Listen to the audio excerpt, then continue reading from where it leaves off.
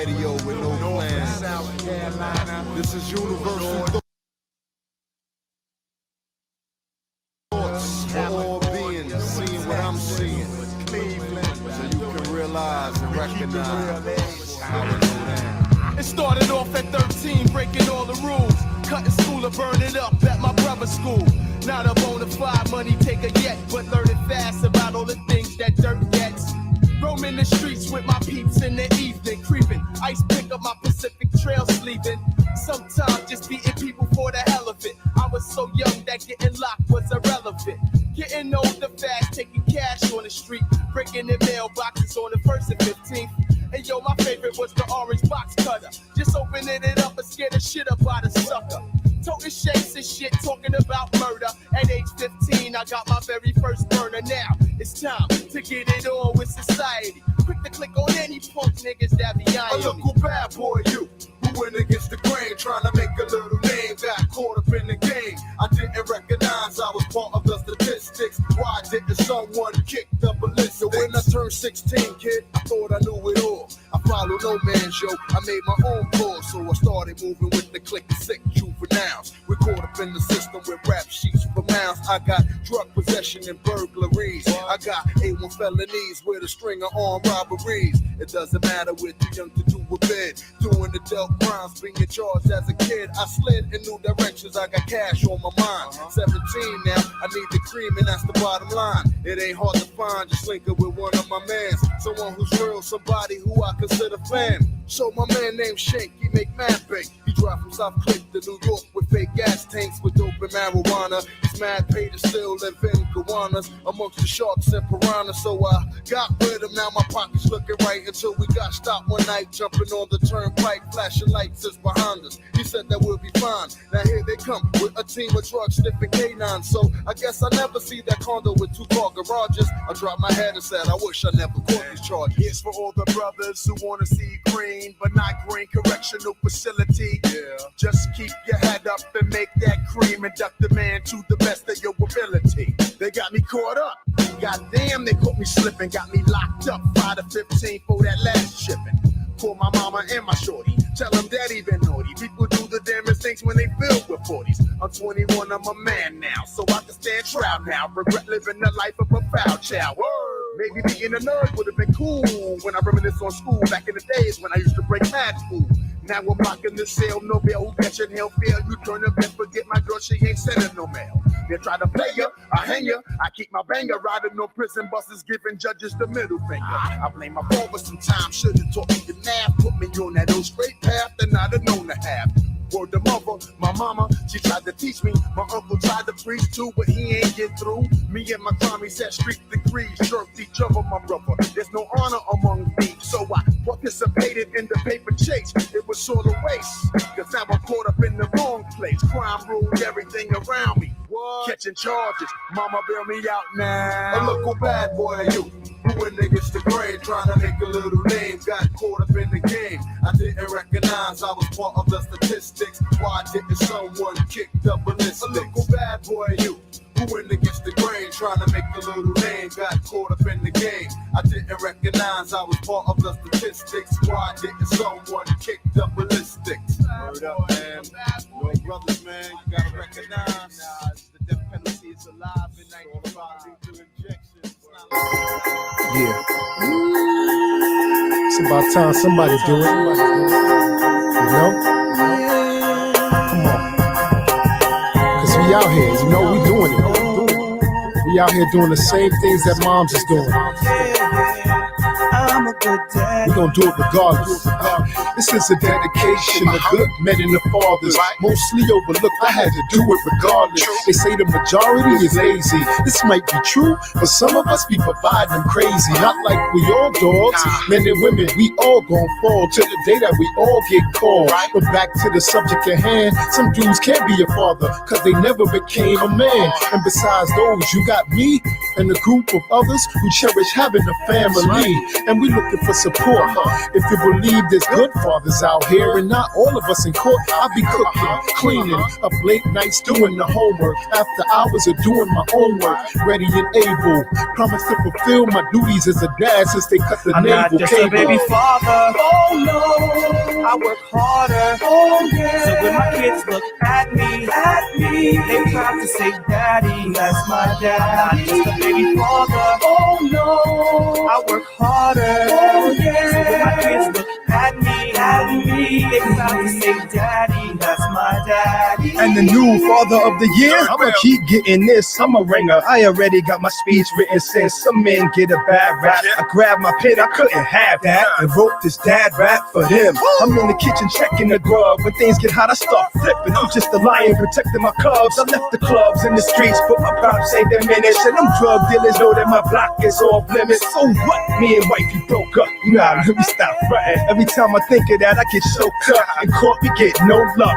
And paying child support is like buying tickets to watch them grow up. So ladies, recognize a real man when you see one, cause even the queen gotta live in the kingdom. I'm the boss of them all. When I call, they fall in. Hold on, I think I hear my kids calling. I'm not right just back. a baby father. Oh no, I work harder. Oh yeah. So when my kids look at me, they proud to say, "Daddy, that's my dad." I'm not just a baby father. Oh no, I work harder. Oh yeah. So when my kids look at me, they proud to say, "Daddy, that's my daddy." Why you wanna take me to court? And why you wanna raise the support? Is that all you see in me? I wanna show my kids what a man should be. I'm so much more. I'm a man. I give my life, cause that's who I am. To make my kids proud, so they see I always be their daddy. Who would've known what I turned out to be? Unless they knew the fruits don't fall far from the tree. It was sown in me to provide for many. Meeting my fears head on, never hiding from any. Adopted it from my pops. Always worked hard to go the legal route, so I never had to run from cops. I had no idea how many floors pops had to scrub just so I could rock nice gear. A human example, he was my knight in shining armor, and I'm sure that he was just a sample of credible men that ain't never had their name in lights. Would have gave his life to raise me right, introduced me to the church, was there for my first and second birth, even helped me see what I was worth. All you hear is pops is a rolling stone. You seen mine, he was alone. I'm not just a baby father. Oh no, I work harder. Oh yeah. So when my kids look at me, they proud to say, "Daddy, that's my dad." I'm not just a baby father. Oh no, I work harder. Oh yeah. So when my kids look at me, they proud to say, "Daddy, that's my daddy."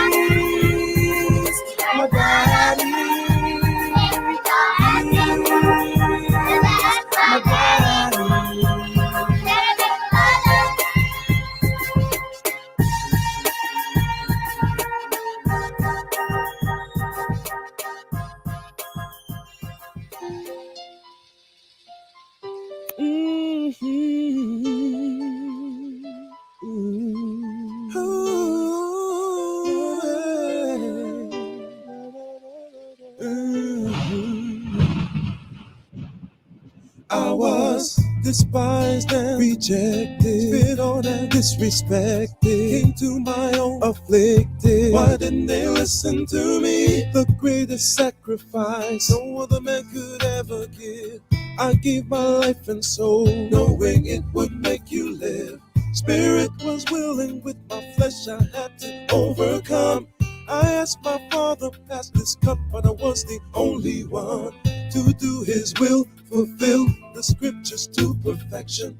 Lay down my life in hope of reconciliation. Christ is on His way. Will you be waiting for me? Christ is is on his way. Will I find faith in thee? Christ is on his way. Come to the end of this confusion. Christ is on his way. Establish eternal righteous ruling. Christ is on his way. Will you be ready for me? Christ is on his way. Or will I find iniquity? Christ is on his way. I bear the sins of many. Christ is on his way. How could you do this to me? Of all the families on earth, you only have I known. My sheep was lost in this world. To you my love was shown. I came to give repentance, forgiveness of your sin, to be a prince and savior, but you won't let me in. Instead you delivered me unto the enemy with all your blasphemies. How could you do this to me? Stiff-necked and stuck in your ways, you broke the covenant. You only got a few days before I make my judgment.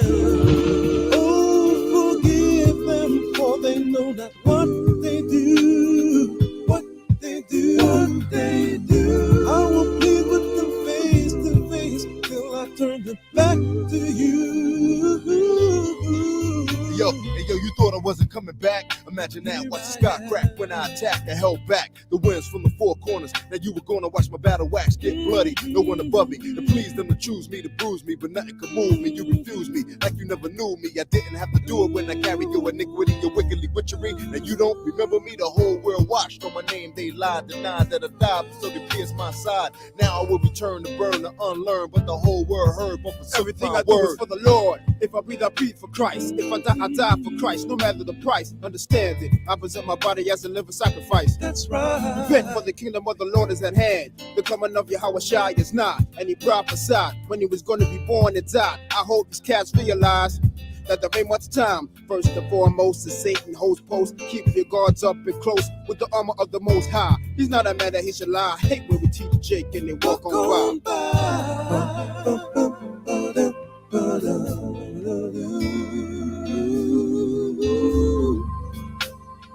Christ is on his way. Will you be ready for me? Christ is on his way. Will I find faith in thee? Christ is on his way. Come to end all this confusion. Christ is on his way. Establish eternal righteous ruling. Christ is on his way. Will you be ready for me? Christ is on his way. Or will I find iniquity? Christ is on his way. I bear the sins of many. Christ is on his way. How could you do this to me? Christ is on his way. I'll hear the sound of the storm. Turn up the nations for way. Ain't gonna take this no more. Israel, you better enjoy. Come on and know that's confused. Turn up the nations for way. Ain't gonna take this no more. Ain't gonna take this no more. Ain't gonna take this no more. Ain't gonna take this no more. Ain't gonna take this no more. Ain't gonna take this no more. Come and take this confusion. Ain't gonna take this no more. Ain't gonna take this no more.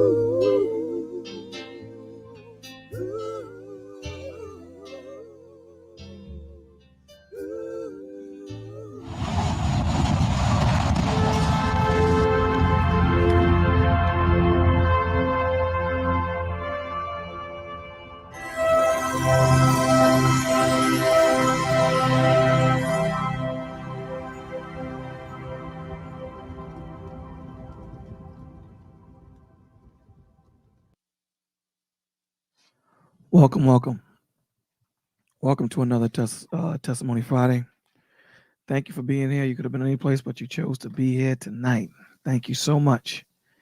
I appreciate everyone that chooses to make tonight part of their week, someplace where we can come and share, grow, cry, get stronger, minister to one another, and pray for one another. That's what Testimony Friday is about. Testimony Friday is about you guys. It's about you coming up here, talking about what you've been through, what you're going through, how you've helped, how you're helping, and just sharing Why do you share? Because there's someone out there that is going through something that you're either going through or have conquered. And that information that you have is so important. It's so valuable because you've learned. You learn from your mistakes. So what do we say here in the village? We always talk about that lighthouse on the beach. And what does a lighthouse do? It shines its light so all those ships coming in, it warns them that land is near. Land is nigh. So you as that lighthouse, you stand strong and firm on the beach, letting those people know that you can do it. Why? Because you stand as a living, walking testimony that you've managed to make it through and that you can make it through. So that's what Testimony Friday is about. You guys coming together. It's not about Bolo speaking. You know, we do enough speaking on Wednesdays and the pop-up shops when we do it. So today is about your day, us sharing with each other, us growing together, and us fortifying our relationship with our Lord and Savior. That's what Testimony Fridays is about. So before we open up the lines, hey Sha, hey Butterfly Lipstick, what's going on, guys? And everyone in the background listening. So before we start the show and open up the lines, we always, I always give an intro, I guess you would call it, or some scriptures, or just an understanding on some of the things that hold us back. Wednesday, we talked about being doers of the word and not just hearers. You know, a lot of us quote scriptures and, you know, but are we doers? Are we living that life, right? Are we being the example? Are we out there helping? Are we out there being in the example? Are we living in the example that our Lord and Savior left? So that's what we talk about here. That's what we speak on.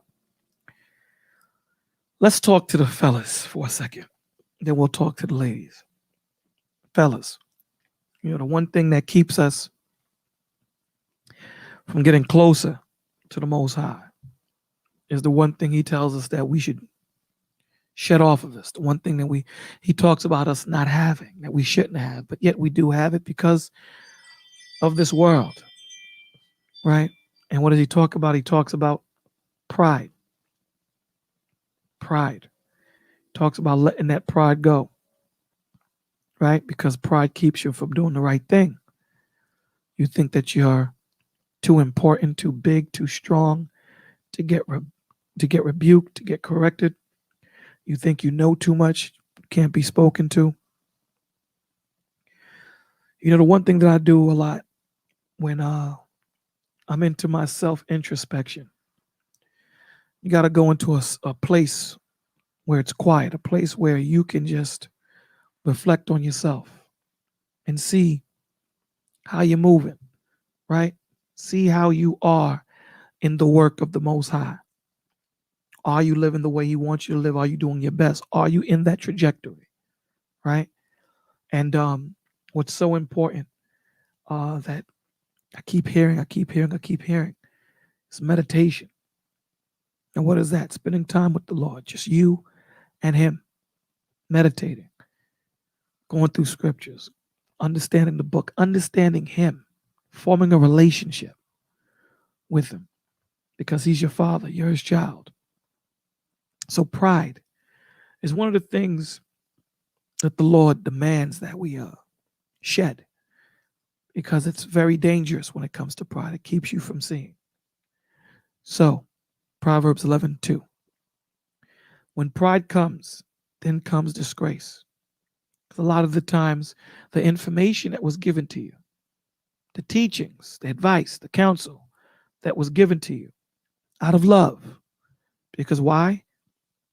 The people that you seek, the people that I would hope that you would seek out to give you advice would be men and women that have gone through what you have went through and have conquered it or have learned from it, right?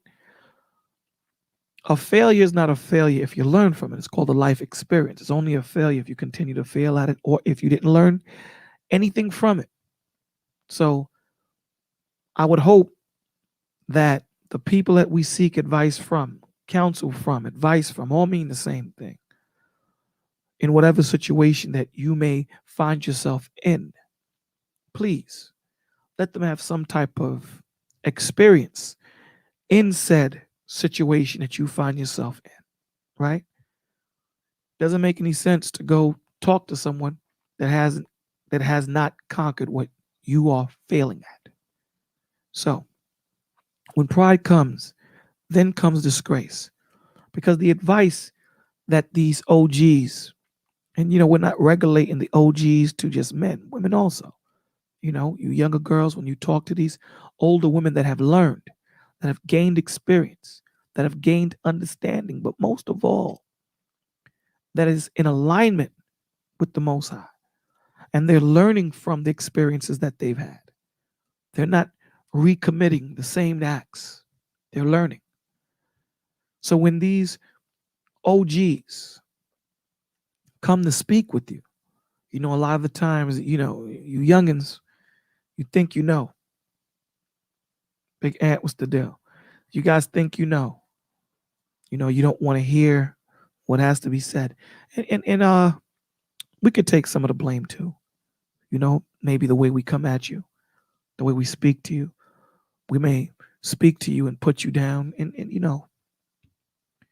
we do that, and no one is perfect, right? We're all working on trying to get there. We all fall short.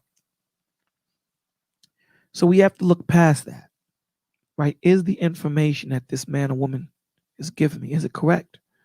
A lot of the times we tend to critique the person and not the statement that's being made. We attack the person. Hey, Playful. We attack the person and not the statement. We go into the integrity and the character of the person, but we don't go into the validity and take into context what they're saying, right? It doesn't matter who says it. That's why they say, don't kill the messenger. Why? Because it ain't his fault he's bringing you this message. This message is meant to help you. This message is meant to make you a better version of yourself, right? Because the person you were yesterday didn't have this info. You didn't know you needed to zag. You zigged and got caught up. So now you learn from yesterday, and the next day you become a better version of yourself because you know now what you didn't know then. And you're never going to make that same mistake. So a lot of the times, the OGs and the OGettes, just made that up, they're giving you information from experiences that they have had in their lives. So do me a favor. Do yourself a favor. Listen to them. Hear them. Now, advice to the OGs and the OGettes, and I'm in that. I'm guilty of this too. We have to be mindful of how we give this information to them. We have to be mindful of it, right? There's a scripture that speaks about how to speak, that you're supposed to understand the person that you're talking to and know the person that you're speaking with. And what does that mean by know? By having a conversation with them, you understand that all information is not for everybody. What do I mean by that? That means that the way I deliver it to Mike may not be conducive to how I deliver it to Joe. I might have to deliver it to Joe just a little bit different. Same message, but a little bit different so that he's able to digest it. This is why the Lord says, to the weak I became weak, and to the strong I became strong. Same message, but you have to be able to understand the people that you're speaking with. Why? Because so that you can get to them. You have to understand who you are speaking with and take into consideration their plight, being empathetic and sympathetic to their situation. because we all have fallen, and we didn't like when we fell. And that said person wasn't empathetic and sympathetic to our issues, right? They would just tell you, man, get over it. You can do it. They didn't speak to you they didn't talk to you in a way that made you understand that they understand you. They spoke to you in a way that was condescending. They spoke to you a way where it was cold. Where it was cold. We have to stop that. We have to stop being this way. The Lord doesn't want us to be this way, man. We're brothers and sisters, and we're supposed to act as such. We're not supposed to talk to each other in such a manner. We're supposed to be mindful of the people that we speak to. We're supposed to be understanding of the men and women that we speak to. Why is that? Because the Lord wants us to love each other. The Lord wants us to build each other up. So, getting off the people that suffer with the pride, right? We're talking about the OGs, the people that are strong, the people that are stronger. You're supposed to be mindful of those. You're supposed to be tenderhearted to those that are weaker than you, to those that you need to build up. You have to be, right? Galatians 6:2-3. Share each other's burdens. So when that person is suffering because of their pride, and they're not trying to hear what you have to say, and believe me, it's not easy. Believe me, when you're trying to reach that person, and it's easy to slip. It's easy. It's very easy to slip. Share each other's burdens. And in this, we obey the law of Christ. If you think you are too important to help someone, you're only fooling yourself. You're not that important. None of us is that important, because the Lord tells you how important we are to each other. We're the body, we're the church, we're the village, we're the members. Not member, members. Romans 15:1. We who, and I want you to understand what he's saying. He's saying we. We. That means you, me, her, them. We who are strong. Those of you that are strong, those of you that has it together, those of you that understand, those of you who have gone through what this young man or young woman is going through, those of you that has gotten this mapped out, you figured it out, took you a whole lot, you bumped your head a lot, you got a lot of bruises, you got a lot of nicks.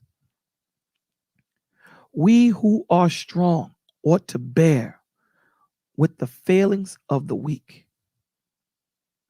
That's what the Lord is telling us. That we're supposed to bear with them. We're supposed to carry their burden. We're supposed to feel and suffer with them. Let them know that just because we're on the other end, we're not better than you. We're not. This is why Christ came off the throne, came down and washed his disciples' feet. I'm your brother, man, as well as your king. I'm your brother. Now let's go and teach this gospel together. We who are strong ought to bear with the failings of the weak and not to please ourselves. Don't laugh. Don't prosper off of their failings. Don't prosper off of it. That's called greed. How much is enough? I was having this conversation today. How much is enough? When do we say, okay, I got enough? Let's start helping everybody.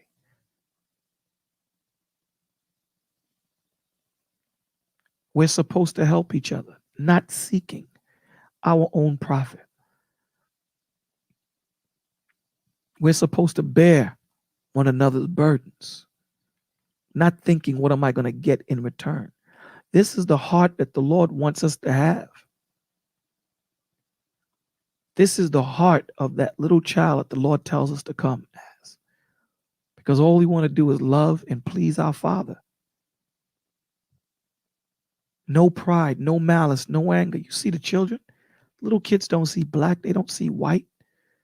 They don't have malice in their heart. They don't have strife in their heart. They just want to live. They just want to have fun. They just want to love. Colossians 10:33. Even as I please all men in all things, not seeking mine own profit. Now that can mean anything. That can mean money. That can mean accolades. That can mean status. It can mean anything. Any of those things. There's many more, I'm sure, that you guys can think of. But the Lord is telling you, even as I please all men in all things, helping men. Hey, Miss Betty Boop, welcome. I haven't seen you in a minute. Welcome back. Even as I please all men in all things, not seeking my own profit. So what does that mean? We had this conversation last week, Wednesday. Wednesday. Week ain't, that tells you how tired I am. We had this conversation where Joseph was up here and he was talking about getting the bag. And Lyric said something so prolific that he said, because you know Joseph, every time you speak to him, when he's thinking, he goes, I didn't think about that. You know, he makes that sound. So what did she say? She said that instead of getting the bag as far as money, make God your bag. Hey, Imani, make God your bag, because through God, all things are capable, are possible, is possible. But the profit of many, that they may be saved. Right? That when you make the Most High your bag, you have access to everything. So it's about putting things into context, prioritizing correctly. Right now we're in John 15, verse 5. This is the Lord speaking. I am the vine. Now you know the Lord is the best rapper, the best poet, the best pictorial speaker on the planet. That's a B. I am the vine. So in other words, I'm the one that brings you what sustains you. I am your sustenance. I am he that brings you what you need. I am the vine, you are the branches. You're a branch. You feed off the vine. Know your place and live in it. We have to know our place and live in it. We're just branches, man. That's all we are. If you remain in me and I in you, if you stay attached to your spiritual satellite, which is our Father, you will bear much fruit. Why? Because you're connected to your vine. So you are consistently and constantly receiving that good news, that nourishment, and you will prosper in all ways that the Lord sees fit. Here's the other side. Apart from me, you can do nothing. See, when you start that pride, when that pride seeps in, and the little information that the Lord gives you, and you start to think it's about you, you start to think that it's because of you that you're doing all these things, and you're not giving reverence to the Father anymore and glory to him, because glory praises to him. Through him we do all. When you start to think it's about you, when that pride seeps in, That's when you're not. You're not with them. Apart from me, you could do nothing if you do not remain in me. You are like a branch that is thrown away and withers. You're dead. You're broken off. You're not connected to the vine anymore. You're not needed. You're cut off from your satellite. What happens when you have a phone that has no signal? It's a glorified paperweight. That's what you are. You're occupying space. Such branches are picked up, thrown into the fire, and burned. You're discarded because you thought that you were bigger than the vine that was giving you your information, that was feeding you, that was giving you sustenance, that was protecting you, that was guiding you, that was covering you. You thought that you were bigger. I don't need the vine no more. I can do this on my own.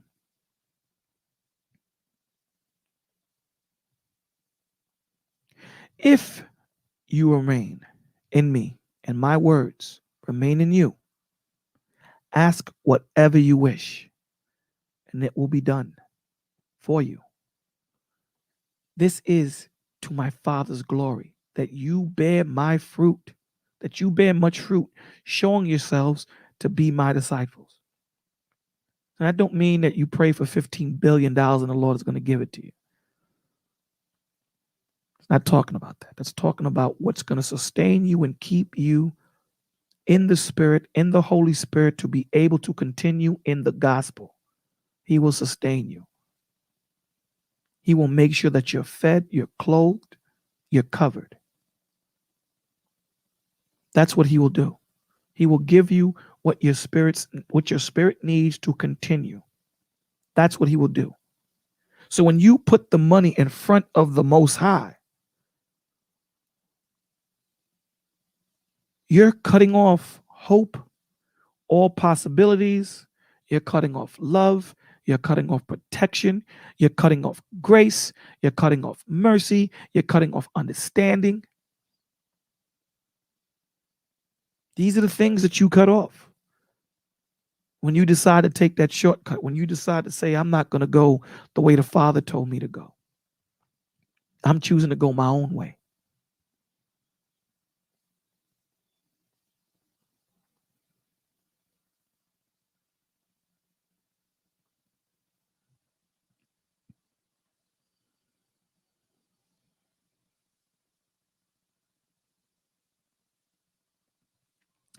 Proverbs 8:13.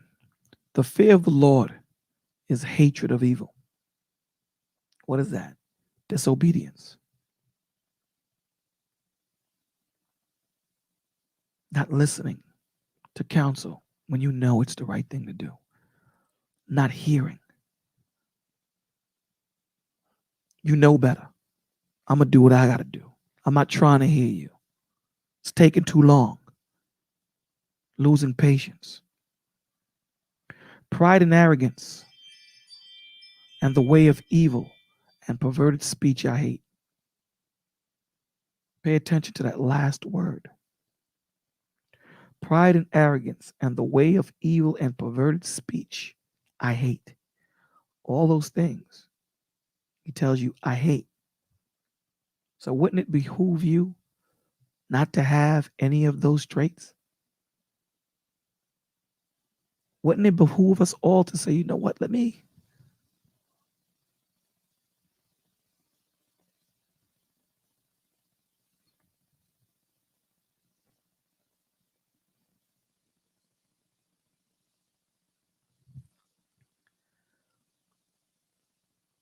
look in the mirror. We are our biggest hurdle, man. We are our biggest hurdle. Proverbs 16:5. Everyone who is arrogant in heart, everyone who is arrogant in heart is an abomination to the Lord. That ain't good. It's not good. Is an abomination to the Lord. Be assured Be assured. Understand this. He will not go unpunished.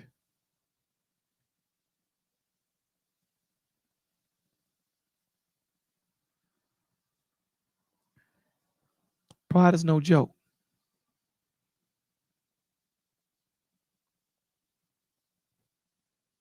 You have to understand that your actions says a lot. What does your action say? What does your action say? Your words can say one thing, but your action can say a lot. What does the Lord say? There are many that do honor me with their mouths, but their hearts are far from me. When you look at their actions, what do their actions says? Psalms 10:4. In the pride of his face, the wicked does not seek him. All his thoughts are, there is no good. There is no God, excuse me. The pride of his face, the wicked does not seek him. All his thoughts are, there is no God. So why should I humble myself? Why should I give reverence? Why should I suffer the village? Why should I suffer the people? Why should I help? Why should I be there? It's about me. I'm going to get mine. I'm going to get that bag. I'm going to do what I have to do. At what cost? At what cost are you going to go and get the bag? What cost?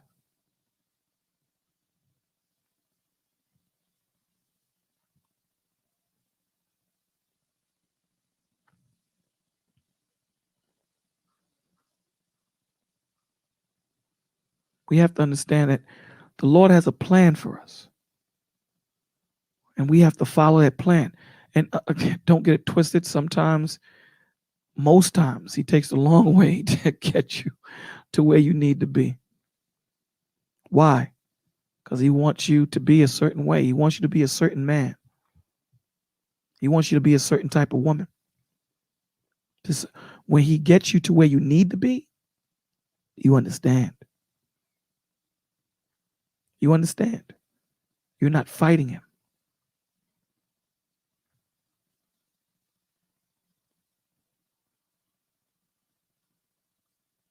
See, that's what we do. We fight him. We fight him. We have to stop fighting the Most High because he knows what he's doing. Why? Because he created the universe. Right? Jeremiah 29:11. It's the Lord speaking. Jeremiah 29:11.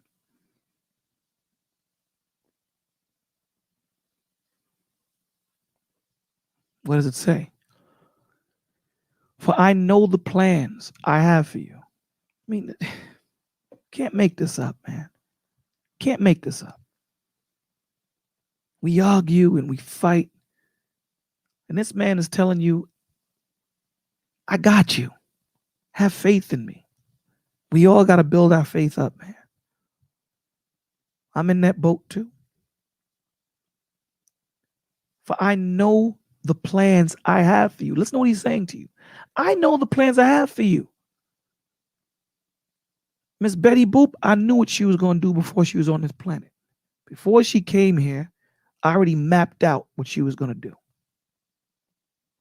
I already mapped it out. I know what the plans are.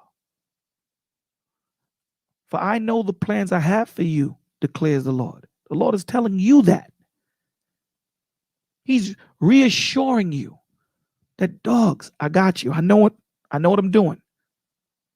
I'm not freestyling this. This is already written. I got this down packed. You don't got to figure it out. I got you. Follow me. Listen to what he says. Plans to prosper you and not to harm you. It's to grow you. It's to make you a better version of yourself. It's to make you a testimony. It's to make you see his work. See his miraculous miracles. Plans to give you hope and a future. That's the Lord's, that's what he's saying. Proverbs 3 and 5. And I love using these two scriptures in conjunction because they speak to each other. Trust in the Lord with all your heart and lean not to your own understanding. Stop being prideful. Stop trying to figure it out.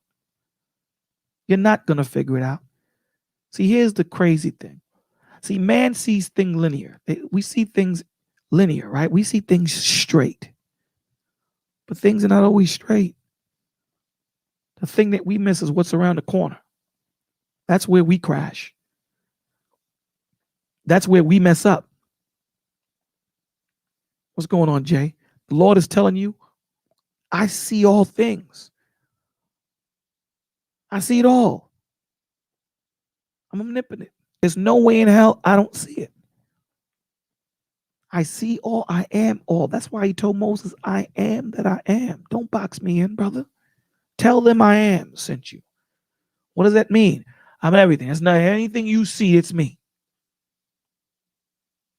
That's the power he's telling you. Who else can boast that? What kind of name is that? That name alone speaks volumes in itself. I am that I am. Lean not on your own understanding. So listen to what happens when you put these two scriptures together. Trust in the Lord, right? Proverbs 3 and 5. We're gonna read verse 5. Trust in the Lord with all your heart and lean not on your own understanding. Why? Jeremiah 29:11, verse 11. For I know the plans I have for you, declares the Lord.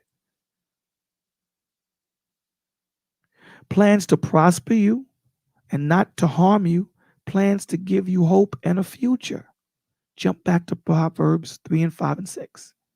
So, in all your ways submit unto him, and he will make your paths straight.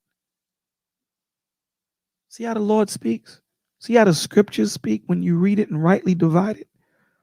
Man don't need to interpret the book. The book speaks for itself. It's the basic instructions before leaving earth. We don't need to interpret it. It speaks for itself. How could you not understand that? How could you not? You know how you couldn't? That pride in your heart keeps you from seeing.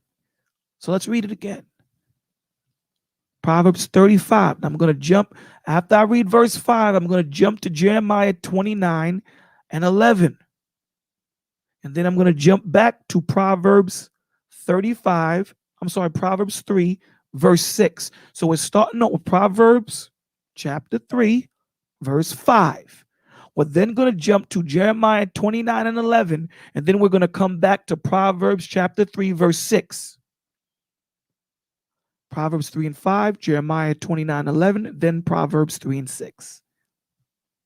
Trust in the Lord with all your heart and lean not on your own understanding. For I know the plans I have for you, declares the Lord. Plans to prosper you and not to harm you. Plans to give you hope and a future. In all your ways, submit unto him, and he will make your paths straight. I don't need to say anything.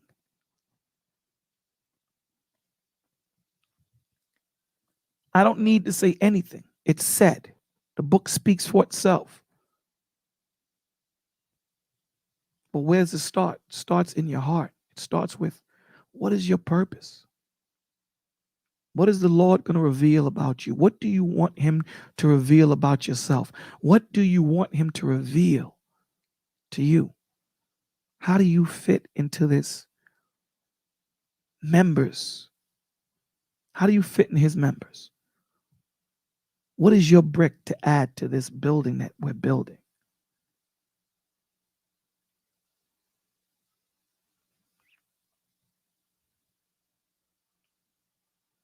We got to get rid of our pride. Look out your windows, man. Look at what's going on. New York was on smash for the weekend. Well, not the weekend, excuse me. Thursday and Wednesday. Still bugging over there. If you don't see that something is on its way, if you don't see something is coming, I don't know what to tell you. I don't know what to tell you.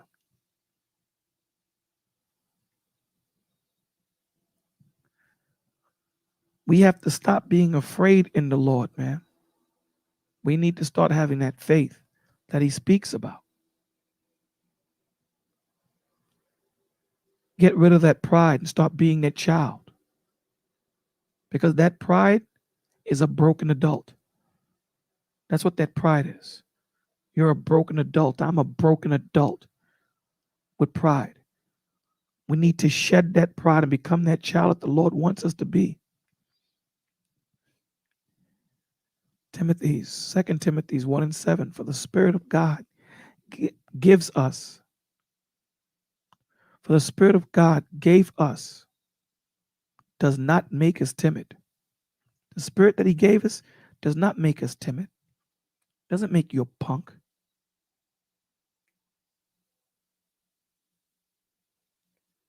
Yeah, Imani, a little bit. Not that hard. Where I'm at right now, we had a roof problem. So, had my roof guy come today and deal with that.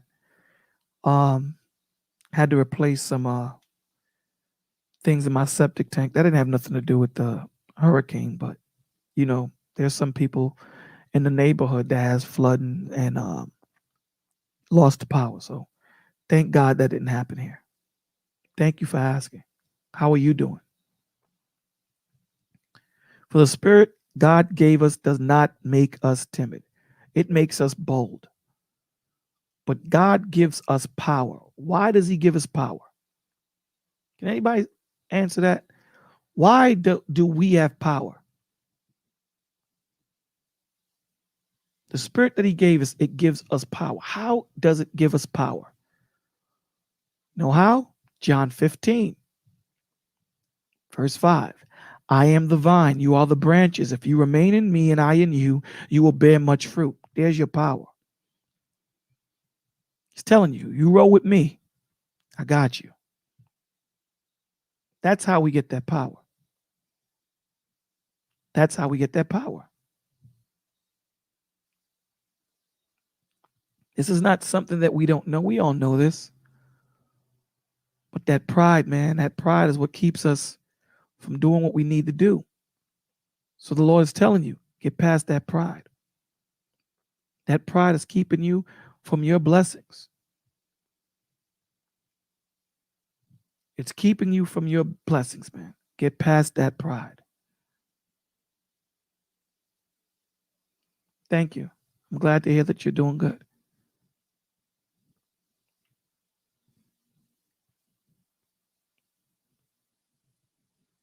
We need to start dealing with each other like family. This is not about me getting mine and you getting yours.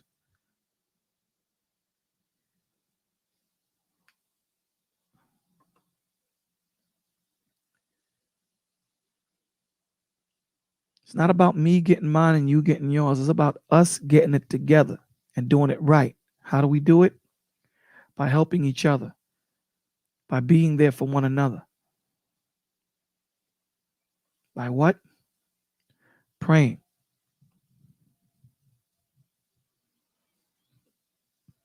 And through the Lord, making him your bag, what do you get? Ultimate power. Unlimited power, excuse me. For some reason, I had Marvel in my brain, so I don't even know why I said ultimate. Unlimited power.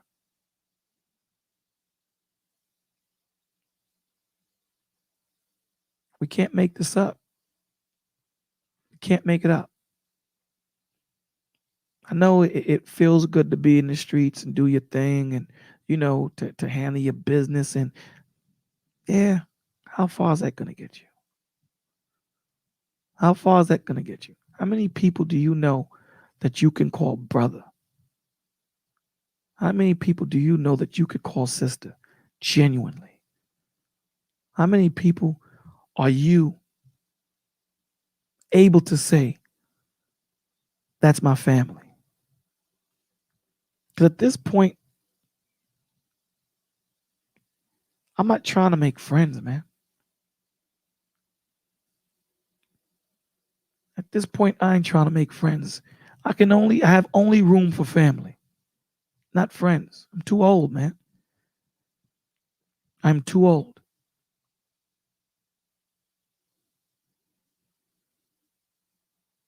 I'm too old. But it seems that, our faith, our pride,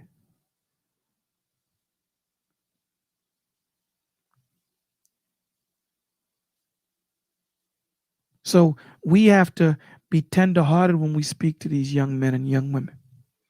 OGs, OGettes.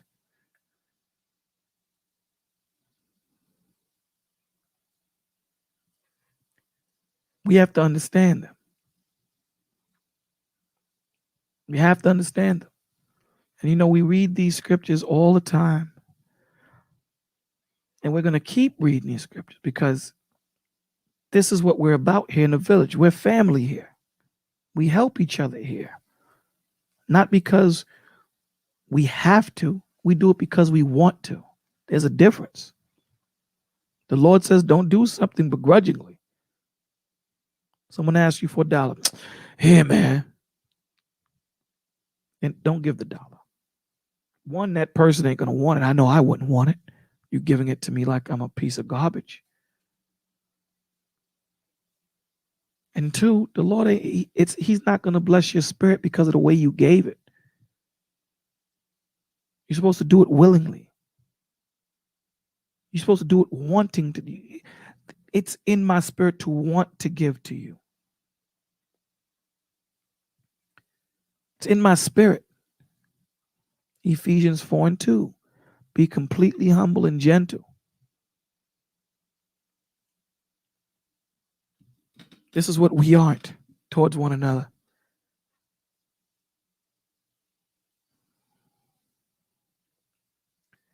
I don't, Imani. If you want to bless the village, because that's where it's gonna go. The Cash App is ticking on the bottom. I don't know if you have that, but if you look in the description, and we also have a P.O. box. So, don't forget to, we're collecting clothes and foods for Haiti, and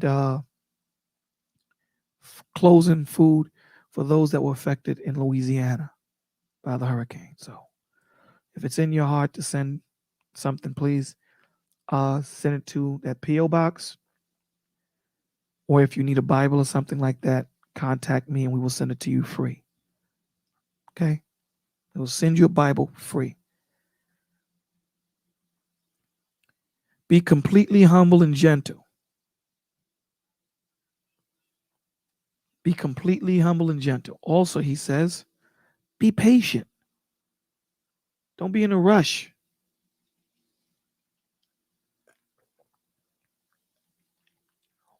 Because when you're going through what you're going through, you want the people to take the time to help you. You want them to be surgical in your issue. You want them to take the time to turn over every rock.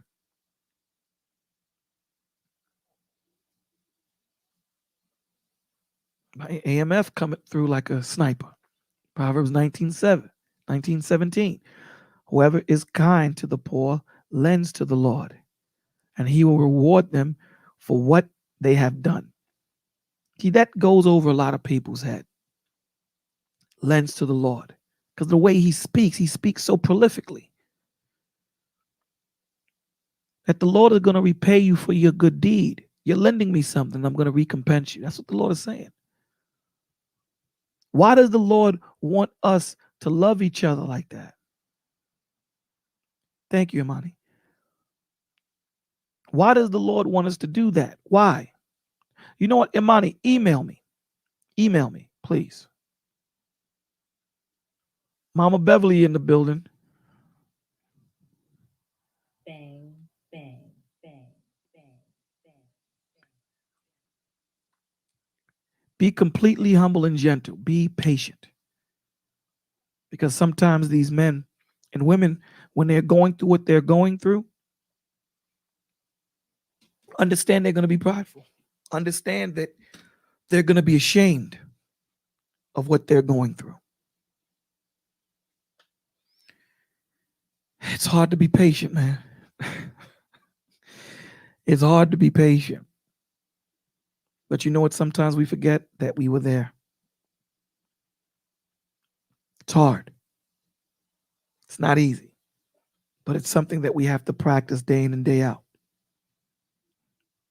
Something that we have to be constantly reminded of. Be patient. Bearing with one another in love.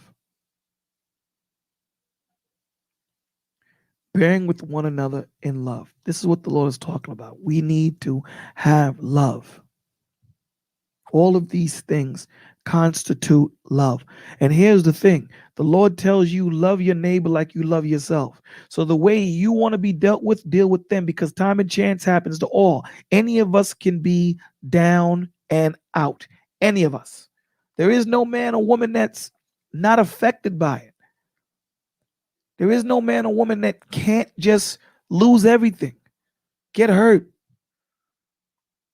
A bird flying to you. Anything can happen, man. Don't think you're above it, because you're not.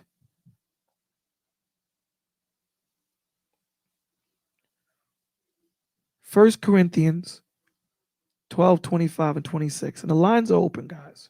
If you want to come up, the lines are open.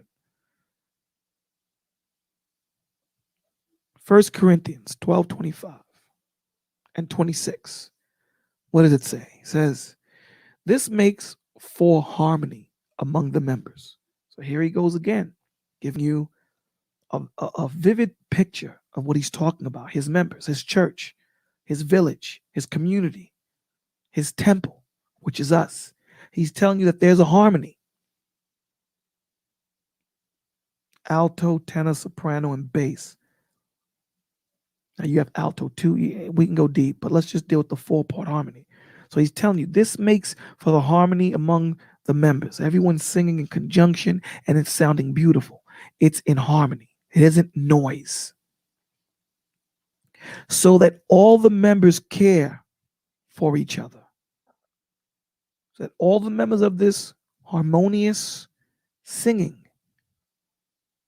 For example, because we care for each other, we're harmonious.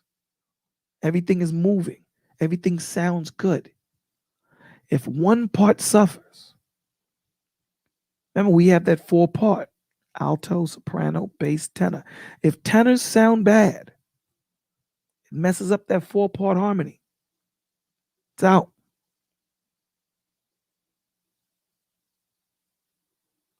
It's out. So we got to stop singing, help that tenor get it together, then go back into singing. Because what does he say? So that all members, this makes for harmony among the members, so that all the members care for each other. If one part suffers, all parts suffer with it. And if one part is honored, all the parts are glad. They're not jealous. They're not saying, that should have been me. We're happy. Because when we see that brother or that sister prosper, we all prosper. Why? Because we had a part in them prospering, because we're a village. Romans 12:5. So we, being many, are one body in Christ, and every one members one of another. That goes exactly with Corinthians 12:25. My man AMF comes up with Galatians 6:10. Therefore, as we have opportunity, let us do good to all people, especially to those who belong to the family of believers. This is what's commanded of us. This is not something that you have a choice in. So you're going to say, why? Why does the Lord require this of us? Why is it that he wants us to do these things towards one another? Why? Why is it that he wants me to go out there and take care of my brother, take care of my sister like this? Why? There's a good reason why he tells us that. Because you are his church. You are the temple. So by you doing good to your fellow brother, your fellow sister, your fellow man, you're doing good to him because he lives in you. You prepare yourself as a temple for him to live in. For ye are the temple of the Lord, right? He lives in the temple. So if he lives in you, by you doing well for your brother and doing well for your sister, you're doing well towards him. That's why the Lord tells you, how can you say you love me, but yet your brother and sister you see every day, you don't love him? You show him no love. You're a hypocrite. You are a hypocrite.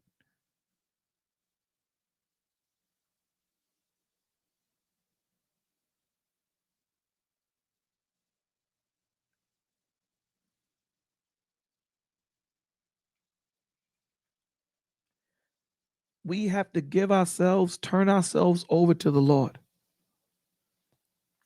So when you pray at night, don't pray for money. Don't pray for bread. Pray for understanding. Pray that he opens up your heart to bring you closer to him. Pray that he teaches you to be sympathetic and empathetic. Pray that he gives you charity. Pray that he gives you kindness, forgiveness, truth, loyalty, generosity, patience.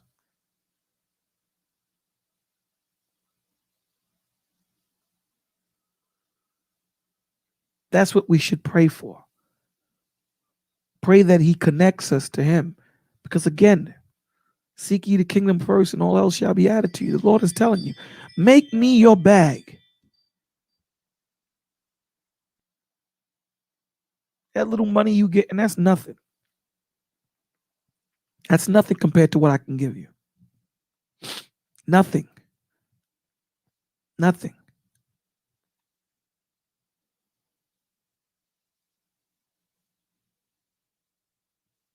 You can't hide from the Lord.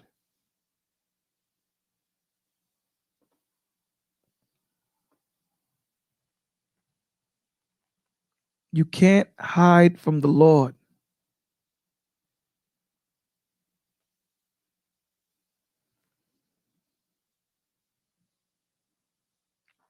You can't hide from the Lord, man.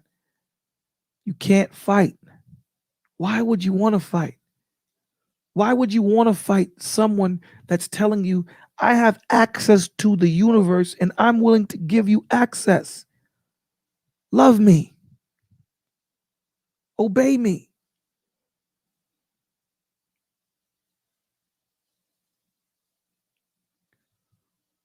Why? Thou writes, charge them that are rich in the world, that they be not high-minded, nor trust in uncertain riches, but in the living God, who giveth us richly all. All of these things are in the scriptures. The Lord is telling you. Why does the Lord have to sell himself to you? Why? We're talking about the creator that made the universe, that made the earth. Why does he have to sell himself to you? Jeremiah 17:10. And again, the lines are open. So for all those that want to come up, here is the link. Today's Testimony Friday. It's not about Bolo speaking. It's not about me coming up here and you know. It's about you guys today. Jeremiah 17:10. I, the Lord, search the heart and examine the mind. See, that's a beautiful thing. What's beautiful about that? Because he doesn't leave it to someone else. He personally examines each and every young child that he brings in, every little boy and every little girl, every grown man and every grown woman. He personally.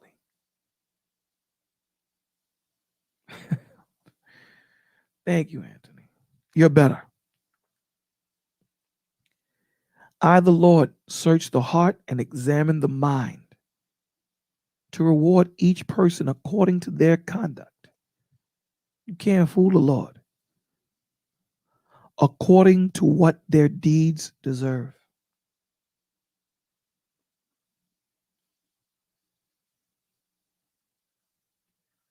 This is what the Lord is telling you.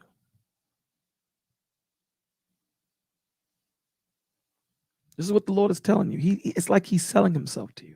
It's like he has to tell you, yo, listen, man, I got all of these good things for you. Jeremiah 22:21. Submit to God and be at peace with him. In this way, prosperity will come to you. Are you serious? Are you serious?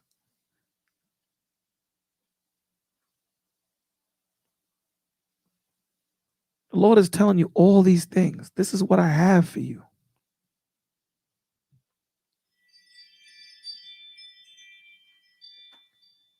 The Lord is telling you. We could do this all day. All day. We say this all the time. Start communing with the Lord, man. Start having a relationship with your Father. You know, I love you guys that come Wednesdays and Fridays, and you need to spend more time with him. You need to spend more time with the Father. Salvation is personal. You need to spend more time. Hell, I need to spend more time with him. We need to spend more time with him. We need to gain that clarity, to gain that understanding, to make our hearts open for him to enter. Big bro Ken Sean, what's the dilly? How's it going, brother Bolo? I'm good. How's it going, brother? Man, oh man, I just feel inspired to tell my story tonight. Um, Floor is yours.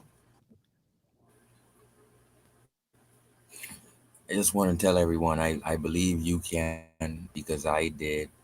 And imagine someone um, nearly dying in a fire, and then that adversity turning around to be something that I love doing for people. Um, I was always interested in helping people uh, with finance and giving classes and doing it for free. But I was in a fire November 5th of last year, and I took in a lot of smoke. And I really had no interest in being in healthcare or anything like that. But I couldn't breathe because I had a really sharp pain on my chest. And so I researched all lung cleansing and detox, uh, health information, and I found this university. I took the exam and I passed with 100%, and I became a holistic health coach. So with the magnesium and the selenium, it really healed me. But what I learned is that I wanted people to live and come out of what I came out.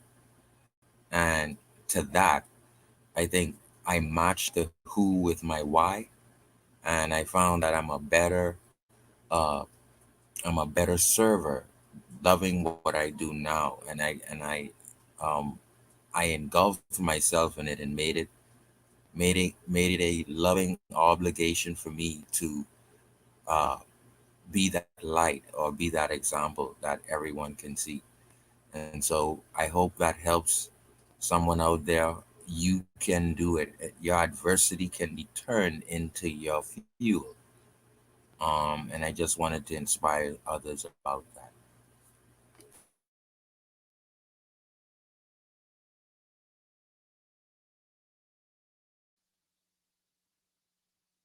Thank you, brother, for sharing.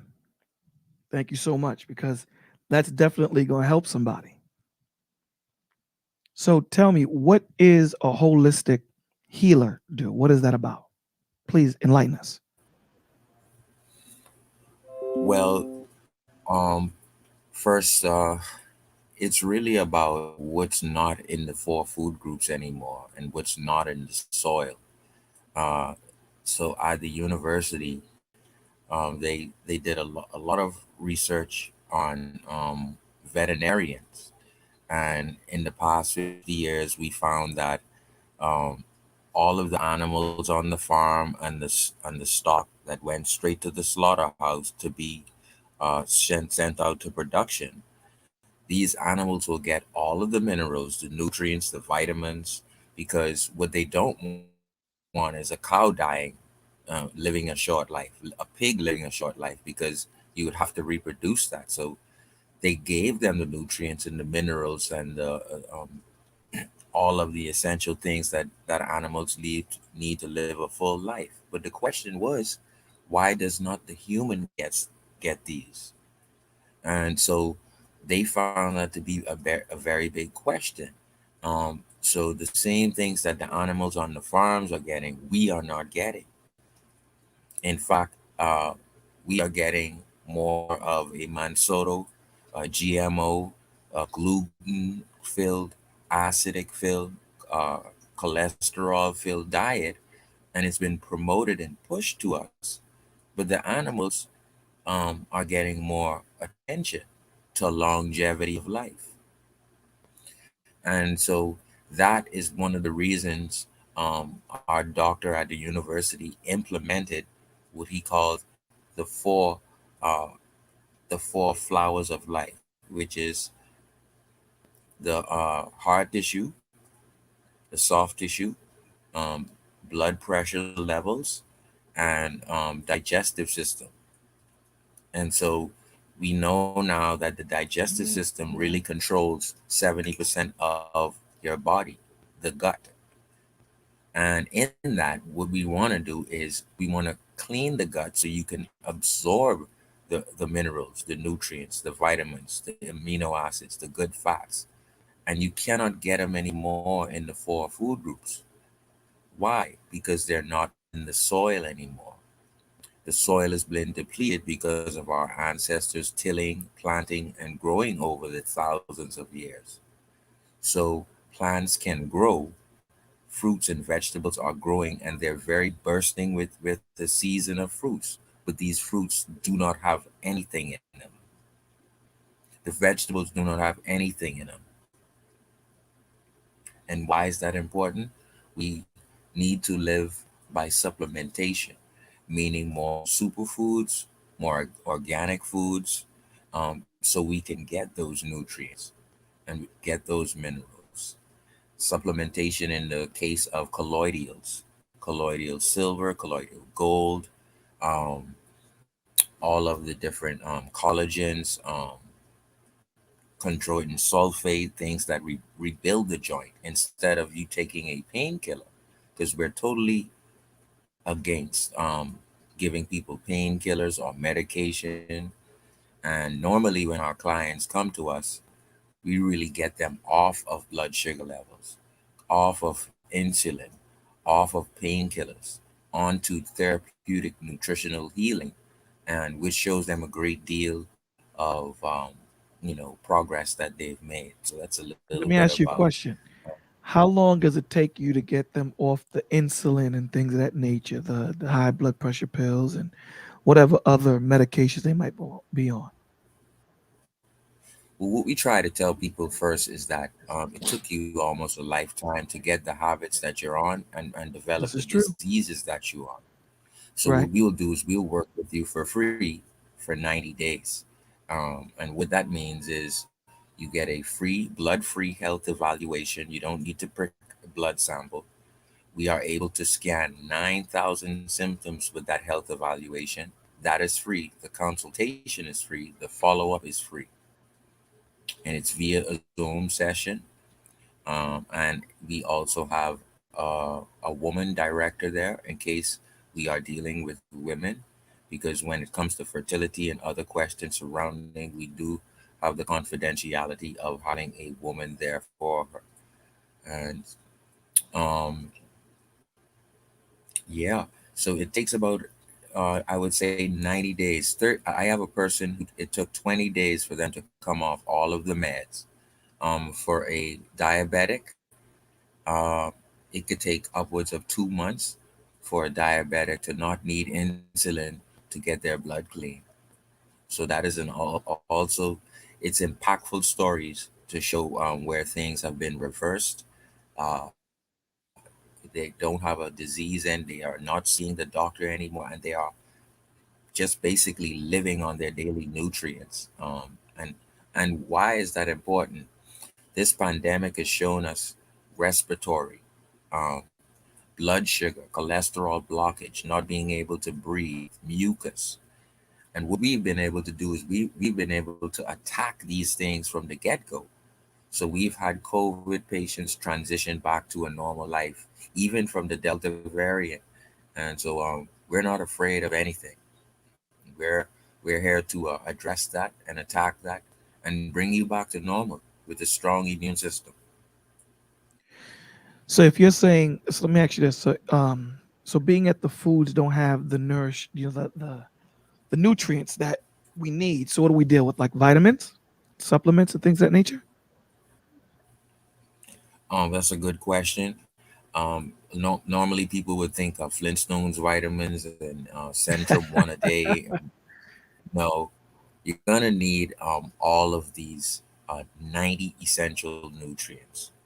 You're You talking said about 90. 90. Yes, there's 90 essential Okay. nutrients that you need to live. For instance, there are vegans who have proven that you can um, do certain things in a lifestyle, but you can also heighten the chance of you getting an aneurysm simply because you lack the copper.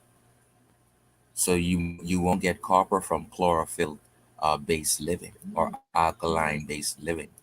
So why is that important? You can get copper in things that have good fats in them, but because you're a vegan, you're more susceptible to a blockage, which gives a stroke or an aneurysm. So we have to be mindful that you need all of the essential nutrients, not just living on nuts and sprouts and roots and vines. You need everything. So when you say everything, you're talking about meat also and all that stuff? No, you can get good fats, three good fats without eating the meat. But if that is your diet that we can't make people eat what they want. But you can get the three good fats without eating meat. You can get it via supplementation. All right, brother. In the background, I sent you my email, G. We Okay, need to kick it. I'm talking about like ASAP, my G. that's not a problem. I've been talking about that on Clubhouse. I'm new to Clubhouse. I got my little new tag to the bottom there, Clubhouse. So I'm Yeah, kind of yeah, new. yeah. But Me what I too. notice about I just got on that also because I know that when it started, it was just invite only. So right, I seen that it had opened up. So I just jumped on, and I'm gonna start doing some rooms soon. But I just jumped on and just started seeing how it works and how the back rooms are set up and things of that nature. I like the way it's set up because it kind of takes you off of YouTube and it's easier access. So you don't have to have all these different things or whatever. And it's a different setup. It's a different way to reach the people. yes, indeed. And so one of the things I think I need to do is I think I have an obligation to get this message out more. And I think Clubhouse is like that new medium to immediately make impacts in a room. Yeah. Miss Beverly says, what about fish? Oh, fish fish is good. I would say if you're gonna, fry the meats, I would say do not use oils. Do not use any oil, coconut oils or olive oils, any oils. I would say use butter, real butter, or use the lard that our grandparents used to use. Lard. So try to avoid and He's frying about to any lose the meats in signal. those oils because He's about to lose the signal. oh, sorry Go about ahead, that. Keyshawn. No, you good. Go ahead. Go ahead. So Go ahead, man. Get it all out before you lose a signal. what happens is you gain inflammation, right? And you gain free radicals. And oil conduce when it's fried, it conduces inflammation. So those people who love to fry and stuff like that, and a lot of things, gentlemen, I had to give up that I love. I love cream of wheat. I love oatmeal. I love Roman meal bread, wheat bread. I love Wonder Bread. I had to rid of all the gluten, all of it. I had to get rid So of you all saying the get rid of GMO. bread, my G? You saying get rid of bread? Yeah, nah, man, Bolo, man. Come I'm on, man. asking, brother.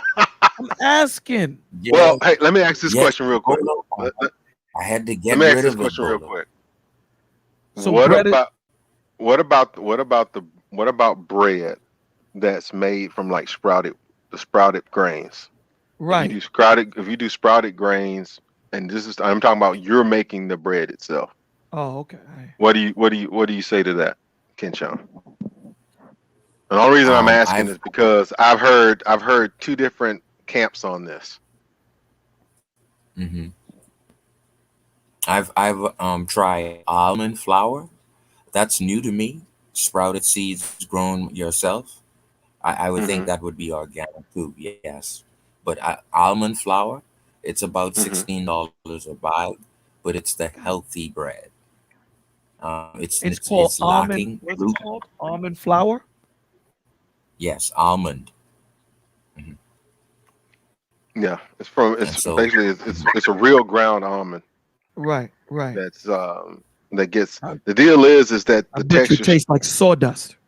No, not really. If you do it right, there was a my wife came across a recipe some time ago, and if I can find it, I'll send it to you guys, and you guys can try it out and take a look at it.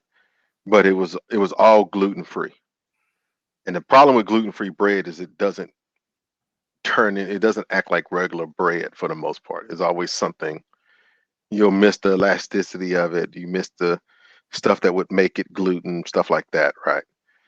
But this was the closest stuff. But everything was different. It was a lot of stuff for like I think part was coconut flour, rice flour, and some other stuff. I forgot how all it went. But yeah, but everything he's saying so far, for real, is 100%. That's why for us, we stopped getting like meat and stuff out of the store a long time ago. We're dealing with, for us, we're dealing with people and their farms and stuff like that now. Down that's not too far away from us. Or go hunting myself. One of the two. Okay. You got what do you and hunt? to add to that, I would say iodized salt. Now I can do a whole lecture on salt, but salt the food to the taste that you like, right? Um, because it won't affect you getting high blood pressure. You need salt. In fact, if we look at the farmers once again, you put a salt block there for the cows. They Hmm. and for the pigs, and they don't die. They actually live a longer life. Correct. All right. Salt your food to taste. Don't be afraid of salt. Um, So when they tell you salt is for high blood pressure, why do they say that? because it's the spices, it's the Cajun, it's Louisiana, the way we cook as African Americans. That's really why, Now keep in mind, Big Mama cooks a good pot on Thanksgiving and Christmas, but it's not healthy. Right. Well, and I think Um, it also depends on what you're cooking too, right? A lot of those things that what people fail to understand is that a lot of those things that were considered the growing up, those aftermarkets.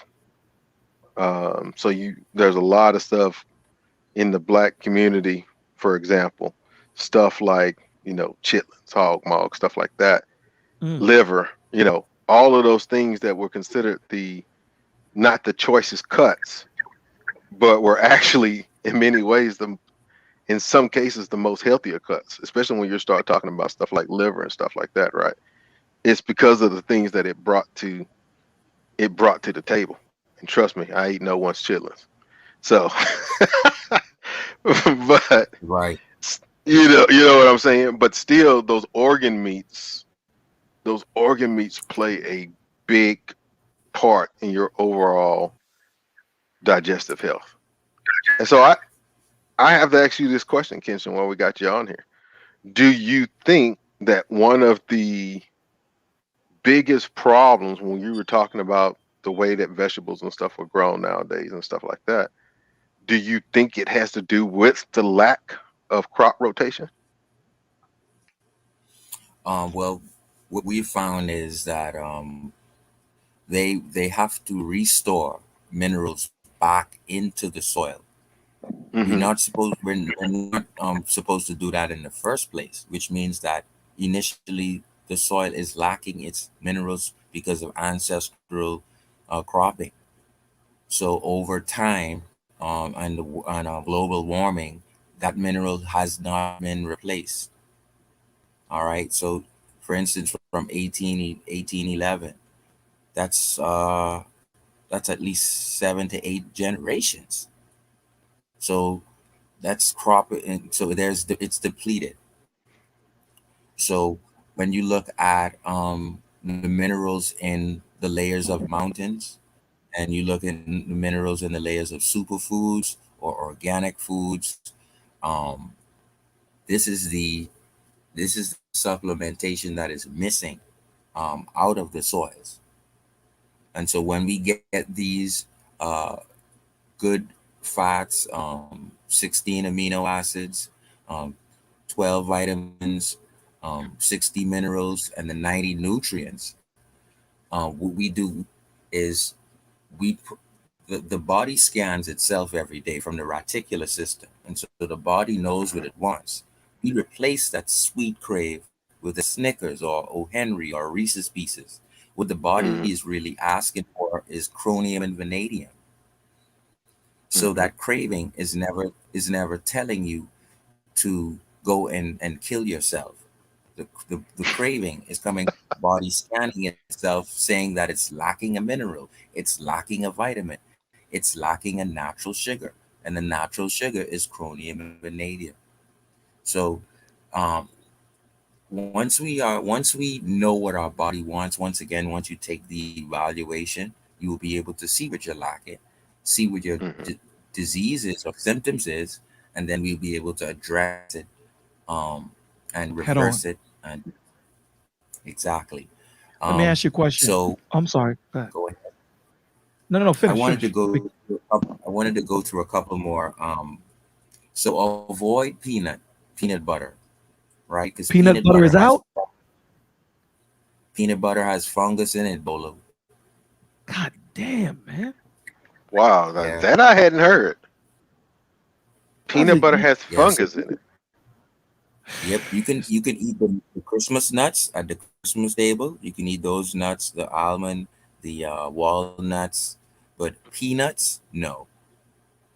what If else? you're What gonna get foods? Because ADGNT says what foods should we avoid at all costs? So you're saying peanuts? I mean peanut butter. mhm. Go um ahead. the wheat, the barley, rye, Yeah. oats, soy, corn. I love corn in the past, but I have to avoid corn. Once again, it's GMO products that are either made under the light or just not real or cloned. They don't What have about anything in rice? them. What about rice? Oh, rice is fine. Rice and beans. What kind of Beans rice? are Not white very, rice, right? very What about what kind of rice? Is white white rice rice, good or brown rice? parboiled, long green or parboiled is Okay. good. Okay. All right. Yeah, rice is one of those Fried blank food, canvases. fried foods with oils in a bottle. Once again, nitrates, crispy skin of the potato, and carbonated drinks or soda. So the crispy skin on the potato, you'd want to peel that off. That's all that means. What you mean? Potatoes The are brown. fine. So the Yeah, potatoes. peel that skin off. But isn't No the potato rumors? skin. What was the rumors? They're saying that most of the nutrients are supposed to be in the skin. Well, most of the radicals are in there too. You Okay. don't want Wow. that. So Okay. get to the middle. Got you. So go Okay. Where ahead do with you your question. where do you stand on because you were talking about the way you would for you talking about like frying stuff and cooking stuff. And I mean that's kind of what we do is what you were talking about. Where do you stand on palm oil, for example? Like the red palm oil? Well, is that an oil or is that a food? I think it kind of falls into both. I think it kind of falls. It's one of those weird things, almost kind of like avocado to a certain degree. Because I don't know that, I would default back to saying just use real butter. Don't use margarine. Use real butter or the lard. If you Hmm. don't know, ask your grandparents about lard. Cook frying with lard. Oh yeah, They What would about yeah. air frying? Air frying is good, right? air frying is the best way. Of course, many of us cannot afford that, but yes, No, that you is can the afford very it, best. brother. Air frying. Right now, you go to Walmart, man. You could buy a air fryer for $60, $50, brother. You ain't got to get that Oh, joint. You ain't got to get those joints that's very expensive. You could buy air fryer for $50, maybe cheaper. nice, So nice. air fryers are not as expensive as they used to be. So you saying Mhm. oatmeal is hold on, man. There's a bee in here. Yep, Bolo oatmeal's out. Yeah, Cream of wheat is out. oatmeal, cream of wheat. Now, the if you get the ground corn, because that's corn, that's now Hmm. out. Because corn isn't, corn isn't the corn that we know. If it's organically grown and grind it up for you, that's the difference. And it really comes back to is we have our fenced in yard with our nice grass. We need to have at Hmm. least 10 fruits and vegetables growing in a quarter piece of our yards Yeah. organically Yes.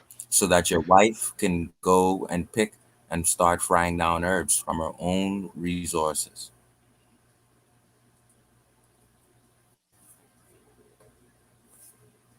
Awesome. Yeah, we've been doing that over the last. I would say we've been doing that over the last 5 years or so, and it's a difference. You taste the difference for whatever you pull out of that garden. You know, whatever it is, herbs. You know, tomatoes, eggplants, watermelon, peaches. You know, you name it. It's completely. I mean, it's a completely different taste than what you get if you went and tried to pick that stuff up from the store. Why do you say soy? What's the problem with soy? Soy Too much also estrogen? contains, yeah, it also contains the free radicals in them as well, which goes right into the inflammation. Um, I would say,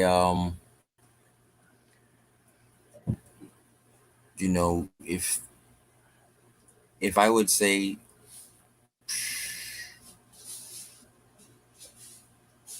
I think the best thing to do when you're trying to just avoid the foods that will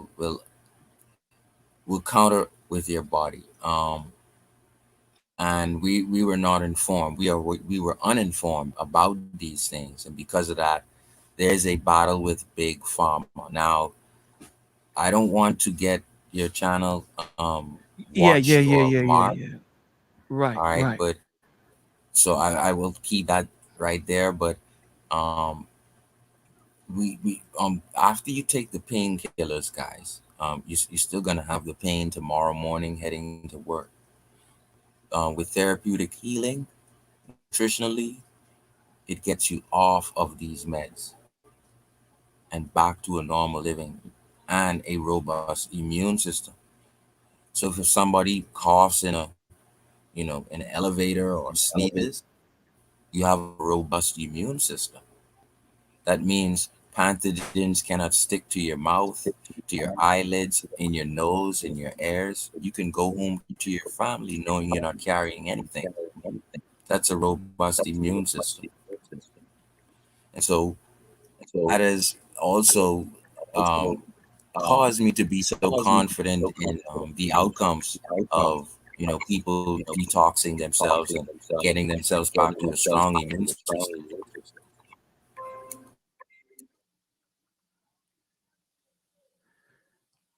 Wow.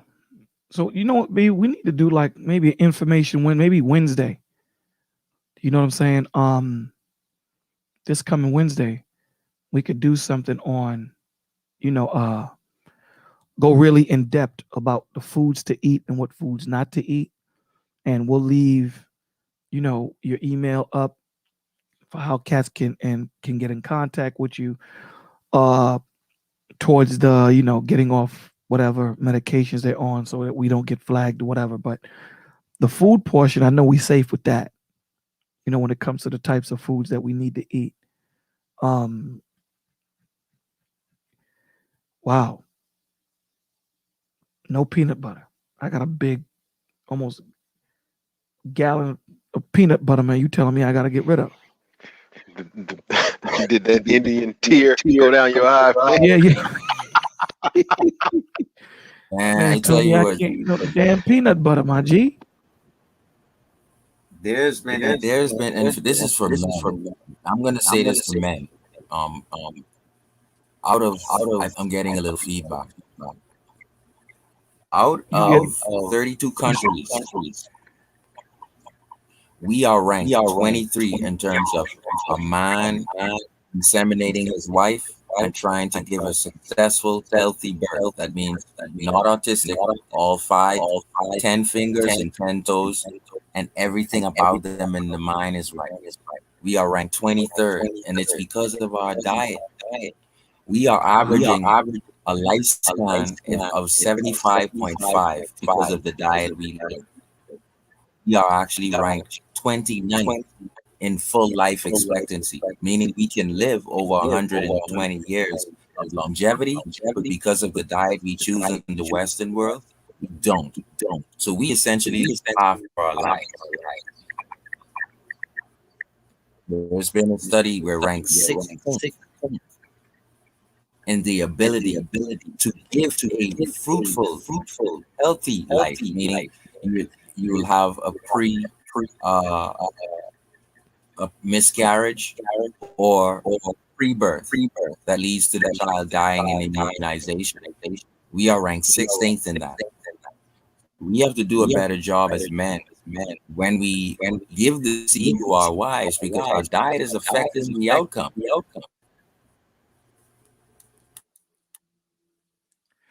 bro. This is so important. This is so important. I'm glad you came up.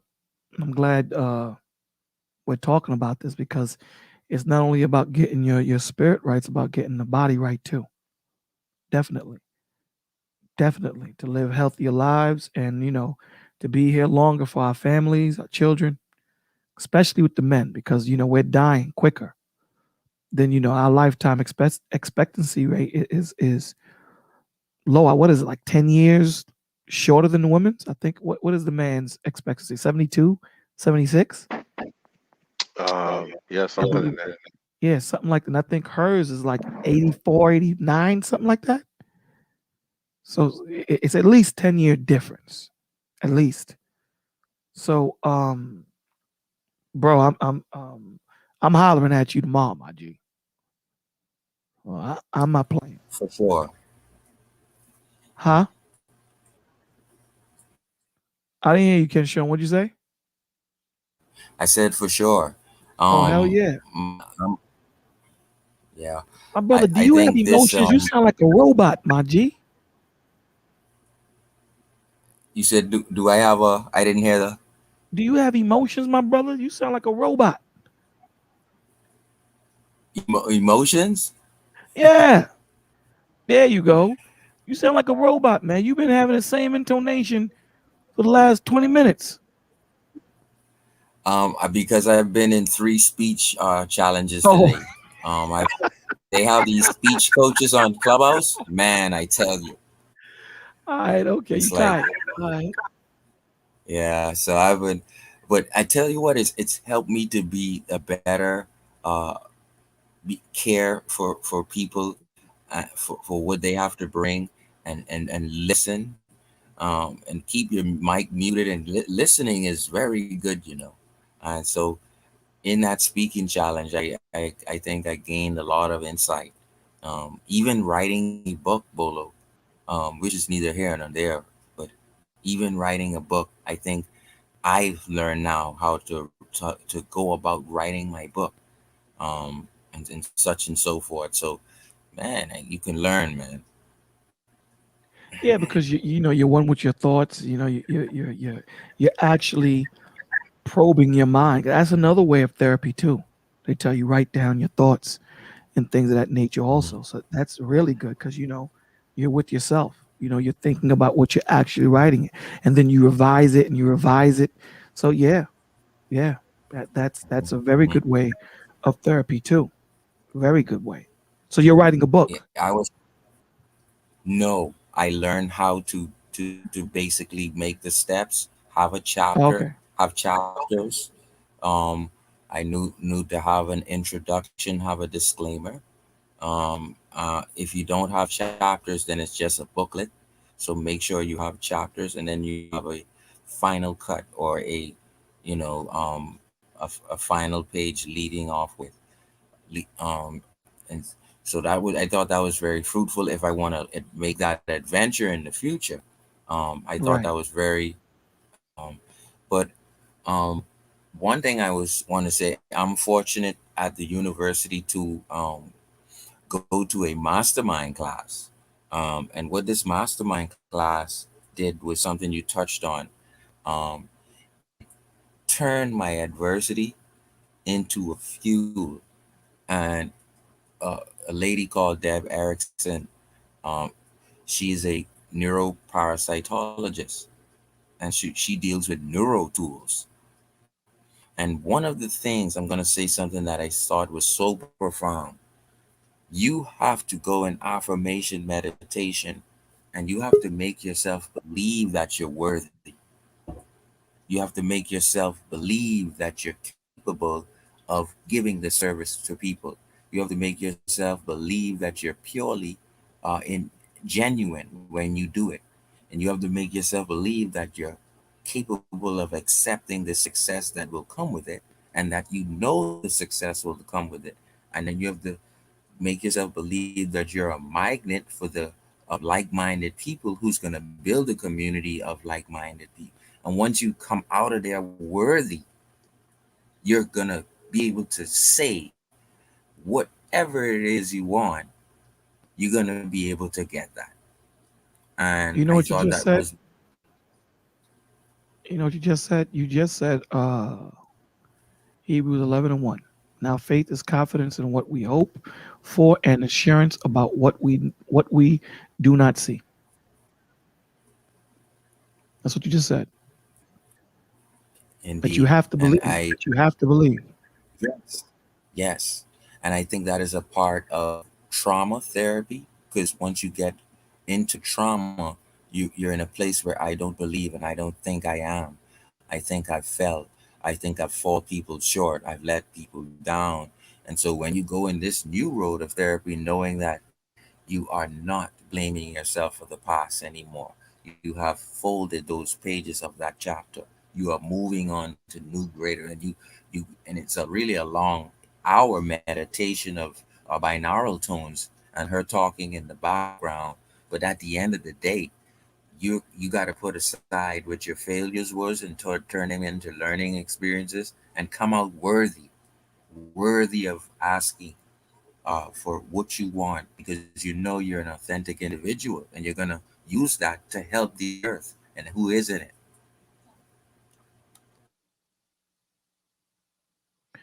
Bro, I like what you jacking, brother. I like it. And definitely about the healing part, about healing the body, and you know, healing the spirit at the same time, healing the body. Definitely.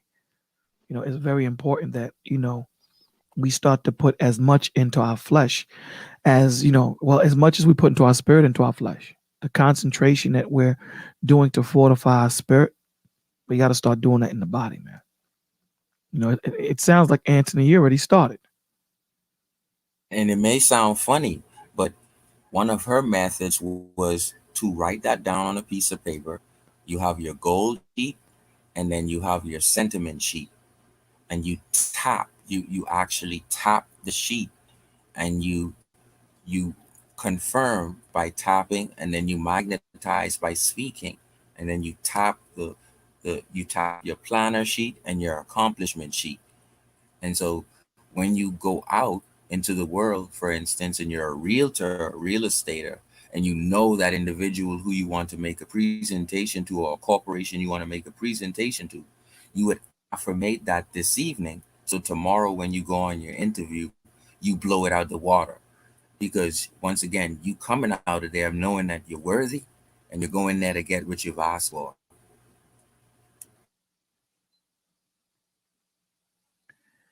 Wow. Yeah, we definitely gonna have to do. I'm gonna holler at you on the back end about Wednesday, but be easy. What's the deal, yo? Man, what's good with it, fellas? Be easy, be easy. What's What's going on, happening? man? Yeah, nah, y'all was I called in late, but I definitely just want to come up and give salutations for this discussion because out in these YouTube streets, you rarely hear questions about any type of health. There's fitness channels, but outside of that, I don't really hear people talking about any type of health, physical or mental. They may say some stuff like, "Hey, you fat, obese, and you need to lose weight," but a lot of people just see that as body shaming, and then they hear it goes in one ear out the other, opposed to them presenting it more astutely, like, "Hey, look, it's not really about the obesity; it's about you killing yourself, with the increasing the risk for heart disease and diabetes, which is the number one reason why most males in our community die, but I don't hear a lot of people talking about that. It's usually about like chasing tail and leveling up, which Hmm. if that's what you want to do, cool, but like where's the balance, right? You want to level up, and let's say you do, but then you in poor health. So what did you even do all that leveling up for? And I also want to say the mental and the spiritual part is way more important than the physical, but we only put so much into the physical, and to the point that people even try to circumvent the process and saying, you know what, I'm not going to eat right and do my diet properly because I can just go to Dr. Miami or whoever these Beverly Hills doctors is and get a new butt, or you know what I'm saying, get some bigger lips or get a tummy tuck, but you still have a poor diet. So where is that going to lead you to? And a lot of people have a low sense of self-worth, and you see all the movies when somebody gets stressed, they have the chick what eating a big tub of ice cream. What is that really doing to help her situation, mentally or physically? But that's what people turn to, you know. They get mad, they start drinking, you get drunk, you start craving some junky food. You know, it all correlates back to poor mental health and the neglect of basically maintaining, you know, like a concise and consistent level of thinking with your mental health versus erratic, you know, and reckless thinking. Well, I can honestly tell you firsthand that what Ken Sean is saying is true. It is 100% true. And for us, and for my journey on the path, it started, and it goes to what you were saying, Beezy, a few seconds ago. It's we try to put this mentality and we try to put focus on these things, kind of like what we were talking about on Wednesday. Instead of when we talk about trying to do things for the complete man, we like to try to deal with things in this like it's not the case. Like, so in other words, I'm gonna deal with the spirit because the spirit is me, and that's gonna make me the complete man. Well, that's partially true. When your spirit's in line, then it's easier to get your mental and your emotional and your physical in line, right? But that's still there's still things that have to be done on all of those chains, right? For those things to be in line. I can't sit on the porch in the rocking chair on my blessed assurance and don't do anything as far as diet and some type of exercise, right? For my physical body. I could be super strong spiritually, but I'll be weak physically. I would be out of balance. And so, like I said, like I was about to say, you know, our journey started, I would say probably it's 2021. So our journey probably started way back in I would probably say in '06. That's So when you started your journey, what went into the thought process of starting it? You know, was my it kids. okay? It was my kids. And I tell you why. Because we were following because we were ignorant and you want what's best for your kids, and so you make sure our kids didn't eat a lot of junk food and we gave them a healthy diet, right? And or what we thought was a healthy diet, right? Only to find out that my daughter was Is that probably. me or is he breaking up? Am I breaking up? No, you're not. Okay. But only to find out that my daughter was 8 years old and looked like she was about to hit puberty. That's from the steroids. Exactly. Stuff that they pump in the chicken. Exactly. It was the we call ourselves getting, the best milk we could afford and all of this other stuff and everything else. And all of these things started happening. I mean, when I say she was about to hit puberty at 8, she was about to hit puberty at 8. She was an innocent kid. There was none of this because you know how some people say that they um, kids get accustomed to seeing certain things and their mind get changed and their mind get. Mm-mm. She was an innocent child, and it went like one day it was like she looked like a kid, and the next day things just started changing, and we were like, my wife and I were super concerned because it was like weird. You getting feedback? Yeah, I'm getting feedback too. You hearing the feedback? Yeah. All right, so let me reboot. I'm gonna break out and come back in because I'm not hearing no feedback.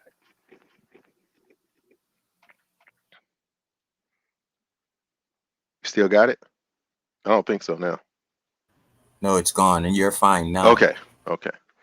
So what winds up happening is we have a conversation with some friends of ours, And they were like, they said they were basically the ones that kind of set us on this path, because they were like, yeah, this has to do with all of the stuff that they put in the foods and stuff. So if you don't believe it now, you should believe it. And they were very, we know where we get our food from. We know where we get our this from. We know where we get our that stuff. And so they're the ones that so we were like, okay. And they were like, well, tell us what you guys normally eat. So we told them, and they were like, okay, this is the problem with this is the problem with that. And they literally, because they had their own farm, and they were nutritionists, like straight studied nutritionists, right? Had degrees and stuff in biology and stuff like that.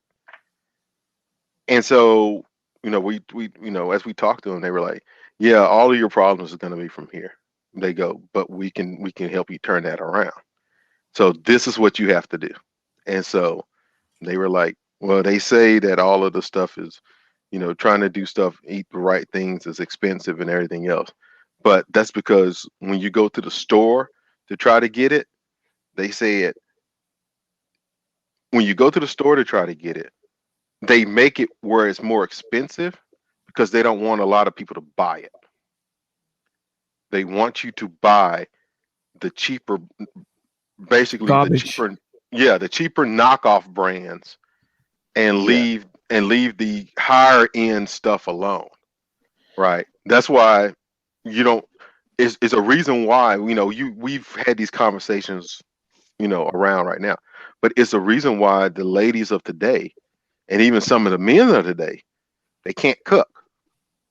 They don't know how, because they grew up heating everything up in the microwave. Correct.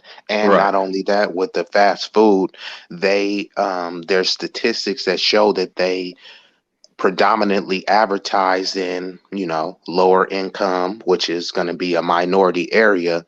But if you go to a more affluent area, they're advertising Whole Foods and all sorts of organic stuff. But, in the hood, every other commercial is a McDonald's. Well, to your point, Burger King. To your point, they actually advertise both. But here's what they advertise, and I agree with what you're saying, but they advertise in both areas.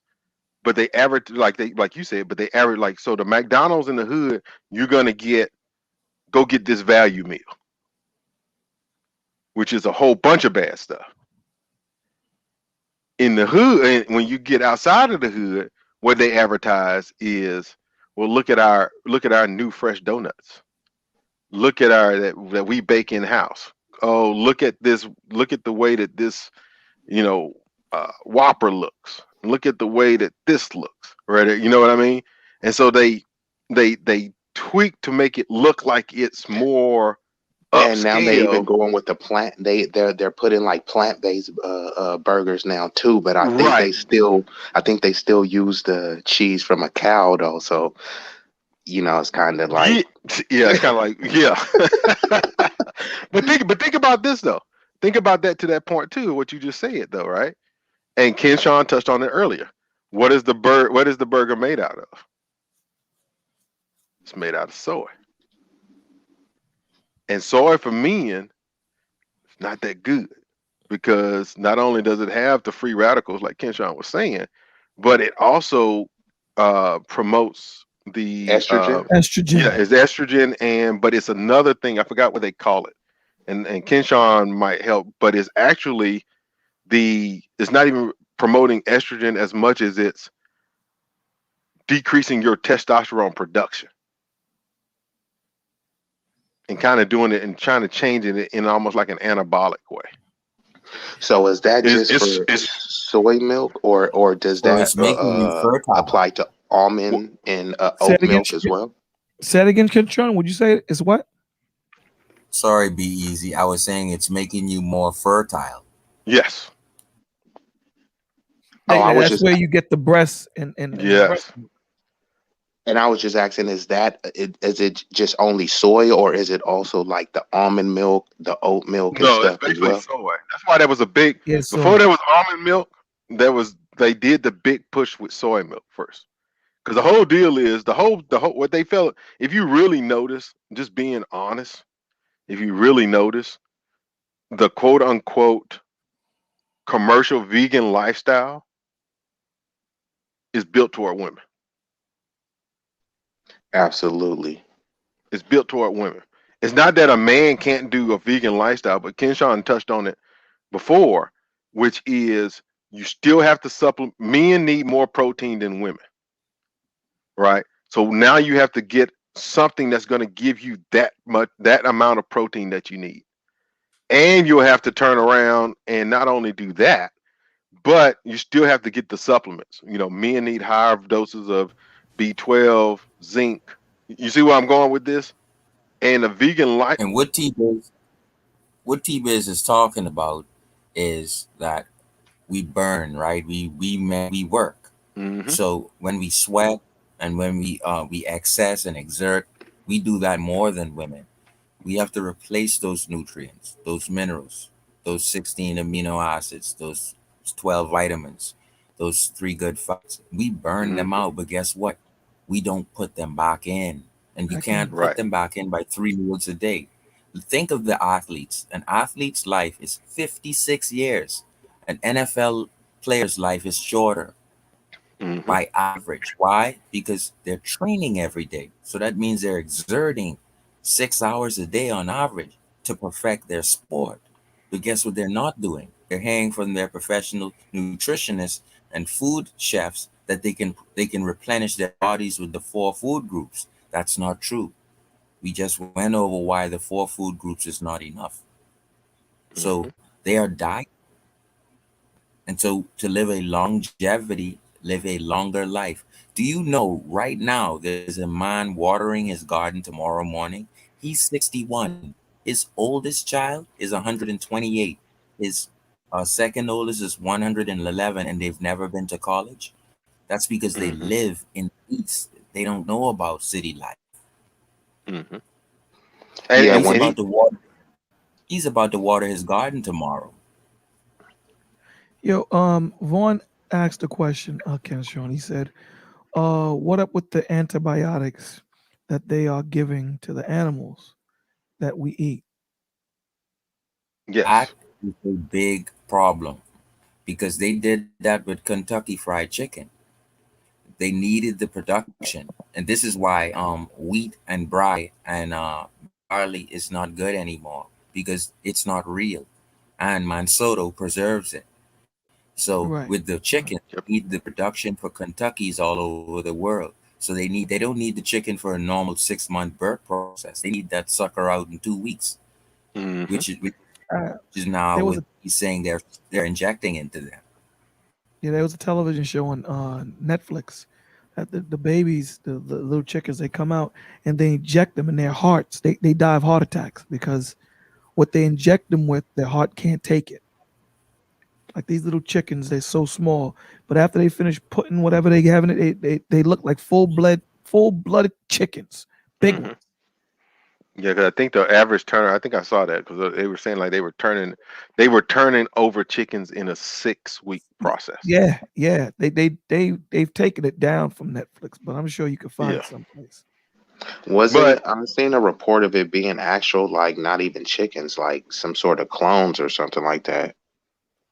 I don't know how real that is, but I wouldn't be surprised. Yeah, the rye, the grain, and the rye and the grain and the wheat already. That's been duplicated. Yeah. See, and the argument is it's too much people on Earth. And once again, I don't want to go too deep to get the channel mark, but if they believe the population is too much and they're not cropping enough real goods for us to eat, then why are they having a pandemic again? And it's also not enough animals to reach the demand. It's not enough cows to reach the demand of burgers. That's what y'all trying to do. I'm gonna get off the phone. They're gonna be some dudes, men in black. Come on, they're gonna replace me with a clone. That can freestyle. Well, hey, then we'll know it ain't the real Bolo. We're gonna know it ain't me because my freestyle is deep. I tell you what, man. I'll say this, and you know, I was telling you guys what was happening with us growing, you know, starting out. We went because one of the things they told us not to do, they were saying, well, you need to get um, your kids off milk. They were like, do not drink milk from a Yep. store ever again. They say stop drinking milk from the store.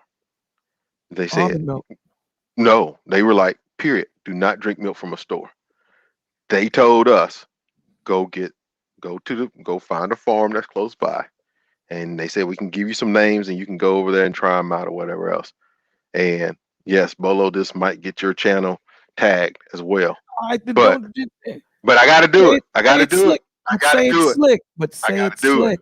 Say it slick But they though. said go to the farm and get the milk. And the milk is what's called raw milk. Get it. And they said because the raw milk is straight from the cow. It hasn't been pasteurized and it hasn't been homogenized. They said that milk there is the milk you should be drinking. Because what they do, the milk that you get in the store, that milk is what they do is they heat it to kill everything that's All in those it. things right. To And pasteurize it. then yeah, but if you notice, it's not just even pasteurization. You will see it on the counter on the cartons. It's ultra pasteurization. So what they wound up doing is they heat it up. Just think of the guys, the Hebrew guys that got thrown into the fiery furnace. He got mad at them and heated it up 7 times hotter than what it was. Okay, so they put the milk in these vats and stuff, and they heat it up till this ungodly amount kills everything in it.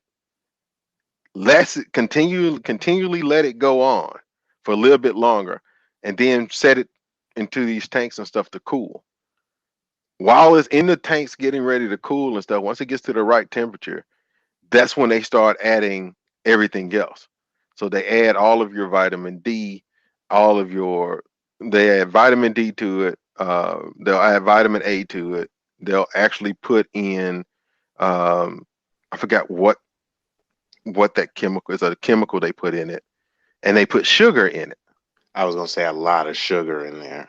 And then what they do is that chemical part that they put in it keeps it white, completely white, no matter where you turn it upside down, it's Yeah, I all think it's white. supposed to be like a yellowish when it comes out of the When it comes, when cow. you get, if you were to go and get raw milk straight from a farm or whatever else, Brownish or yellowish or something like that. it is yellow.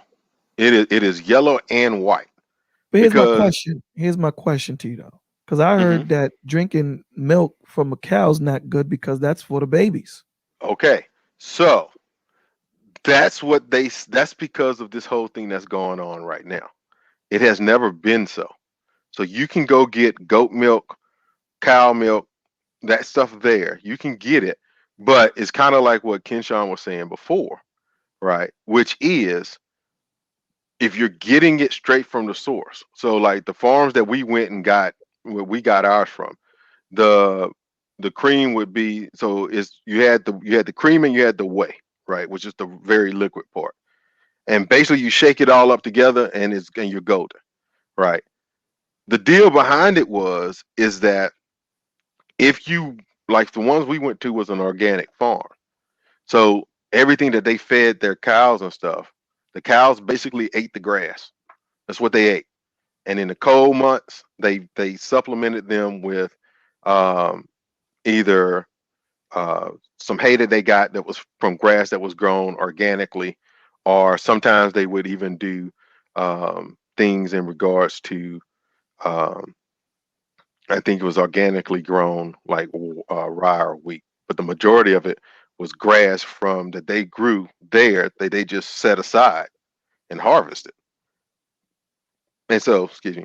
So I kid you not, we started getting at that farm. We started getting all of our milk, butter, cream, and then they actually sold meat as well. And so we started picking up all of our beef from there too.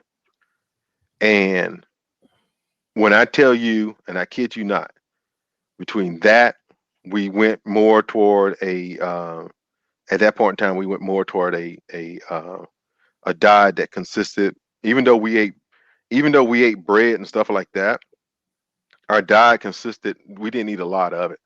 And our diet consisted of mostly um, green vegetables and stuff like that.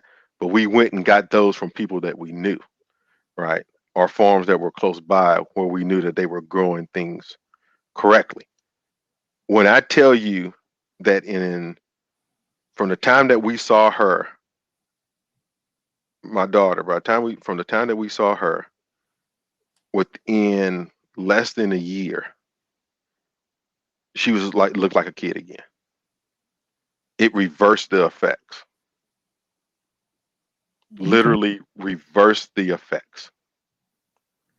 And so it's okay. So yeah, so what Latanya was saying is kind of what you were saying too, Bo. I heard you should not drink cow's milk because it has pus and blood mixed in it. That's what you get a lot of in a lot of those commercial places. You get a lot of that in those commercial places. With the things that happen in those farms and stuff like that, you don't get all of that. There's no antibiotics being injected into the animals. There's no hormones being injected into the animals because they're not trying to grow cattle and produce milk for feedlots. They're not doing it.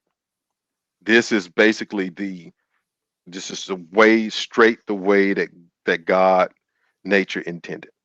So when you have that, because what most people fail to understand is that most cattle that they use for milk in most of those commercial structures, they're milking those cows 2 to 3 times a day. And that's why you start getting the quote unquote, because the stuff that they're putting on them to milk them gets all quote unquote infected, and it gets into the milk. And that's another reason why they have to go out and then turn around and boil it till it's dead in the water as well.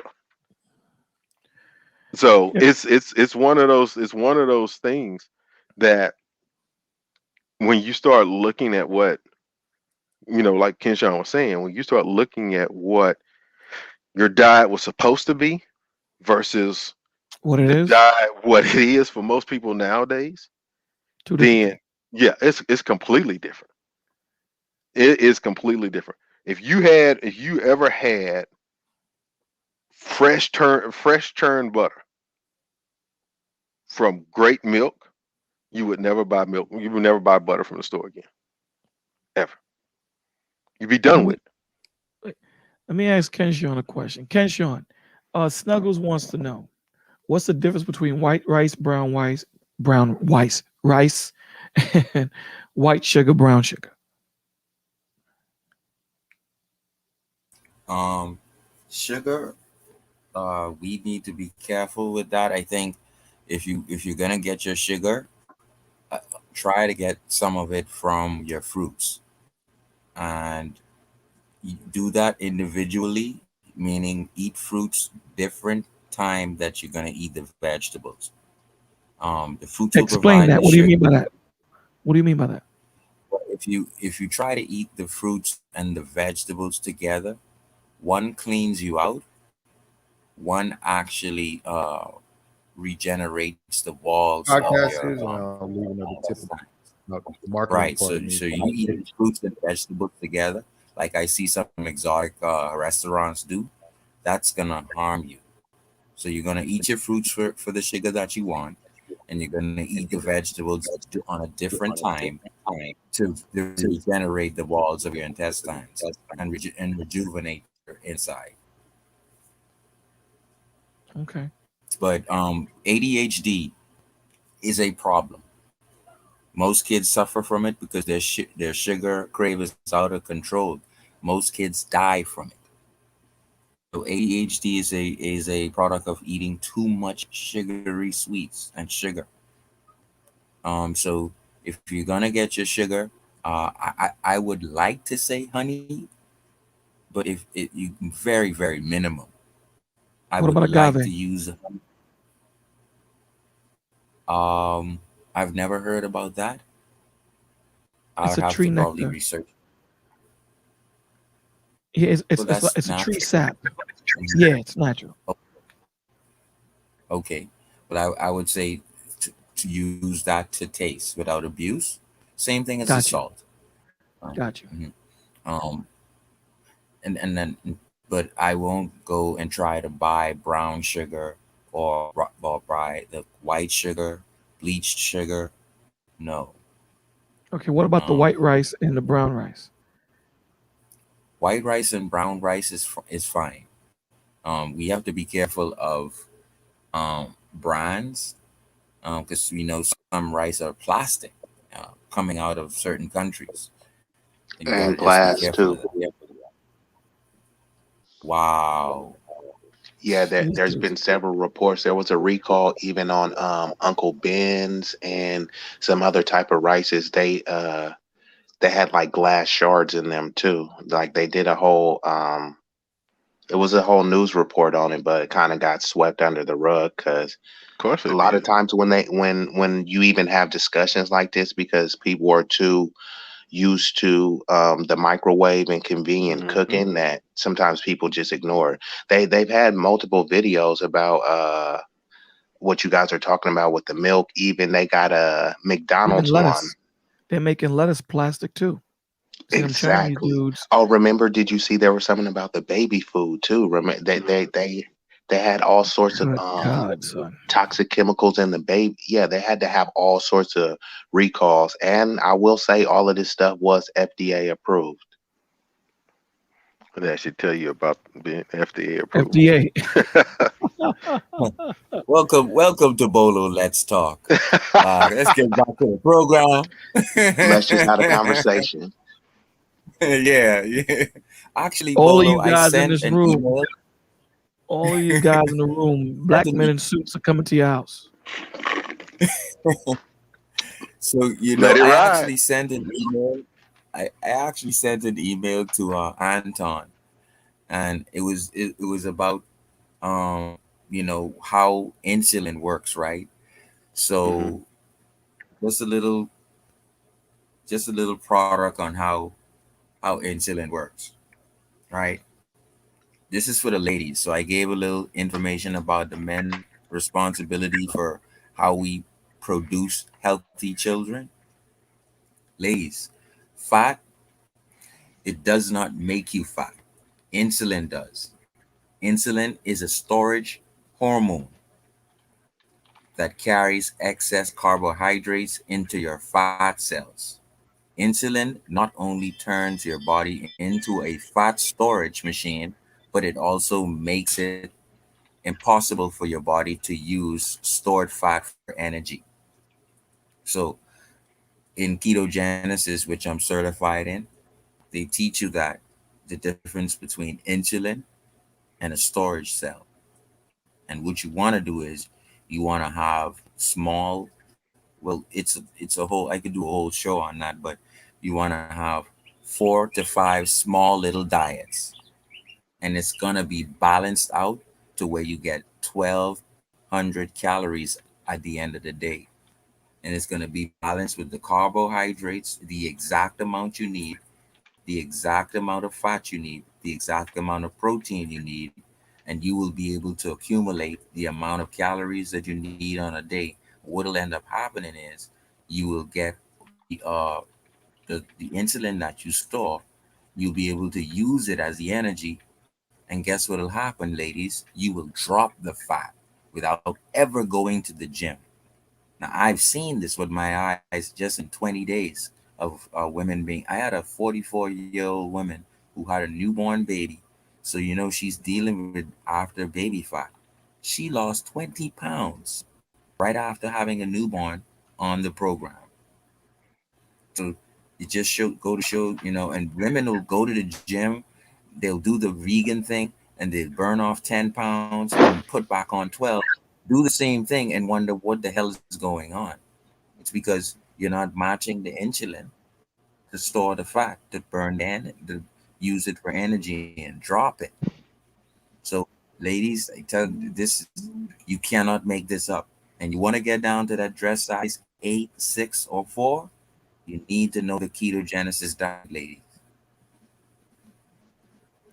And it's really always the 80-20 rule. The 80 is the diet. The 20 is you working out.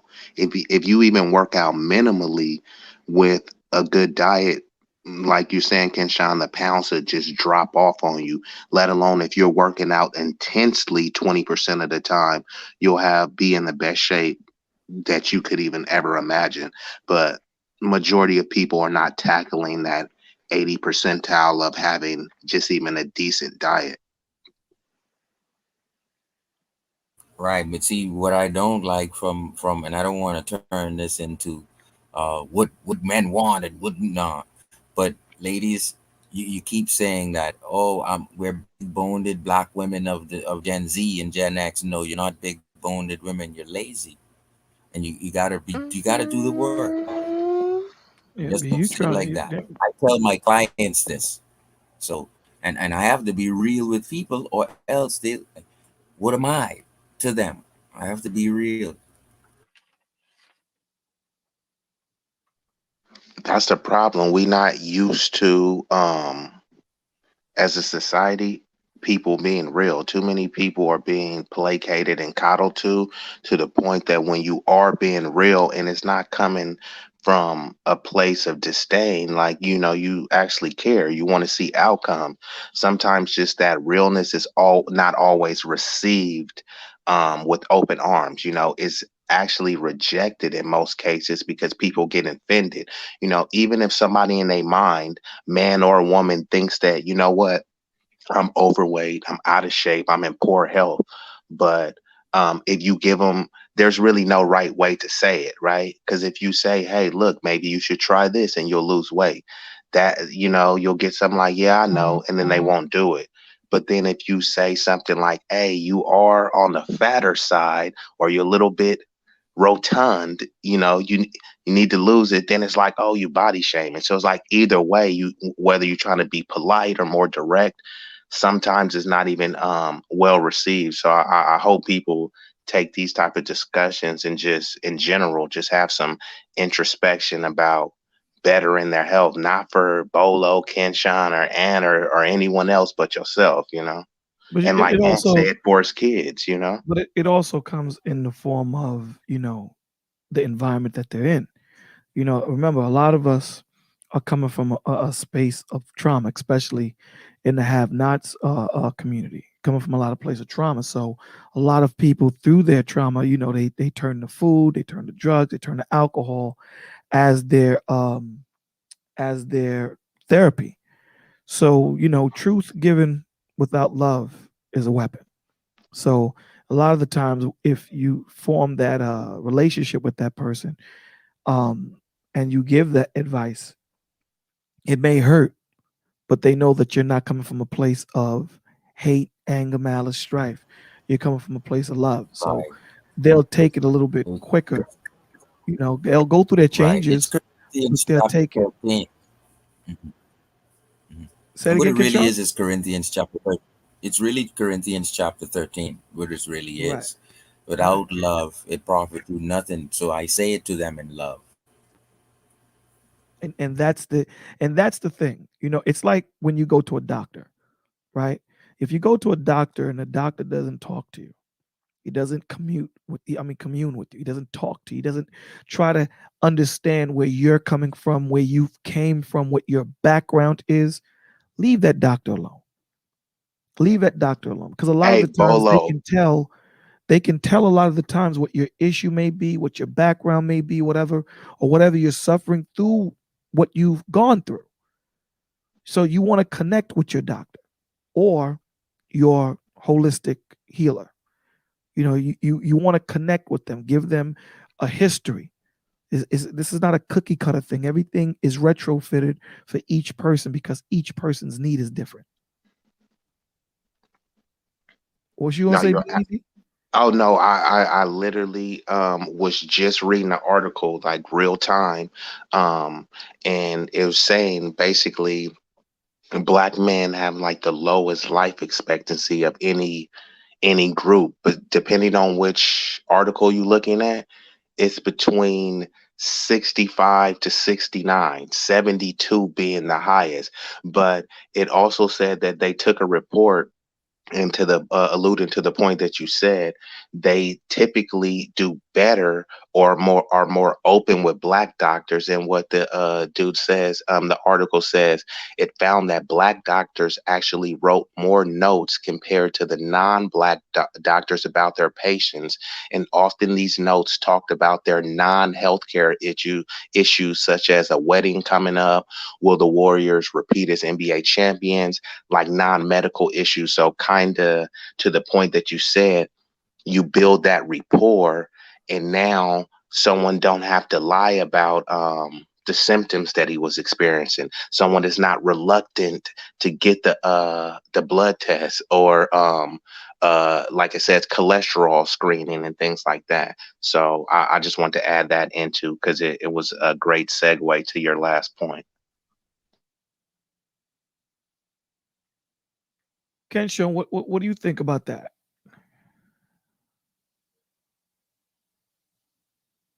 That was that was to be easier on myself. For you, what do you think about that?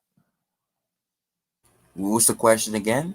What do you think about, like when you have a client, like do you spend time with them? Like how does, like, can you give us like a quick breakdown? Like what would the process be?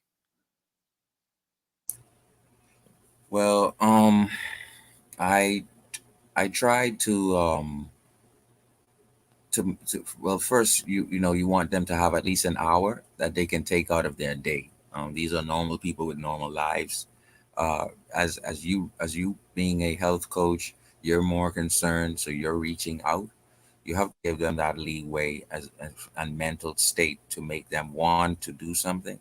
That will be make you proud as a health coach that they made Right. that effort to come to you the time they planned. That you can take that and move with that. That's some substance you can work with. Once they have done that, you have to now, it's an obligation now for you to engage fully into getting an outcome. When I do, once I do the evaluation with them, and I want them to be very honest in the evaluation because it's a questionnaire. So they go out and answer all of the questions honestly and submit it. Once again, if you're dishonest and trying to make yourself look healthy because you want to show me that you're lying to yourself, if you are hurting in this particular area, you need to put that number that you're hurting in. If you're having gastral pains or not sleeping at night, you need to put the score that is required. Um, and once they have done that, then I can work with them um, and assess them. Now, in assessing them, where I find the revolution is once we go through the first 20 days, and I would have walked them through good foods and bad foods, and what to throw away out of the cupboard and the pantry, what to throw away out of the fridge. They go through the same thing Bolo and I went through 30 minutes ago. Man, the bread, the cream of wheat, the oatmeal, yes, all of it. And when they follow through with that, Bolo, that is also another step that they take that are proud of. And then we go into the supplementation. When they have found that all of the diseases and the symptoms that they have is gone in 10 to 20 days, they're off of the pills, the meds, the blood pressure shots, they're amazed. That's when I get the gratitude. I get so much gratitude. I can't even tell you guys how much I feel um, getting people and the result that they want. Um, and so that and because of that, they continue on. They're like, "Wow, I'm never gonna stop this now." And some of them had COVID-19 before. They're on the program. It's just like they. Why am I wearing this mask? Because everywhere I go, I feel safe. I'm not getting a flu. Their immune systems are robust, and they're very grateful for it. Um, so I've never had a person tell me that they never got the outcome that they've wanted. Um, I've had bad communication before where some people are just headstrong, and there's always going to be some bad communication where you have to reiterate yourself or come back again when things cool down. But I think ultimately, more than not, um, I've been able to keep it private, keep it confidential. That's important to them, and they come out doing fine in the end. Um, which is why one of the reasons why I said, you know what, let me join other communities where I can get this word out. Um, I think if I don't, then I'm doing, our community a disservice. Um, so uh, a lot of times I think we have a job, right, and we have to work, so we have to, pay our rent and our bills. The ultimate goal is that you do something, and your legacy is that you did something for people while you were here. So ultimately, you need to find what your gift is, what your passion is, um, and that's because I love what I do. My who matches the why am I doing it, and once your who matches the why, you getting money, you love doing it, you love the outcomes, everything is aligned. And that's one of another one of the reasons I found a bunch of holistic health coaches on Clubhouse as well. So I feel like I'm in a family, and so we need, and that's and what well Bolo, and I've heard Anton say this too. When you align and network with the people who are like-minded with you, that's how you're gonna find your wife. You don't need to go to the club or to the bar or to the hottest spot in Atlanta. You align with people who align with you, and God's gonna take care of you, man. Got That's to why go after what you need, not what you want. once you align yourself and you learn what you need to learn, the point of the matter is, you want to, if you hang out with 11 broke people, sooner or later you become a 12th. You can't get away from the mathematics. So, it says that the Lord gives a wife to a good man. That's it. So again, your relationships, it has a lot to do with your health, spiritually and physically. Because these are the people that are pouring into you when you fall. These are the people that are around you, and understand, you guys will rub off on each other. It's just natural. So if you're hanging out with a lot of negative men or negative women, you're going to pick up a lot of their negative attributes that they have. So the point of the matter is to try and align yourself with people that think like you and that has the same focus as you. If you hang with eagles, you're going to fly. You hang with chickens, you're going to cluck. And pretty much everyone is a sum of the five people they spend the most time with. So, like you said, you can't get around the numbers, you know? And what you got on that?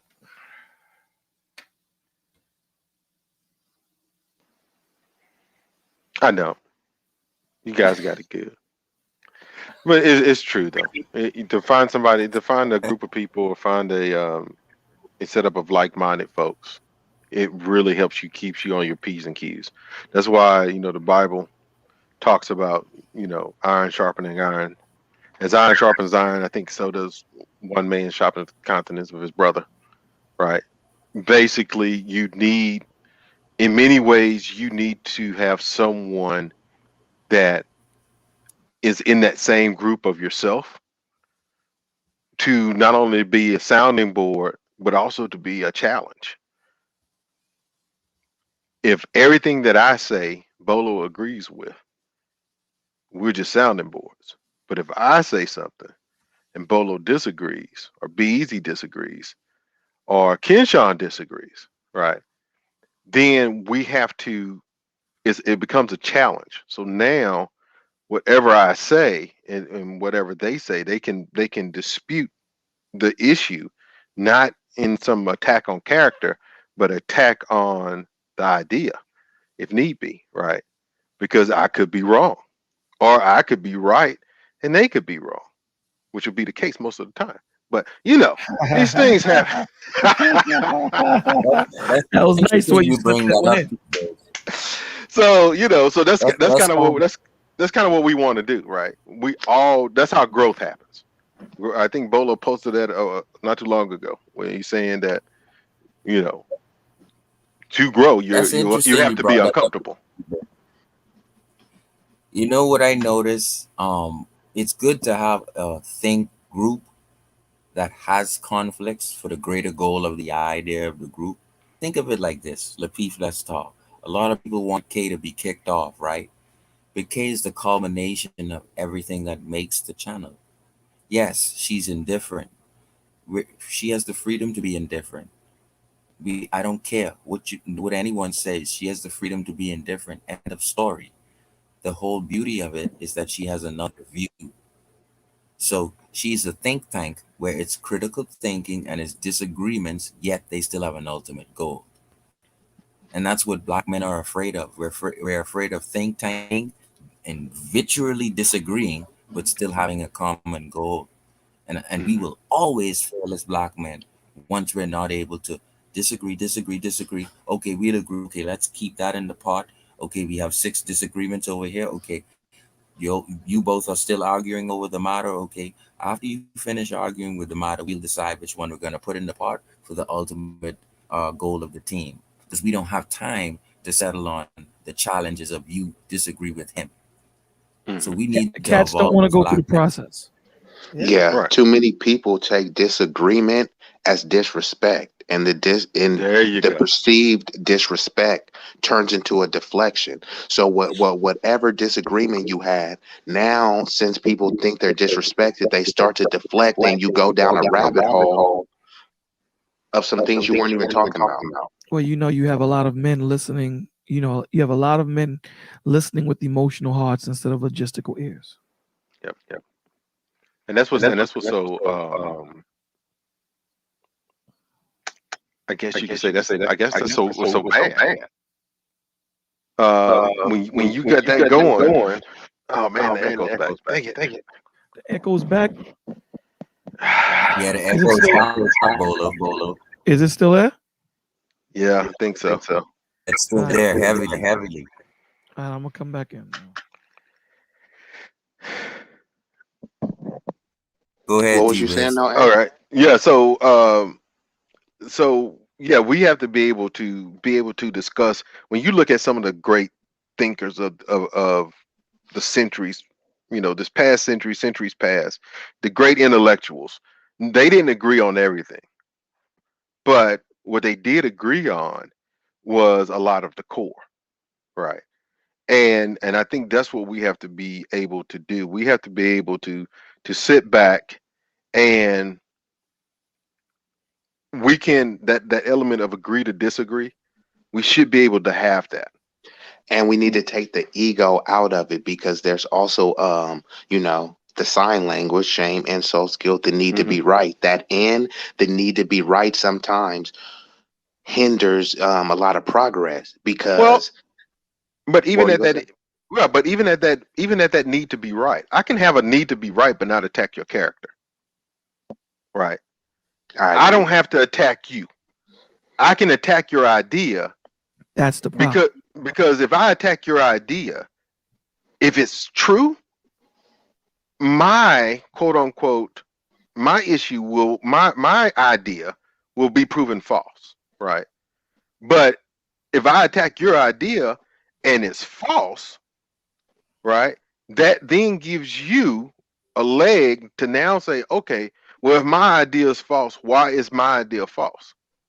And you can then go and learn and build and see where you might have taken that left turn to Albuquerque versus continued on to the right, right? And that's But why see, I here's the point. slightly But here's the problem. One of the main problems is a lot of these men don't have the patience.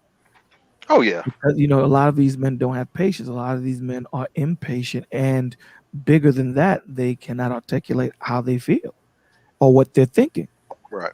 So to have that Boy, shout debate, out. it quickly becomes an argument, because when you say something that they don't understand, instead of them humbling themselves and saying, "Brother, can you please explain that again a different way, because I don't understand what you're saying," Hmm.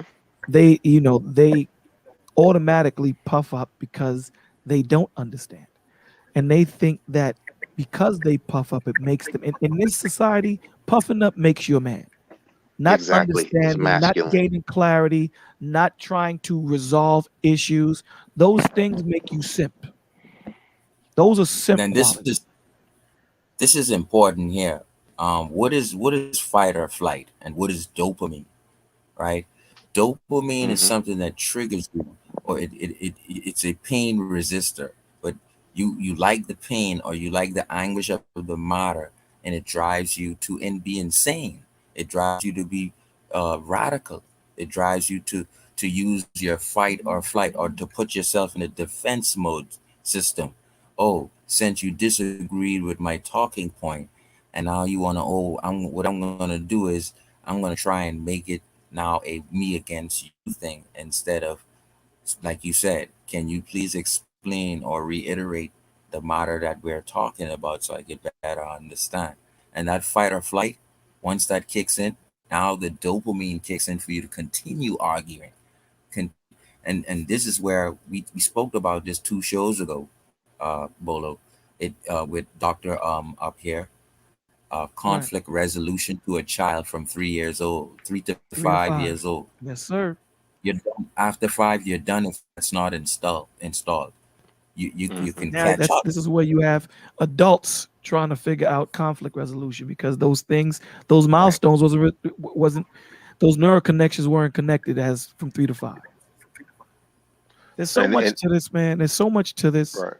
that, you know, before we can even, and this is the thing that we have to attack this on multi fronts. It's not something that we can deal with one at a time, especially when we're dealing with adults, because before we can actually start dealing with these men, we got to put these men through trauma. I mean, through therapy.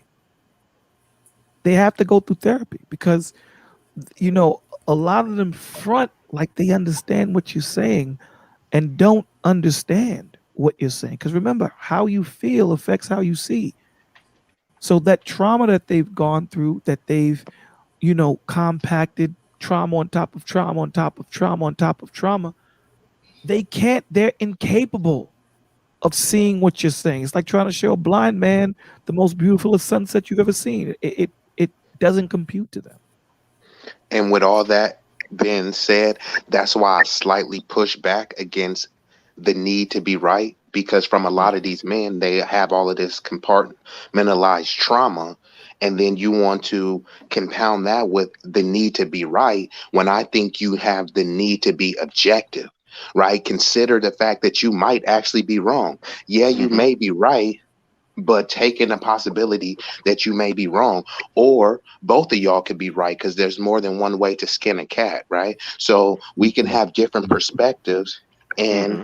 have a common meeting of the mind. We're saying the same things but articulating it in a different way. So that's why a lot of times when people have the need to be right, it's more about egotism than accuracy, right? They're not trying to be super accurate, they're just trying to one up you and be like, yep, I'm right and you're wrong, Bolo. I'm right and Anthony is wrong. So it's kind of like a pissing contest versus a session of enlightenment. And Right. That's that And right and I on. and I agree. And I go agree ahead, with Ant. that. go ahead. No, I was about to say I agree with that, because for the simple fact of it kind of goes back to what Bolo was saying a few seconds ago, right? It's that need for to and I think Kenshawn touched on it first, which is the conflict resolution. So we have we have a generation, and I would probably say about 2 generations of people right now that can't do that.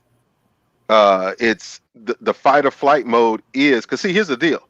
Even with the fight or flight, you should only get in that mode when it's time for survival. right? That's when you should really get into that mode, when it's a survival type setup.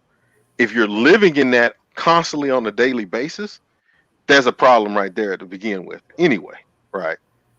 So when you understand that portion, and then you go in and go into the conversation, you talk about right now we got this thing in today's day and age where if I disagree with you, it's not because I disagree with your ideas, it's because you're evil. And because you're evil, you must be destroyed. So that's how the whole cancel culture thing got so hot and bothered, right? And came up out and rose up out of the ashes, right? Because it became not a we're going to discuss ideas, and I might not believe the same way you do, right? And I might believe that I'm right, and you might believe that I'm wrong. But in the end, we shake hands and we go on about our merry way. Now it's because I disagree with you, you must be destroyed because you're not. It's not a disagreement. You're evil. And in that mindset of everything that I disagree with or that disagrees with me is evil, therefore must be put down. Oh my gosh, that's a whole different can of worms. So yeah, nowadays a lot of those guys, and if you go to some of those shows and you hear them talking, that's the kind of the mindset they have. Man. Is if I don't agree with you and I don't fall in line with what you say, it's not that you might have a better way or that you are this or that and the third. It's that you're evil. So because you're evil and you're against the whatever it is that we're a part of, then you must be destroyed. And that's the problem. That's the problem right there. The And how problem is many that of our it's not about building. It's about destroying. It's not about trying to come together and find the best answer for the collective. It's not about that. It's about ego. It's about pride. It's about me, me, me. It's about power. It's about, inflation. It's about, me being that dude. It's about look at me and look at that's what this whole thing is about. It's against totally what the Lord tells you not to be. Period. Everything the Lord tells you to be, this world is against it, and that's what it pushes. Yeah, I totally agree with that. And then there were even,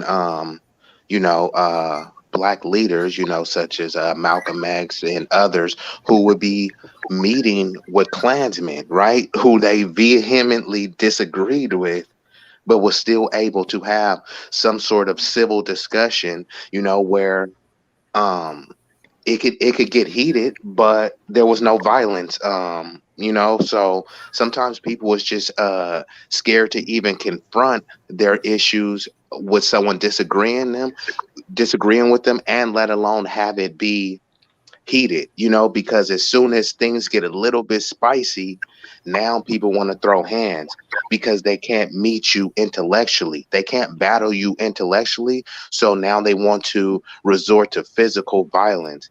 And then it just perpetuates the cycle of disenfranchisement.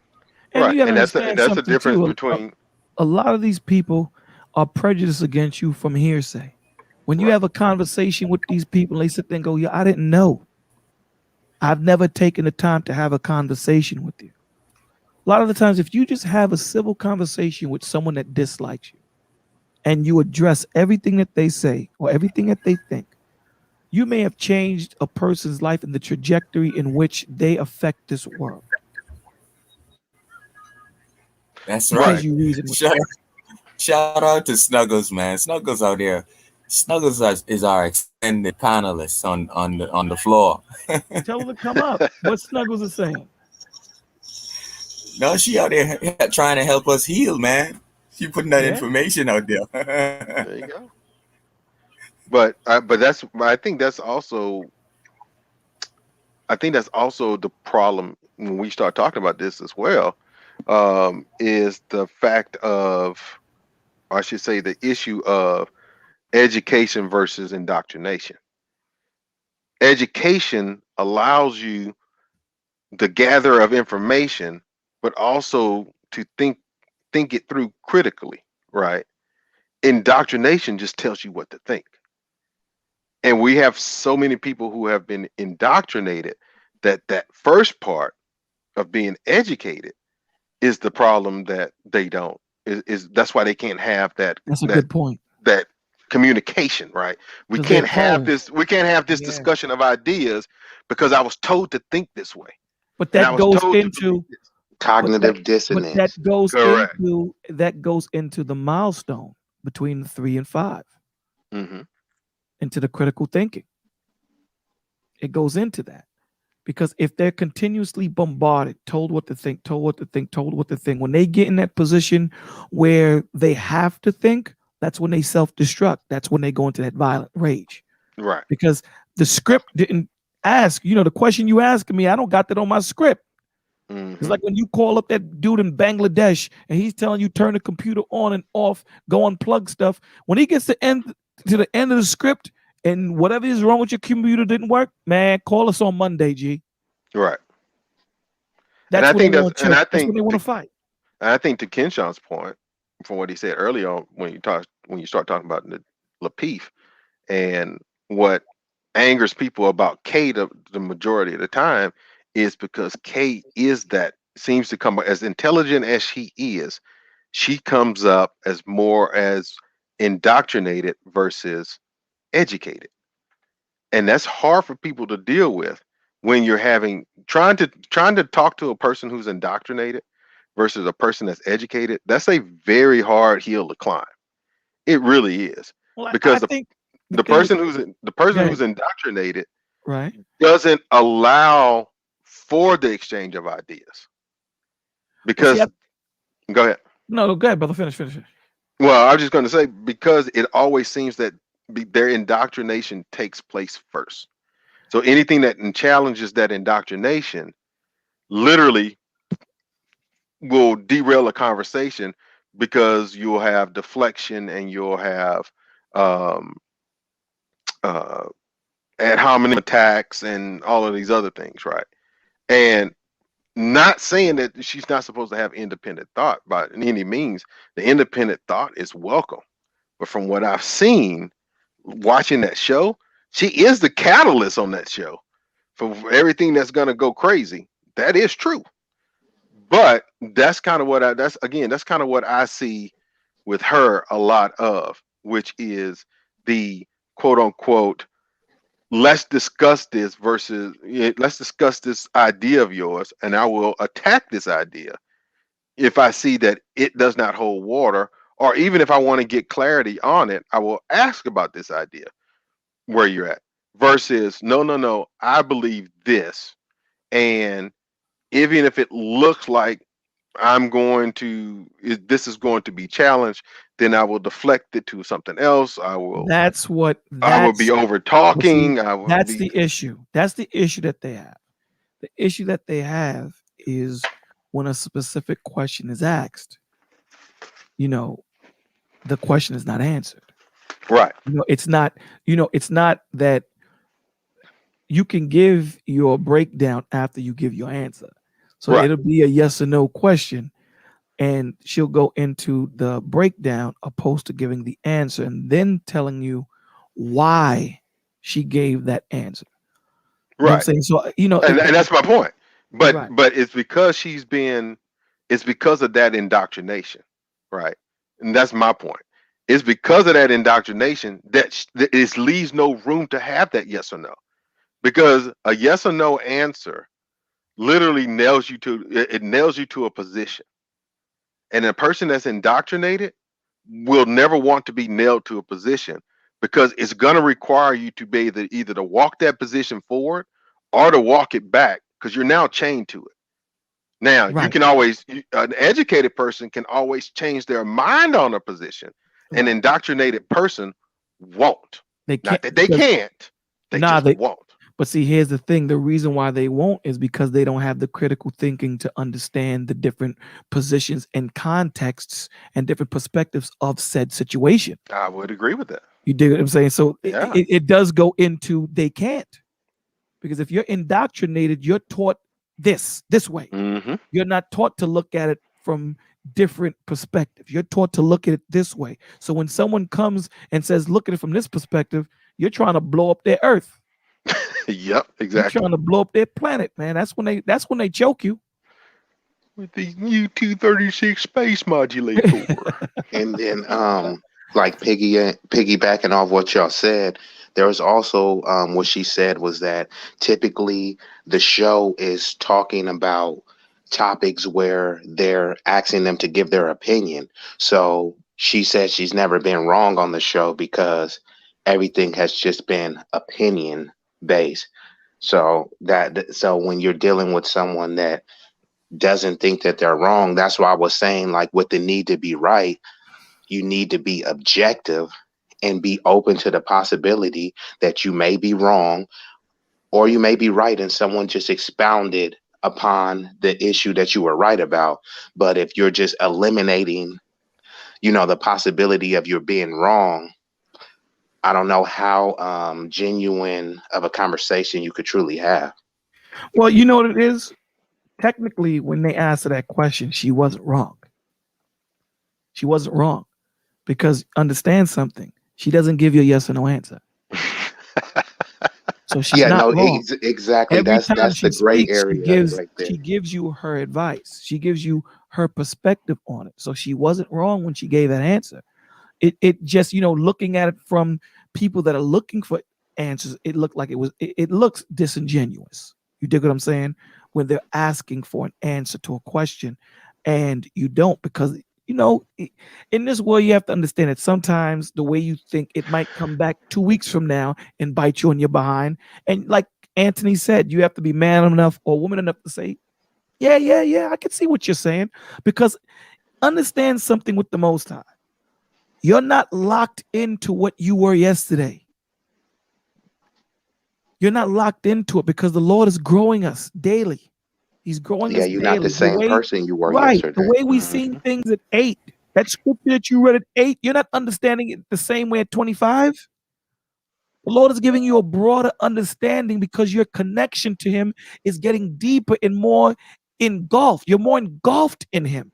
So He's going to open you up more to Him, which means He's going to give you a better and deeper understanding of what He is and who He is and what He wants you to be. So you're not going to look at that way. And that's the difference between being abstract, yet being firm, yet having a focus in a direction, opposed to someone that is scripted. Because although we are rocks in the Most High, we're still abstract in the way of saying, let me hear your breakdown. Go ahead. I'm open to hearing it. And if it doesn't make sense, like dogs, you're wrong. Why? Because what you're saying doesn't match. So we have to understand that we're ever learning. That's the point. When people come from scripts, and I'm not saying K is coming from a script, but people that come from scripts, they can't grow. That's why when you're dealing with cults, you can't grow. You reached your ceiling the first day you got in. They're not teaching you nothing new, G. That little pamphlet they gave you saying that them aliens is coming at 5:00 p.m., they're not giving you nothing new. That's what they're locking you in on, man. 5 p.m., we break it out. That's it.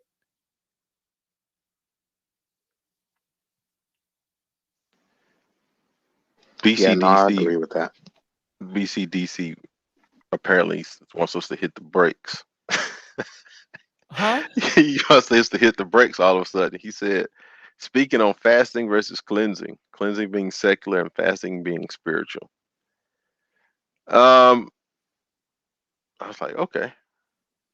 He got me to. I saw the thing in the chat and it got me to You saw the thinking. bovine. He says fast. One thing I found is important is we may take these things for granted, but yeah, and I might even have to bring this up. Think of when we played Playhouse when we were small, and building a tree house. Mhm. A lot of these things were so repetitious. Building the ladder to get up to the treehouse.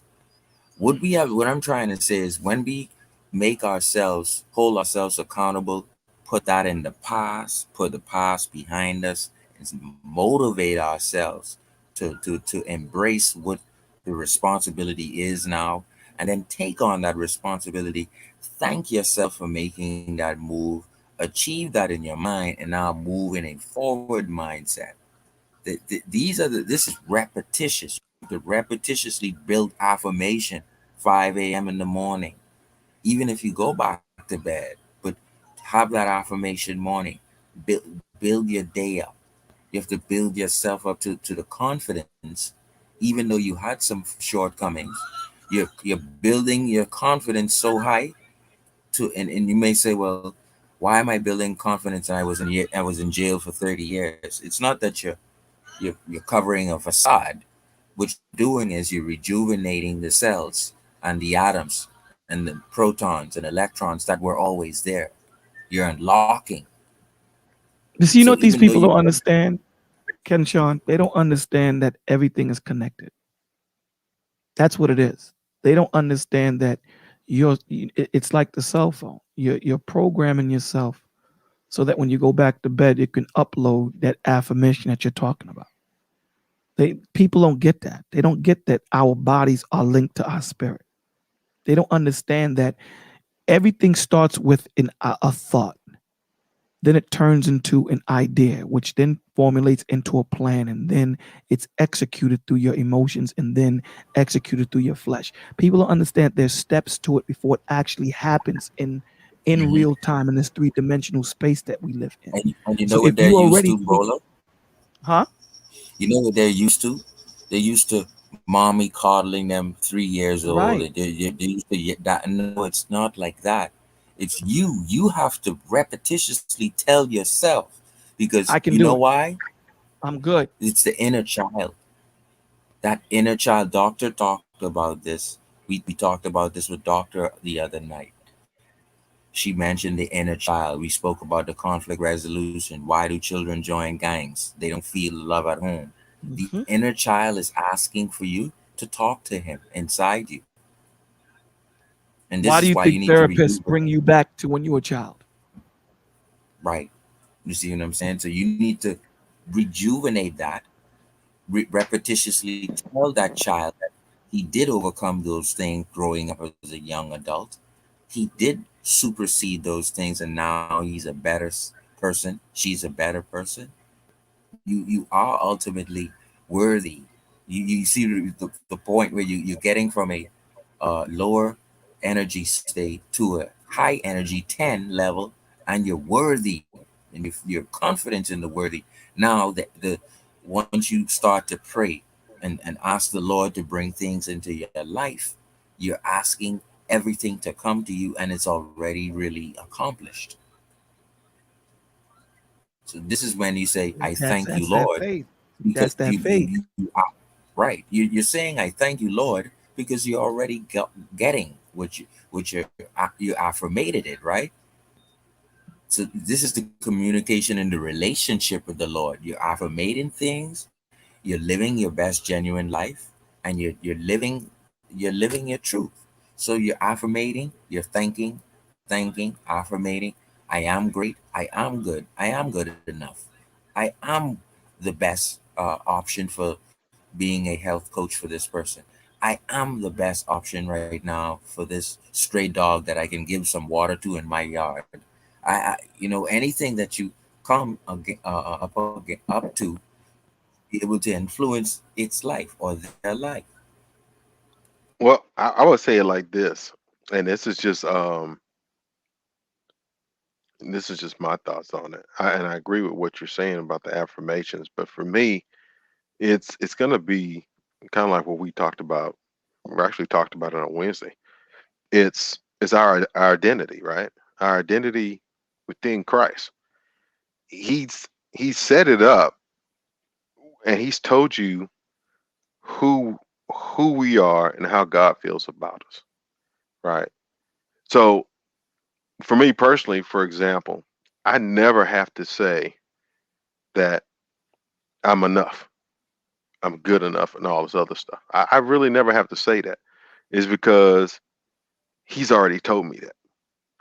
And so when And I get up, and it's not led by ego. right, And it's not led by ego, right? right, exactly. So because it's one thing for me to say something about myself, but it's another thing for me to see someone else say something about me, right? So I could get up every day and say, look in the mirror and say, I love you, to my reflection in the mirror. You are a great person. It's completely different if my wife tells me this. She's poured into me something, right, that I didn't have to pour into myself. And it's the same thing with the relationship we have in God. He said all of these different things about us. He tells us how much he loved us. He tells us how much he um, that he loved us so much that he died for us. He tells us what he wants us to be. He tells us how how he sees us, right, in ways that we can't even see ourselves, right? He doesn't look at us as, even though we have quote unquote growing to do, work to do, etc., etc., etc., he sees us as the already finished product. And so when he speaks to us as that finished product, not as a person that's growing into what we're going to be. And that to me personally is and I know where you're going, and the affirmation portion of stuff, I agree with you. But that portion there for me is even greater than anything I could tell myself. Wait, so you know, because you're further along. Right. You know what I'm saying? I'm further You're along, further but along. the truth, the fact of the matter is that even though I'm further along in these cases, it's one of those things of I wish you I wish you were where I am. That's kind of how I feel. So when I You speak to, know how go ahead. you know how I can better explain that too. Mm-hmm. Christ said to get a wife, right? A man should get a wife, because once you're lonely and whatnot. But what is the science behind that? Semen retention has a significant scientific benefit to us, but they just said, well, it's a sin if you go with your brother's wife or fornicate out of wedlock, right? What is the Mm-hmm. scientific significance to our black men by doing semen retention until marriage? There's a whole lecture we can go on and doing that. This is how you Right. build affirmation. Right. So if you out here watching Pornhub and you smashing every girl in sight and you pumping and dumping, you ain't affirmating much. Because semen retention comes from the root chakra, and it goes up the spinal cord, and it goes to the pituitary gland, which is the pineal gland. And once that happens, that's a rebirth. So this is why I use the biblical perspective along with what the science says that the benefits Mm-hmm. are. Because you can say, well, I'm not going to sin against the Lord and go with that. But how will that help you along? What if you know the benefits of semen retention? Then you would take more heed. Oh, but see, here's the deal. I don't disagree. I don't disagree with the science for it. Because remember, we talk about the whole person on here, right? What I was talking about based on was an affirmation that I'm giving myself. That's what I'm talking about. So when I look at it, when I look at I that part, totally agree with that. go ahead. No, I say I totally agree with that. But Yeah. I was just But no, saying, the other part, the science. Oh, but see, that's the deal. You talking about. This is why, and Bola will tell you on these streams and stuff. I'm the first one to throw out numbers. I'm the, I'm the first one to start throwing out numbers because I believe it's all like he was saying earlier. It's all connected, right? It's all connected. So you give the mental and the spiritual portion, right? But when you start tying in the scientific portion, it just helps. It basically is Bolsters. yeah, it's the it's think about it. You pour concrete. Do you when if you anybody went out and poured concrete for, say, you want to put a slab down, everyone knows you just don't get out there and just start dumping concrete, right? You got to set the forms up for the concrete, and then to strengthen the concrete, you put your rebars down. Rebar in there. And once you get your rebar in and everything else, and everything is exactly where you want it, then you pour the concrete. So now the concrete is in the area that it's supposed to be in, and it's also strengthened, right? Because of the rebar. And this is but to get that slab, you have to do it all. You have to have it in forms, you have to have the rebar, and you have to have the concrete to pour. A lot of people are out here right now saying that they're gonna go pour concrete, and they just taking a truck and just trying to dump some concrete somewhere so they can say that they poured it. And that does not bring any structure, and it doesn't bring anything. So yes, knowing the science behind stuff, and also with the way that it affects spiritually and mentally, it brings the whole thing together. It brings the whole thing together. And that's when we're on a different level. Right. When you got all four bodies clicking and moving at the same time, your spirit, your mental, your emotional, and physical is healthy in faith, in works, healthy in your body. Come on, G. I'm gonna tell you right now. I'm gonna say something, and when I've said it before, and I don't know if I said it on this channel, but I said it before.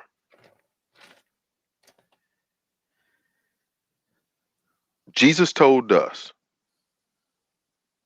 that we would do greater works than he would. Yep.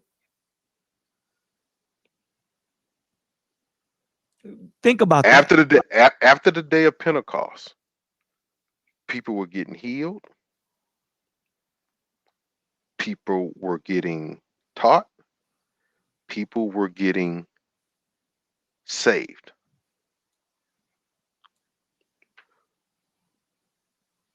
The difference is that at those times, and even after those times, when those miracles were being performed, the people were complete.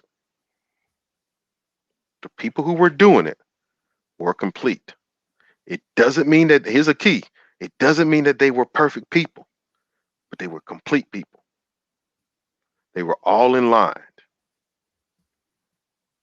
Their spirit, their soul, which would be consisting of the emotions, their mind, and their body, were all in line.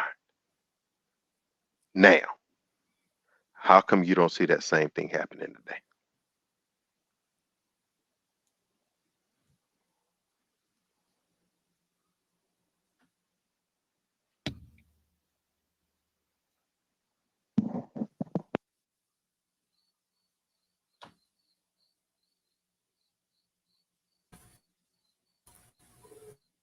That's fire, man.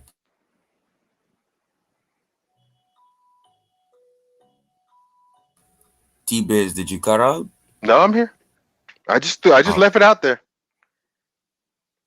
Because if you were to think about the whole situation, if we were where we should be,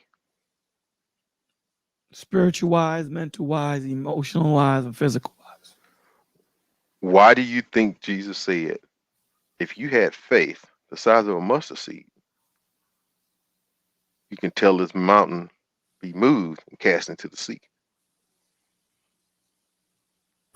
the importance of See, environment. I think people may say spoil, right? What is spoil? You supposed to be, don't you think we supposed to be spoiled with motivation, even if it's uh you made a mistake, you spilled your milk, your cereal, you dropped the bottle, but I'm gonna build you up with the confidence of gold. Is that false confidence? What it is really repetition for greatness. Now, you're gonna hold the little baby child accountable, but you're gonna make that a learning situation. So uh, when it's when I say repetition, we know we have fall short. Hmm. What we are doing with our minds in affirmation time and meditation time and prayer time, where thousands and thousands of time we're telling ourselves, and when we tell ourselves, we knew that what we've done in the past is the past. We're motivating ourselves for the future, and then we're embracing the gifts that we now have. And this is a repetition, and sooner or later you become a magnet, and in anything you do. Um and this is very serious, guys. You and see, this is why when you're a genuine person, you will never leverage to take advantage of anyone's outcome. But when you Hmm. do this, and you align yourself with God and the love, and the Corinthians 13 love, and this is why for a man you should have that love before you love a woman, right? You should have Corinthians 13 love. And anything that you do, you should have love, or it profits you nothing. You should, but most men don't because a lot of men these days don't value themselves, and even from an early age, most of the men have been told, and they actually perceive that the women have more value than them. You know what I'm saying? Like you hear all sorts of stuff like black girl magic, but nothing in reference to the boys. You know what I'm saying? So that's Don't just hit a girls. simple example. Don't Yeah, hit don't girls. hit girls, and, Girls and, can do and whatever they want. that's hammered into your brain, but it's not the vice versa. You're not supposed to hit them under any circumstance. And if y'all been seeing these videos lately, man, there's some girls out here throwing dudes, throwing them through windows, beating them upside the head. I'm Bro, for sorry. real, I'm sorry. it, I'm sorry. it was a girl in Brooklyn. She hopped out like a dude and just start busting the gun. So this is this, Well, this Yo, be go ahead. What easy. you gonna I say? saw this video where this guy maybe been cheating, and this girl actually, like, he was walking away, and I think Dr. She was Tiersan bigger than him, Johnson right? has. She was bigger than him. No, she was in this brown Oh, car, and oh, he I guess he must have cheated, and he said some things to the car, and he walked away. She rolled over his back legs, man. She wow. reversed. Oh, I did see that. I think that was in Man, Philly or something like that. like these women are more than putting their hands on us, man.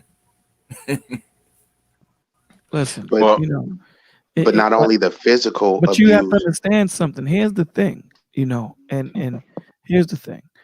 These women are putting their hands on these men. You have to You have to understand they're operating in dysfunction. The man and the woman are dysfunctional, both of them, Absolutely.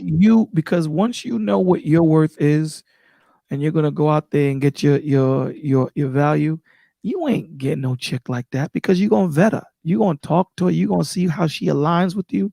You're gonna make sure that she is what she says or claims to be. But when you Period. have that low sense of self-worth, you'll Period. tolerate that stuff. And That's and that it. was a great point, Bolo. That's what I was saying. A lot of these dudes, they feel that they have to deal with this because, well, I'm not gonna get any chick that likes me Right. unless I Look at here. tolerate this stuff. Because you And don't know your worth. also they're not the man that they need to be. Let's be honest, they're not the man that they need to be to command the level of respect and to provide the provision and tutelage that the woman may be yearning for. So she sees him almost as like a little boy, or her son, or a project, a build a bear that she can build and mold into whatever version that she wants. And most dudes acquiesce to that just to get the box, and they end up being belittled and emasculated. And then You know, sometimes that it gets to domestic violence, sometimes they knock these chicks up. So all of these issues get compounded by bringing a life into the picture. So now you got two dysfunctional people going to raise a life. Well, and and and that's what they crowd around. They crowd around. They are attracted in their trauma. Hmm. That's what they rally around. Their trauma. trauma bonding. That's Yes, it. That's what they rally around, and and it's a transference of negative energy. It's only gonna blow up in your face. So when you meet a man or you meet a woman in that situation, the best thing to say is good for you. Now, what we're gonna do is show you what your issue is and how we're gonna get you out of it. Period. Because even though you're in your trauma, you're still an adult. Period. You're still an adult. So there still should be some accountability and some responsibility for what you do as a man or a woman. So now that you've seen what you shouldn't do, let's go into what you should do. Period. Because no man, no woman should have to take abuse. I don't you know, we can say, you know, depression and all that. No man, no woman should take abuse. You shouldn't take it at all. exactly. And Don't that's put very yourself selfish. right. And That's even if you selfish don't too, to have just be self-worth, abusing people. don't put yourself in that situation because that person that's hurting, they don't feel your hurt. See, when you're dealing with the person that's not operating out of a sense of dysfunction, they can feel when they're hurting you. So that would have them pull back. When you're talking to a person that's already hurt, they don't feel you at all. All Yeah, they they're feel numb is to it. their pain. They're numb to you. They just feel them. So they're going to continue to push and push and push till they can't push no more. And I've also seen that it becomes what I like to say as the oppression Olympics, you know, or you know, the victim games, because when someone is dealt with all of these um basically unchecked traumas, and then they attract someone of the same ilk, then both of them are competing to say, "Oh, my life is worse," or "My trauma trumps your trauma." So Yep. it becomes a battle of the traumas versus Victim anyone. Olympics. There There you you go. go. Versus them trying to even focus on healing. You're They willing to can't, acknowledge that you have trauma, but but you be won't do easy. anything to. But they can't focus on the trauma. They're not focusing on the trauma. They're operating in the trauma. They're not focusing because focusing on the trauma would be this is what made me go left. They're Like embracing the trauma. they're just operating in it. They're You know what horses I'm with saying? blinders on. Right. That's what they're operating in it. They're not trying to figure out. They can't figure. They don't have, like Ken Sean brought out, they don't have the cognitive thought because they didn't meet the milestones for them to have the tools to work it out. They don't have it. So they can't work it out. Someone has to come in and say, okay, let's stop. Let's I stop. agree with that, but when someone says stop, that's where you get the pushback and the deflection of, You're gonna you have to know, get that. You're gonna it, have it to get that. yeah. It's like a So dog that's been abused. They're gonna fight back. They're gonna bite because they don't know that you're there to help them. You have to prove to them, I'm here to help you. I'm not here to hurt you. Now, once yeah. you're patient enough and you break through, now they're willing to hear. Now they're willing to hear what you have to say and willing to go back to where their trauma happened so that you can bring them back. So we have to go back to, like Ken Sean said, to that child that's lost. That child is still in the dark. That child is still locked up in the basement. And no matter how much you grow, that child is still strong because those building blocks that you needed to help you to become the man you're supposed to be, you don't have those until you get that child on on firm ground, like Anthony said.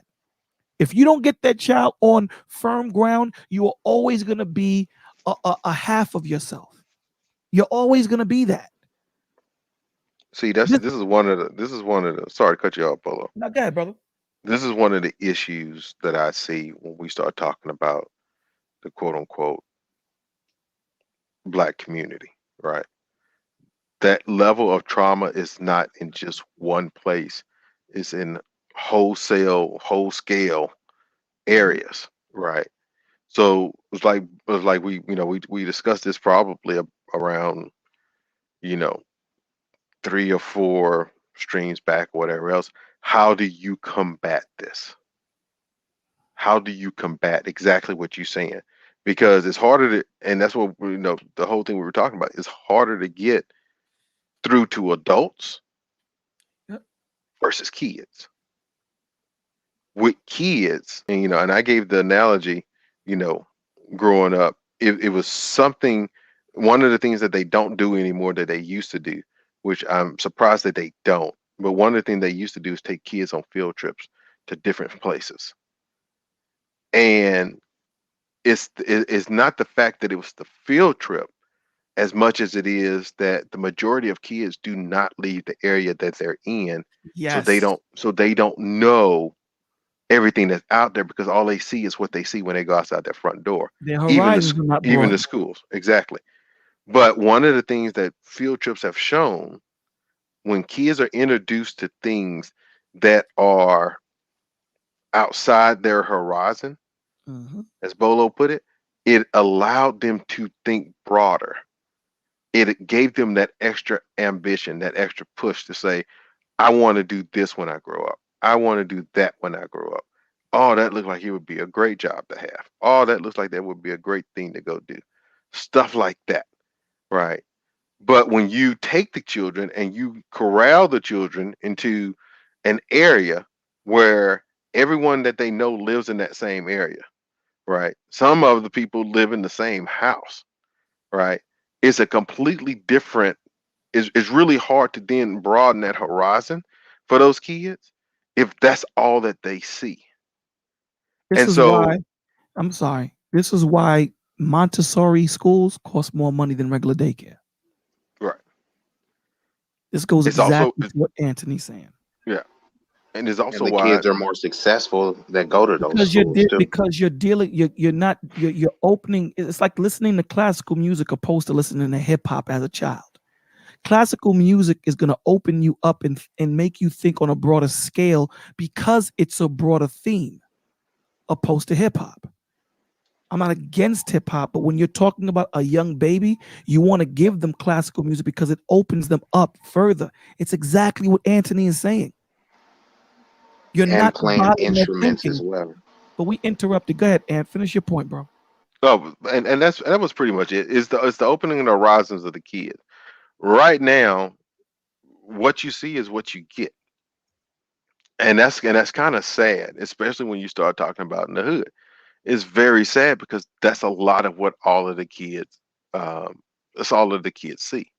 And so when you're bombarded with that, you start taking on that trauma early. And as you start taking on that trauma early, the earlier it starts, the more entrenched Yep. that you're in, right? The more entrenched it becomes, until by the time that they are, middle school, high school, they're about on the same level as their parents, because the parents had the culmination, or at least the beginnings of the culmination of their trauma during those years, right? It, when you look at it, the lack of love, because I mean, let's be realistic. The reason why the child birth rate is so big in the hood for single mothers and everything else is because of that fact of, and I quote, I want someone that I can love unconditionally, and the accolades that come with having a child. But once that child becomes out of child stage and gets into the toddler stage and to the young kid stage, the shine and the luster rubs off. Yep. That's why they have And multiple kids. that's why they have multiple kids. So all of these things that continue to keep cycling in and cycling on and cycling and going and going and going and going. What is the monkey wrench that stops that wheel from perpetually turning? Right. And that's why we say you have to reach the kids, Gotta reach the children, brother. because reaching the adults is basically, you're basically doing what the culture does. You end around to the kids to then get to the parents. So that by the time that the kids are at that certain age, then all of a sudden, hey, yeah, I don't think I want to be doing all of this that y'all doing. So I'm going to take my path and go here. Or I've seen this or whatever else, and this is what I want to go and be a part of and everything else. Right. Right now, it's the thing that we have right now. It in the eyes of man, it looks hopeless. In the eyes of God, it's a fertile ground for a That's it. harvest. That's it. You got to go in there and deal with these children. 'Cause you have to understand when you're talking about the trauma with the children. When Lyric was up here and she breaks down, the stress, it Hmm. changes the molecular structure of the cell, my G. That's how deep it gets. That's how deep it gets. So then you bring that child into the world. This child doesn't meet its milestones between 3 and 5. It doesn't have the neural connection that it needs to understand what's going on around in this world. Now it's brought into this 3-dimensional world as a little baby with all this stress, all this trauma. And here's the thing, it can't dissect what's going on. See, us as men and women, even though we're broken, we can still figure things out. This little baby came into it with the nonsense. It's not even fair. Hmm. Not even fair. These kids realize the world through you. They realize their importance through you.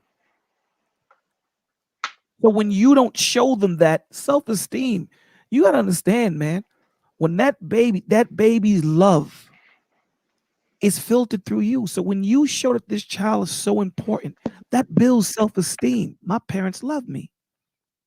I'm loved. It builds a self-esteem about that child, in that child. So when they're not shown this, when this is not given to them, what do you think they're going to do? How do you expect this young girl to be fruitful in the mind frame of going out there and being a productive citizen if she doesn't understand what it is to be that? And this is the part, and what Bolo's saying right now is 100%. And this is the part that hurts me, right? And it's this: the churches that are there should be those lights. The churches that are in the neighborhoods should be those lights, because you can pretty much throw a rock and hit one from wherever you're standing overall. But because there's two things that are wrong. One, love for people, and love for God. That's it.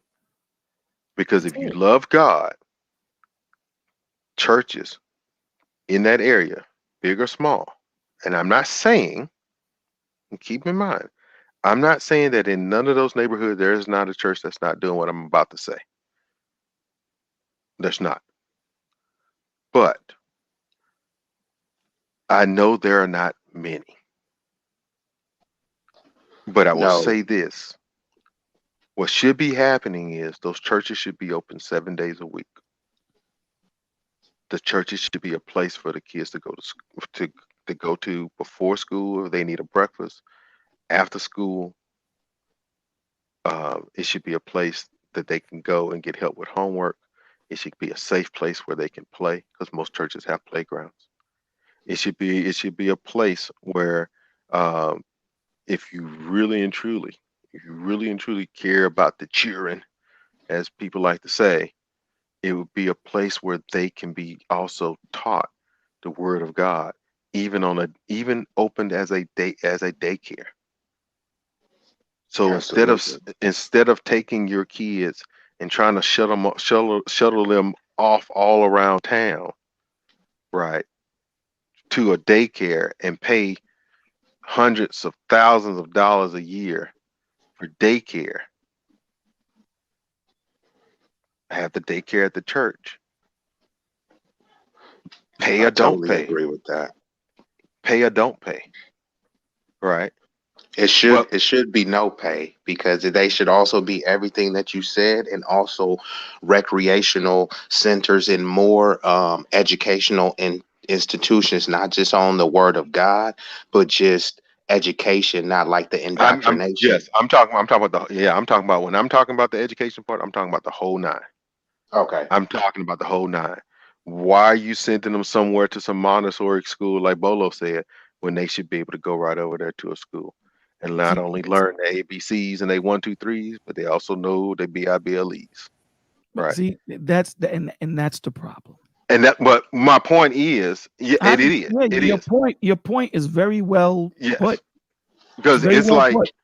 as long until there is, and I kid you not, until there is someone who says that they love God and care about his people and willing to lift that load with others who are willing to lift that load, right?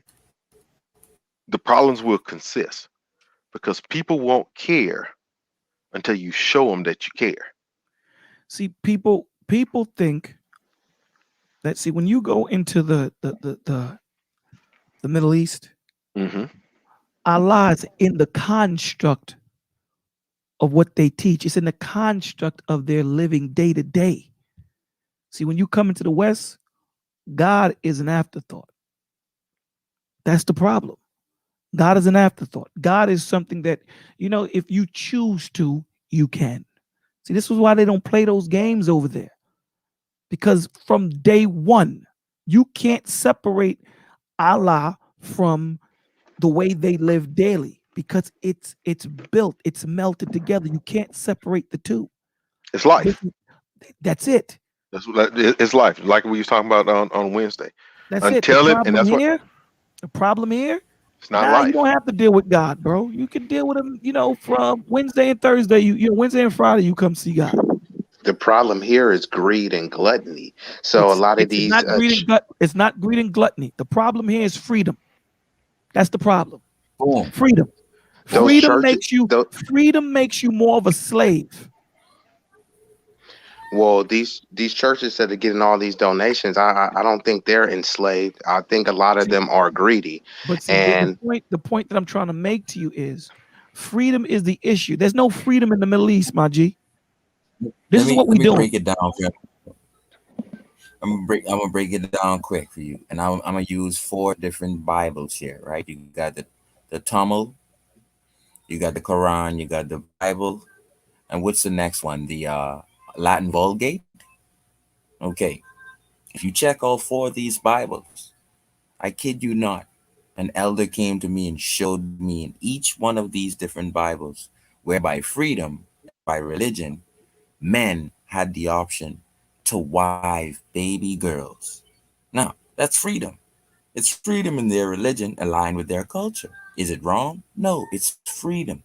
It's freedom because after the War of Hagia Sophia, if we go back in history, once that war was won by the Romans, they implemented their own religion, which was Catholicism versus Protestants at the time, when Martin Luther dropped the 99 petition on the steps of Catholicism.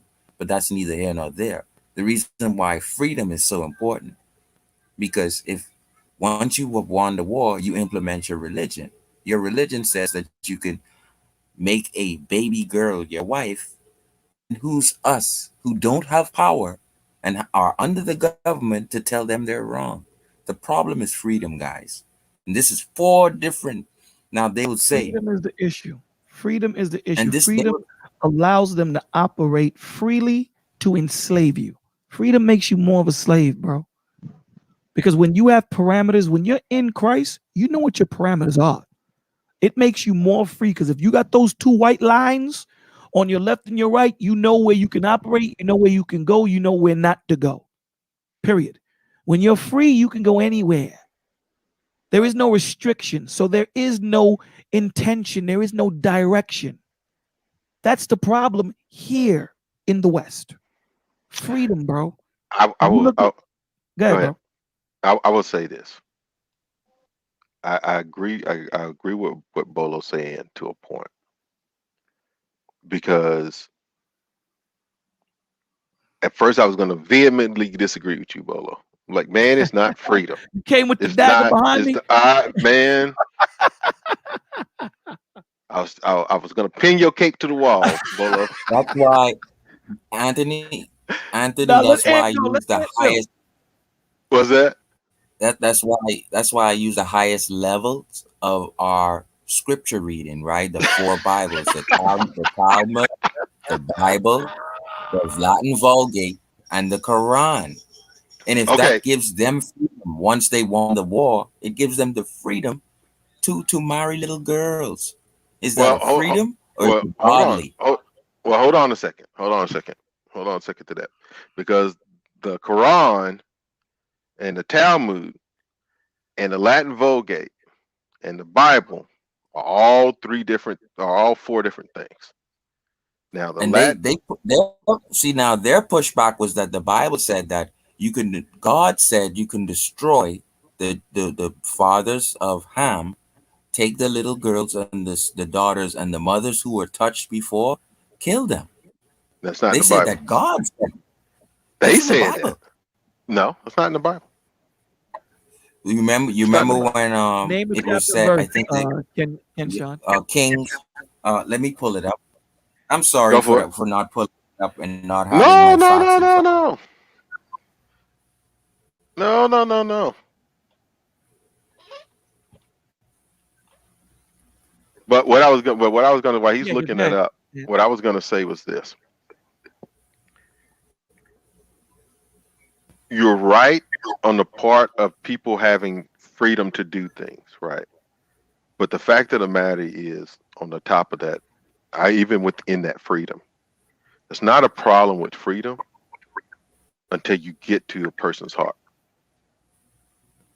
Sin on top of freedom brings slavery.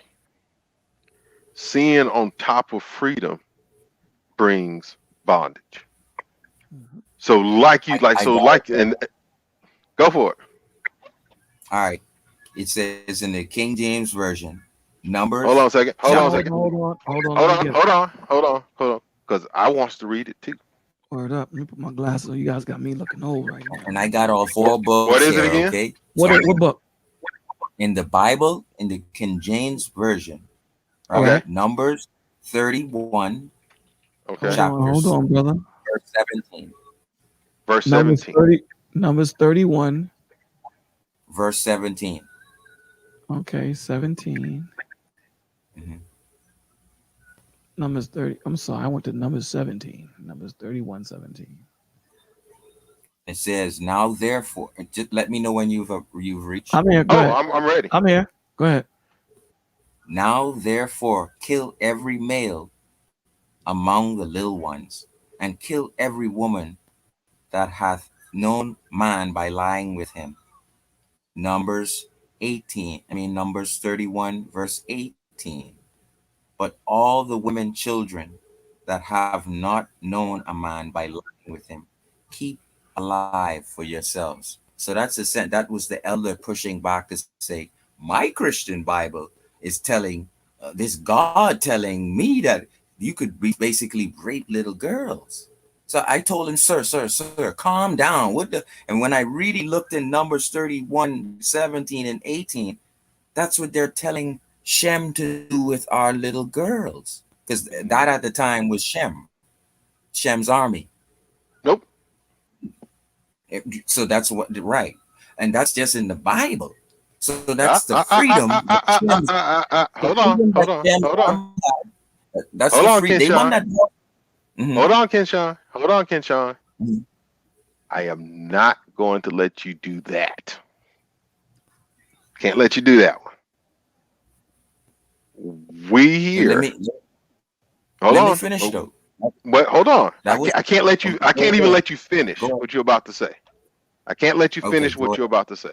And the reason why I can't, the reason I can't is because what you're saying right at this second is not true.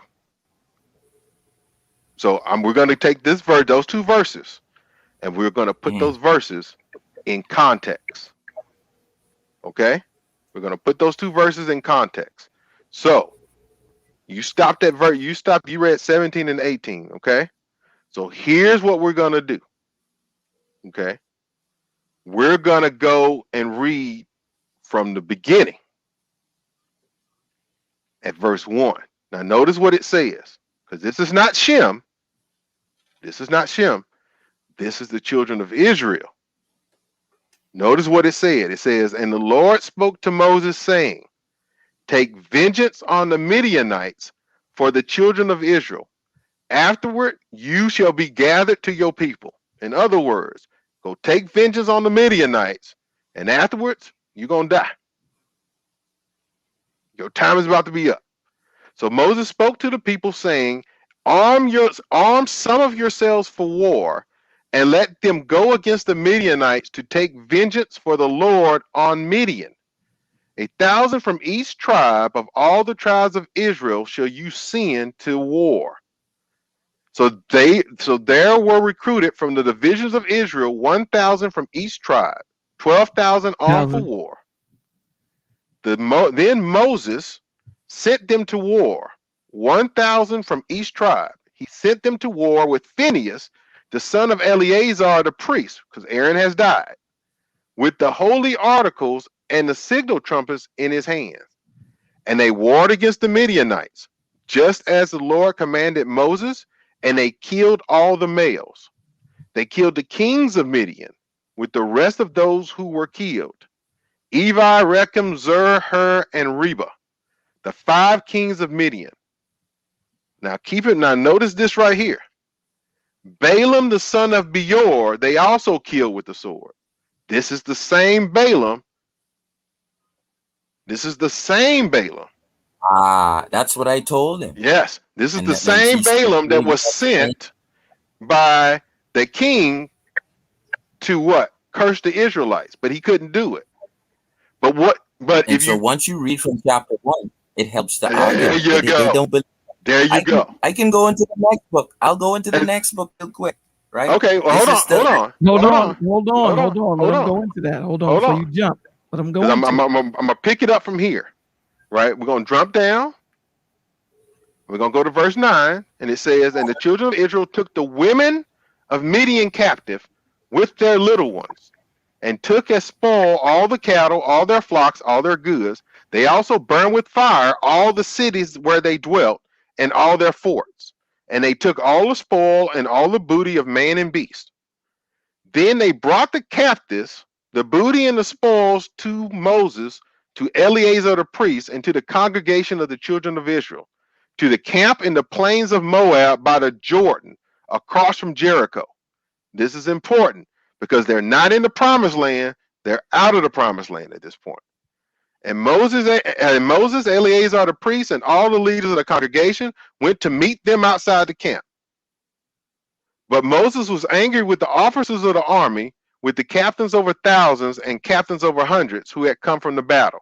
And Moses said to them, have you kept all the women alive? Look, these women caused the children of Israel through the counsel of Balaam to trespass against the Lord in the incident of Peor. And there was a plague among the congregation of the Lord.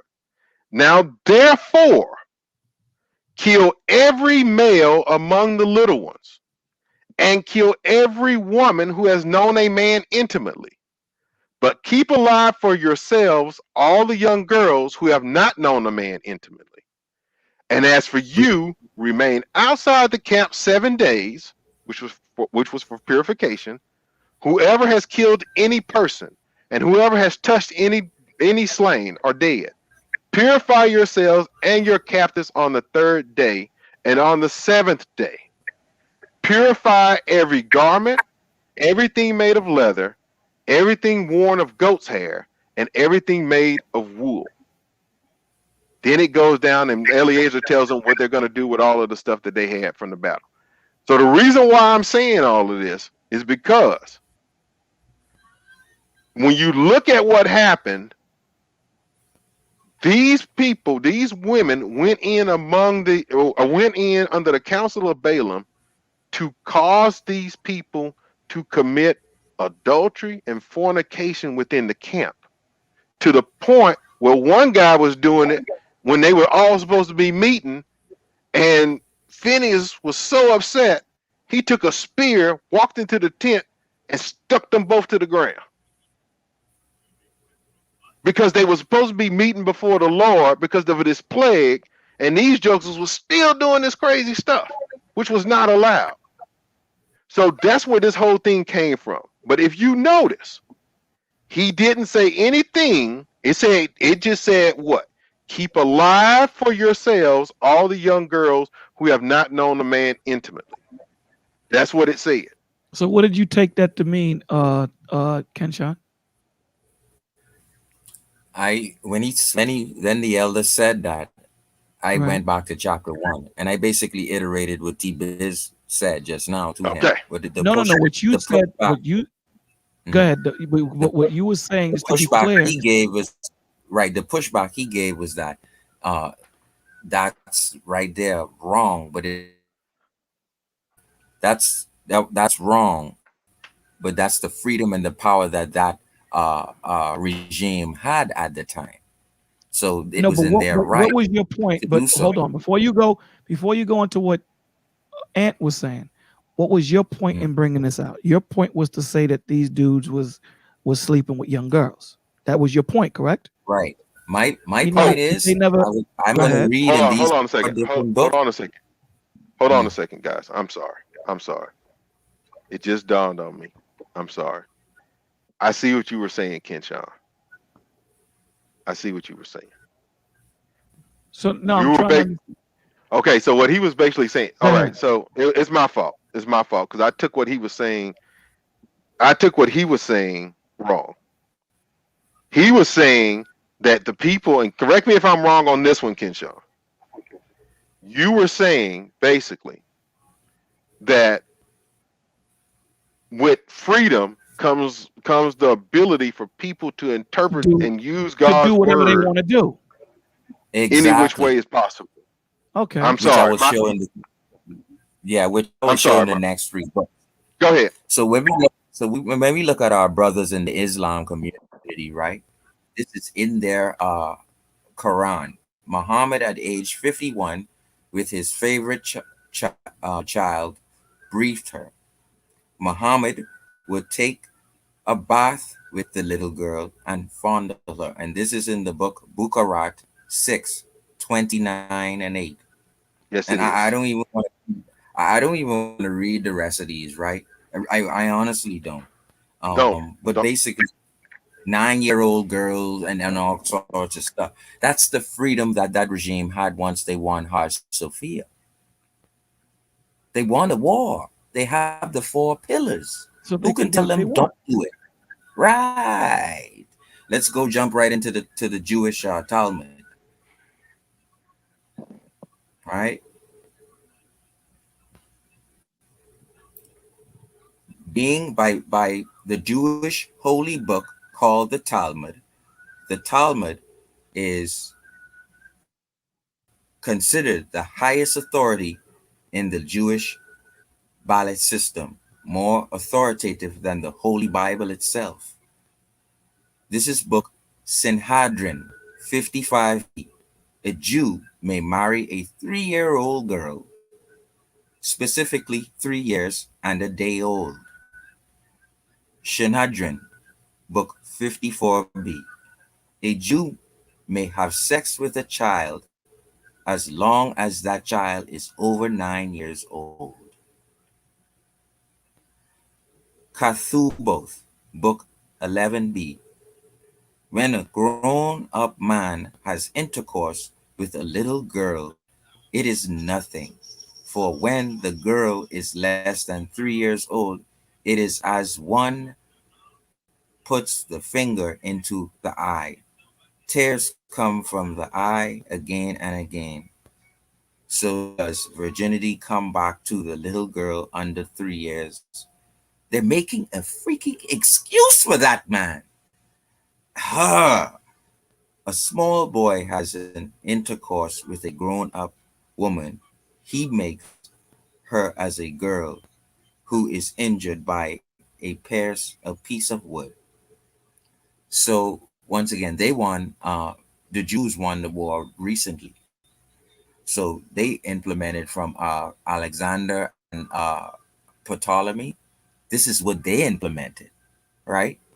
And this is the calendar and everything we live under, the linear calendar, right? And we thought, I can go on a different lecture with that, but that's neither here nor there. The other final book, Safaria. This is a sacred Safaria. A woman, and this is of Tamil, so this is Hindu. A woman who has some sort of closure in her womb, and therefore sprinkled outside. This is prohibited, but it is permitted to have relations with a minor or an annulled, since this is the way of the land. Tosafot and the Mordecai, chapter 1, Yevamot and Nemuker Yosef on the chapter. Oh, this is finishing, but that, yep. So that's 4 books. And this elder was, what this elder was saying is, why is freedom such a dangerous place? To answer what Bolo was explaining 10 minutes ago. It's freedom, guys. It's freedom.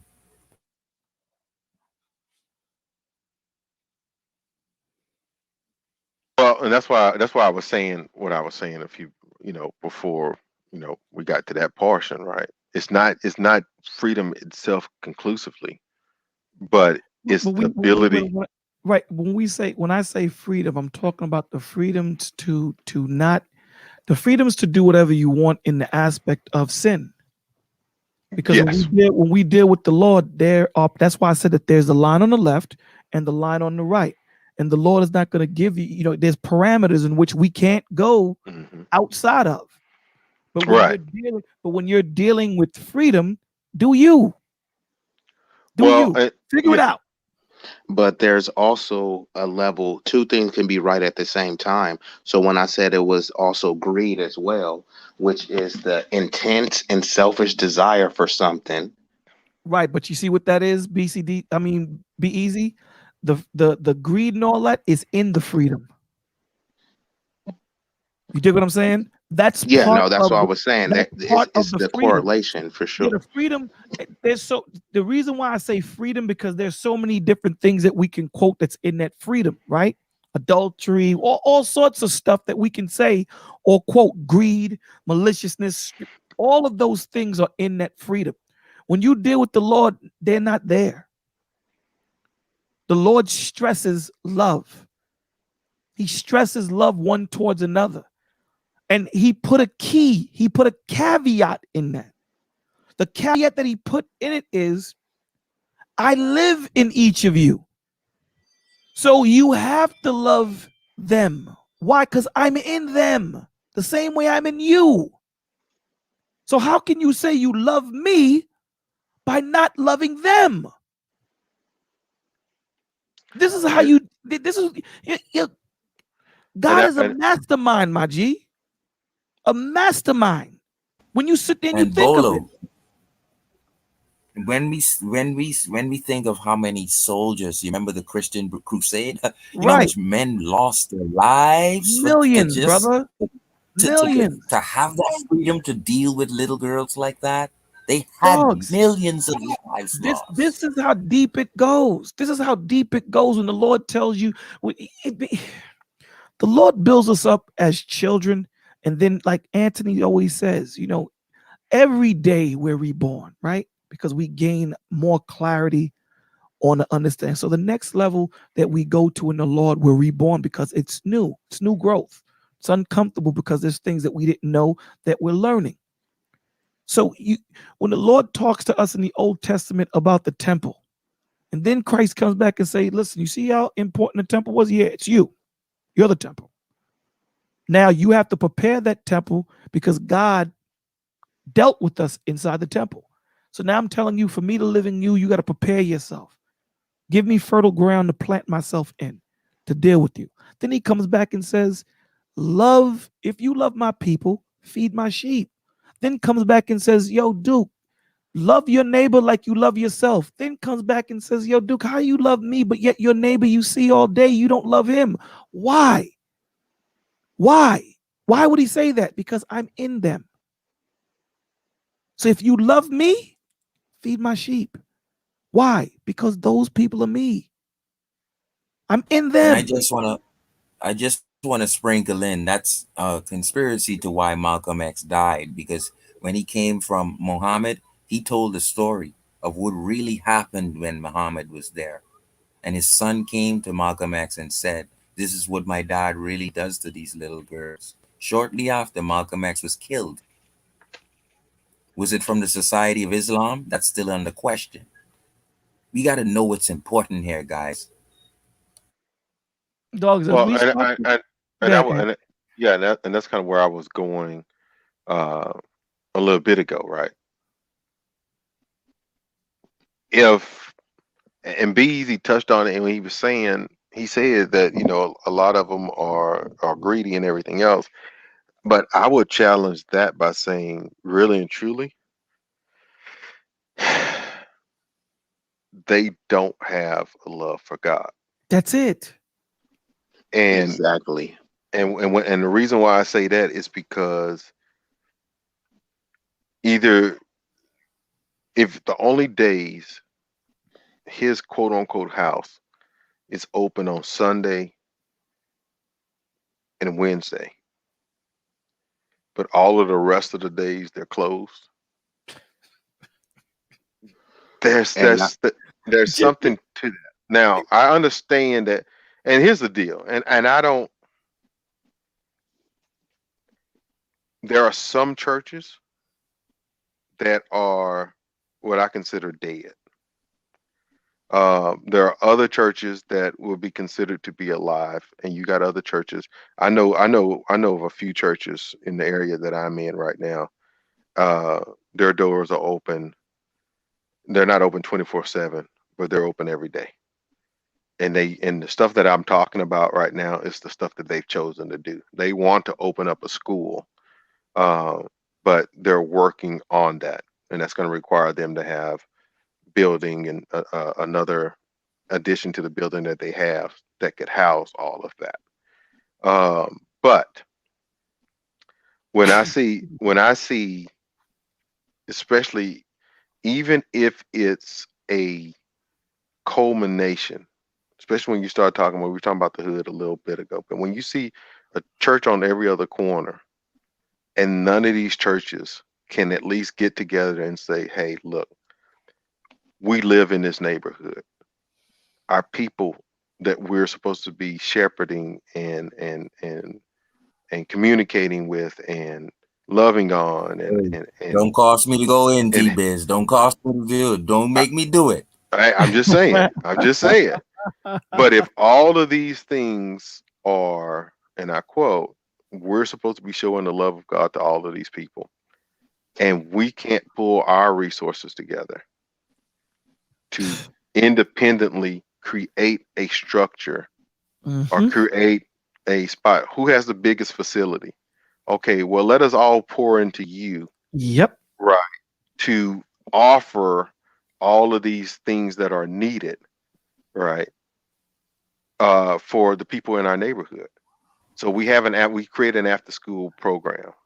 We create a um uh you know a tutoring spot, a place where the kids can go and play, place for people to go to before school, right? A daycare, like a small daycare that teaches throughout, not just we're going to give you snacks, sit you in a corner, let you run around with dirty diapers or whatever else, but we're actually going to take the kids and we're actually going to love these kids and teach them the ways of the Lord early, right? Once you start doing that, now you start to see a difference because now you now have a community type thing that's growing together, kind of like what we're talking about here in the village, right? Now you got a community thing that's growing together that's allowing these things to happen, and you start seeing the changes. and the changes start from the youngest on up. It's a culture. It's a It's not culture some. change. It's a Right. culture. It's not something that you arbitrarily just add. Yes, This it is something that becomes we are. right. It becomes life. That's And it. when it That's the difference. becomes life, it is no longer religion There and you go. tradition. That's it.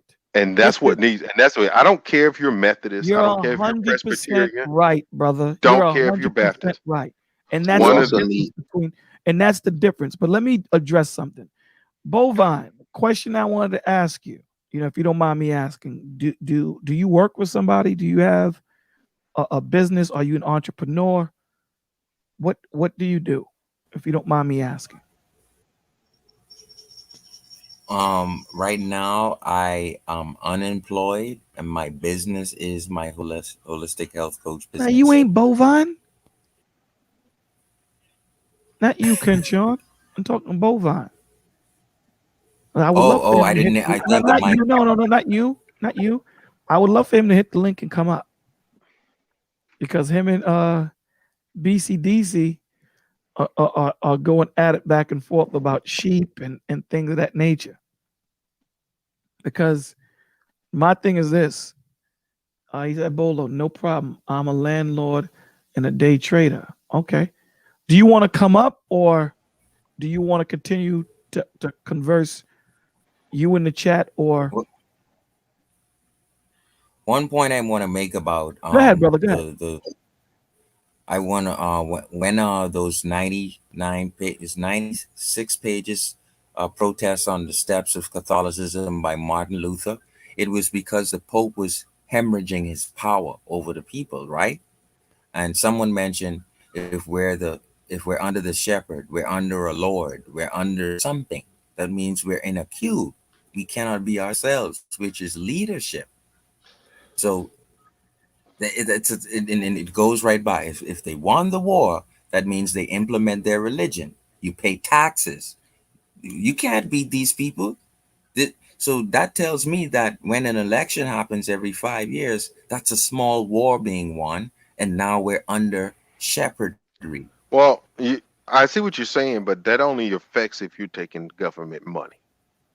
So which a lot of the churches are there taking. you go. Every And, Oh, church I is and, was and, taking and I money. wasn't gonna pull that gun out, nah, but since I'm Kenshawn definitely pulling that card because the since churches Kenshawn have been. slid that revolver across the table. Hey, Uh, I was just waiting for the segue. So most of these churches are devoid of masculine leadership. I agree with what everyone was saying, yeah. but let's talk.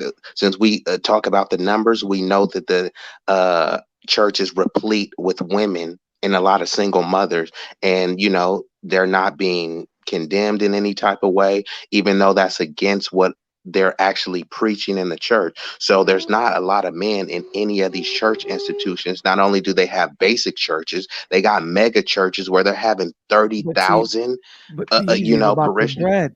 It's about the bread. If you That's what I'm start trying to telling them say. Well, cats, They have you start, ATMs. They have you start telling ATMs, them cats, and yeah, you start telling your boy Creflo Dollar said, if I could, and I played it here.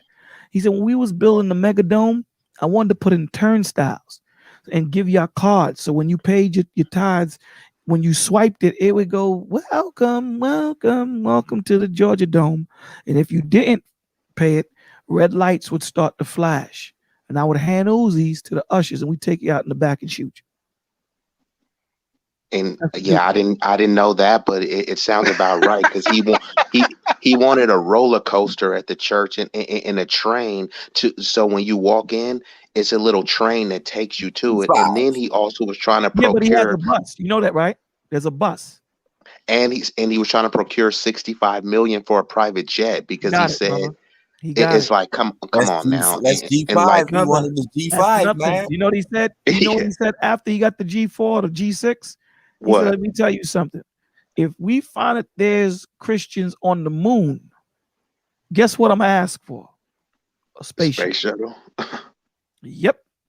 And guess what he would get? but A space shuttle. yeah, but that goes back to, and here's the deal. Yeah, that 501c3 has been the bane of anybody that was that decided. What they should have did was they should have fought that. They should have fought that all before. when they tried to start taxing churches. They should have fought it because the church was no more than at many things was no more than a nonprofit. At least it should have been. But they gave them the out of if you get up under this 501c3, then you don't have to pay taxes at all. But Then they you have to also didn't separate talk the about church and some of the state crackdowns that would happen if and the they would nonsense. speak about certain things. Right. So in saying all of that, my biggest thing behind that, even beyond the 501c3 and the tax thing and all of the other stuff, is that,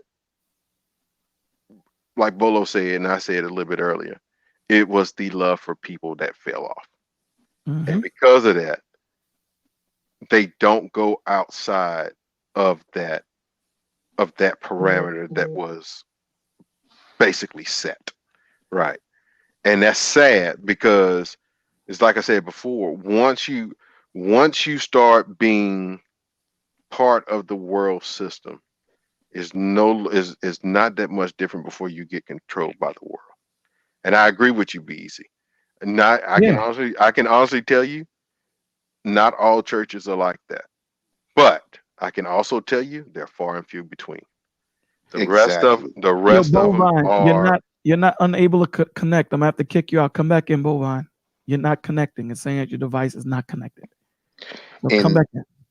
the thing that I don't that I dislike about the churches is that everything that we all been talking about, and Anthony, the resources that they could provide, they are getting unlimited resources. Nonprofit organization, they're getting constant donations from all sorts of politicians, and then when it's election time, they want to use their bully pulpit. They only want you to vote one way, typically, which is Democratic. But if you truly care about the people, why don't you have them see objectively so they could consider both sides? And then they're silent on the issues that they claim to care about. Is all it cares is just put some in the collection plate, So But then, be easy. But then what you're saying is you're trying to get them to fix the problem. If you fix the problem, then the whole system breaks down. This system was created to be broken, so that every 4 years some dummy could come up there and say, "I'm going to fix it." Yeah, it's a broken system. The thing is, the system is broken, but it's kind of like what I mentioned a little bit ago. The church shouldn't be. I'm not talking about, and again, not talking about a building. I'm talking about the people. Of course. The thing is, in my opinion, there should be no. Remember, we talked about and I don't know if you didn't. I don't think you heard the stream on Wednesday. Maybe you heard it, afterwards. But one of the things I talk about is I was talking about was operating through the lens of Scripture. Operating through the lens. If there should be no politician coming up to speak without the people in the crowd after he gives his speech. If you want them to come and speak, okay, come and speak. Now, we got questions. How is your policy for this lining up to Scripture? How is your policy for this lining up with Scripture? How is your belief in this lining up in Scripture? Let me answer that. If you want, and this is the question portion behind it. Now, here's the deal. The majority of them, none of the stuff that they say lines up with Scripture. Let's be real with it. But why? But go ahead. We gotta go back to the fundamentals. If you read the Cosmopolitan article, there's a whole documentary on that of why cosmetology was sold to single women who had the right to go to school at the time. Shirley Chisholm stepped in with the white women with the Title IX and said, "Okay, we'll step in with you, white women, since you're being so-called abused mothers and you want to go to the church, you want to go get your own education for first-time educators. So you want the freedom. You want the freedom to pick your own mind out of culture, meaning the parents pick your husband and wife for you. You want to pick the men on your own? Okay. Liberation, freedom. So we can go back to Hagia Sophia and we can bring it back to now. It's freedom that is tearing us apart. Because now the women are picking men on their own, and that has left them to 83% single mothers. Too much and freedom. and It's I no structure. And well, like and you that's said, they go ahead. got mad at the Pope because he used his power in Catholicism so much, so the Protestants protested.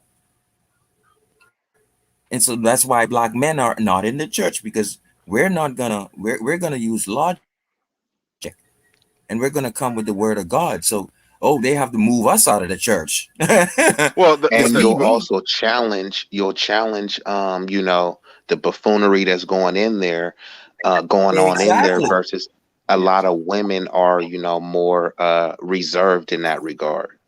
right. And think Well, of see, what but has happened. that People. What has happened is that we've opened the door not only from Title IX. Now it's getting to into Lot and his wife type thing now. 1960, we it was Boy George and Michael Jackson. Think of any other queer person that you knew. Nobody else. It was Michael Jackson, and it was freaking Boy George. That's it. Maybe Madonna, maybe Cyndi Lauper. Do you know all of the fringe foolishness that we have to deal now with LGBTQ plus? It's opened the gates for everything. Freedom has opened the gates. I remember when it was a Pepsi and a Coca-Cola. Now it's anything you can. They have 6 states in America right now.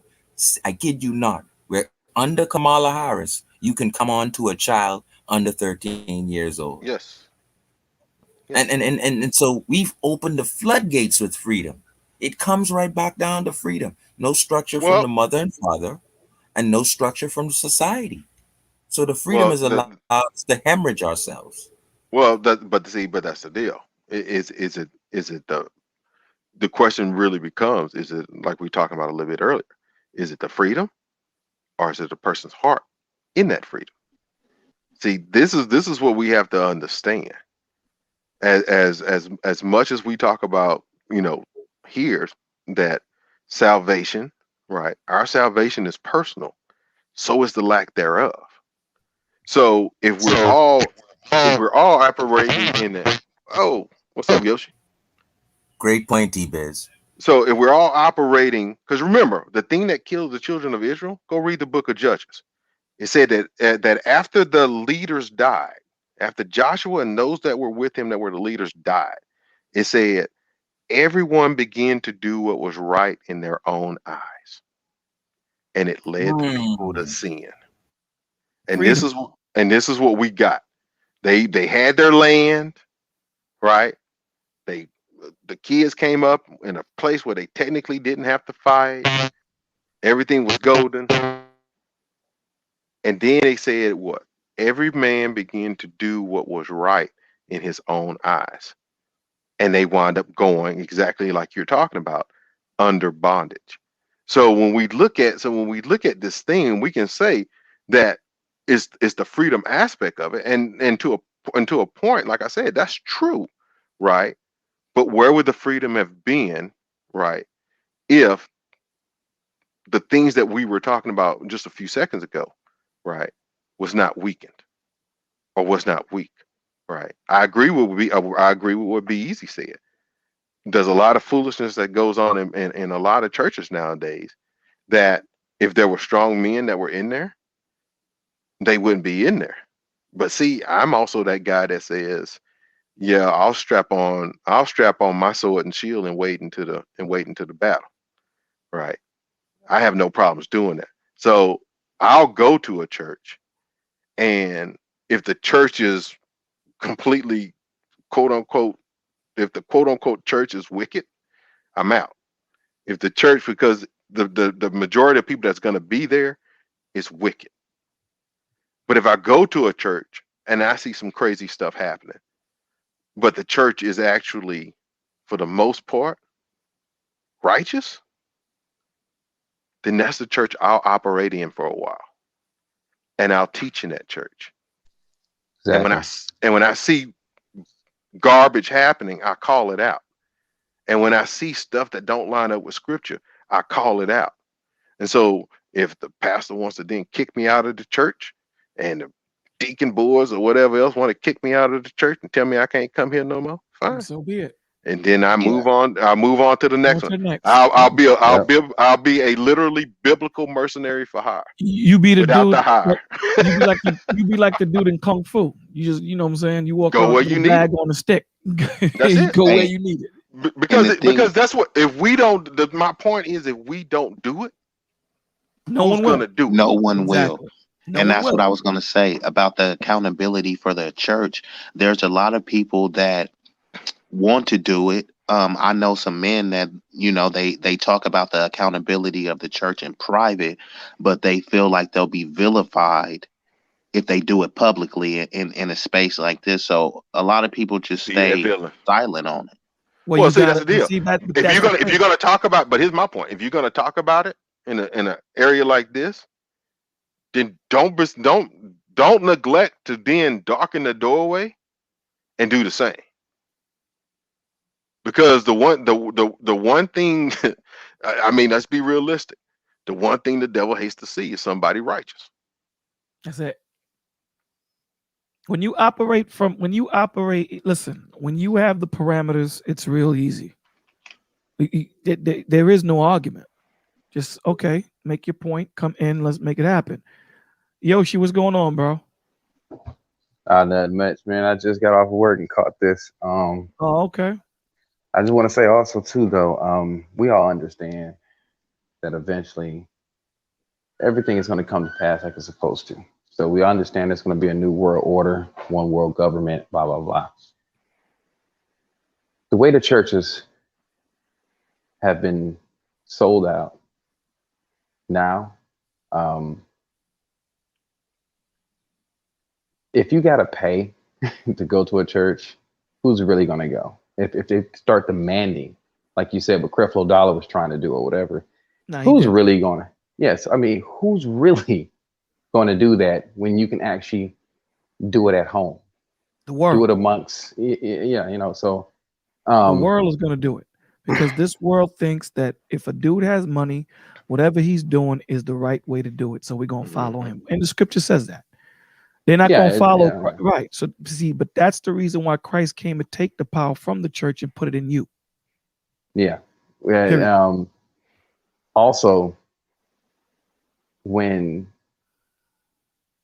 there's a pandemic of any kind, the best way to control the masses, once your government fails, police and all that stuff, the only way to control the masses is through your faith. And I strongly do believe that. And I believe, even though it was a movie, but there were parts of that movie that really make people think, just like, was it the Book of Isaiah with Denzel Washington? Remember Book of remember Eli. what yeah, Book I'm of sorry, Eli. yeah. The book of Eli. Remember what he said? He said, I'm looking for a book. This book was able to control people in masses. Right. And so by them allowing churches to not pay taxes and all this other stuff, I just believe it's just another fail-safe system. In the long run, everything else fails. You can tap into people's faith and make them do whatever you want them to do. I think it's actually the opposite, actually. Because if you notice, one of the first places they shut down was the church. Keep Because them that's in where place. people flock to for that comfort. That's where people flock to for that help. That's where the people flock to for assurances. And so, and to hear, and that's at the most time, that's when people flock to hear what God has to say because they're scared. They I'm think it's gonna they no, think go it's ahead. the quote unquote end is coming all of a sudden, right? So I would I found it funny. I found it very hilarious. Not only that they were shutting down churches, but churches went along with it when it had never been done in the history of the world. Um, and then secondly, watching how they stay shut down and compliant when you say all of these other things all before. I found that very funny. Yeah, I To the noticed that too. You notice that too. Now Yeah. here's the deal. Those who didn't and those who spoke and those who were bold, they were treated as crazy. They were treated as the outcasts and the nuts. They were given that scarlet letter. They were given the scarlet letter, even by those who said, and I quote, "We believe the same thing." The others just chose to stand on what they believe, while the others decided that they were going to live in fear and kowtow. So Yeah. that's why I say a true church, and I'm talking about a gathering of believers in a building or not in a building. You can have a church in the park, right? But a true church who believe what God has said and stand on what God has said and are reaching others, they're the most dangerous ones. They're not going to allow that to. They're not going to allow that to rock. Yeah. That doesn't It doesn't translate. and those are the ones Yeah. that you see growth. Those are the ones that you see that are teaching the word. Those are the ones that are far and in between. Those are the ones that are going to be the pop-up spots. Yeah. And Yeah, then no, it might be but an that's- attack on those types of churches. Oh, the attack has already started. It's already started. Yeah, it had been started started. here. It's going to start. It's going to get But- worse.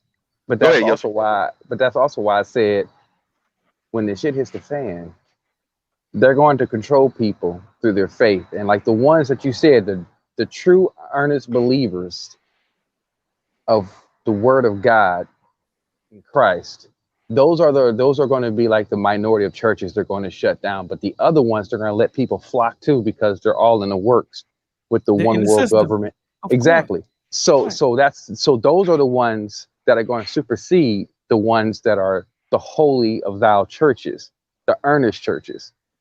They're going to get shut down, and you're still going to have so many of those other fake churches out there, those other fake people who are leading those churches for greed or whatever. Those are the ones that are going to control the masses.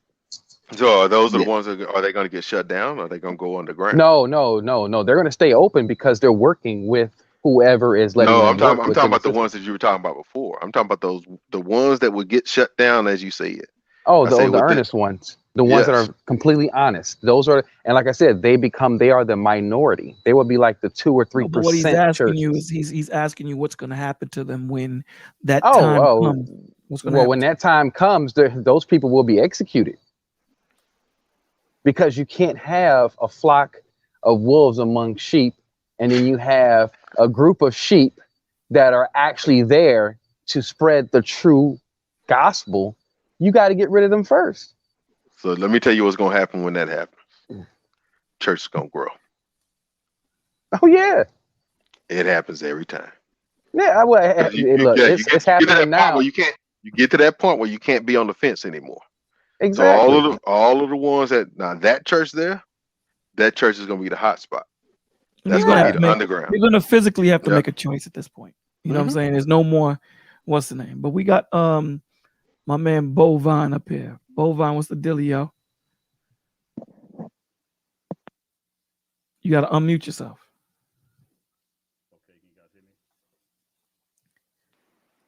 We can't hear you.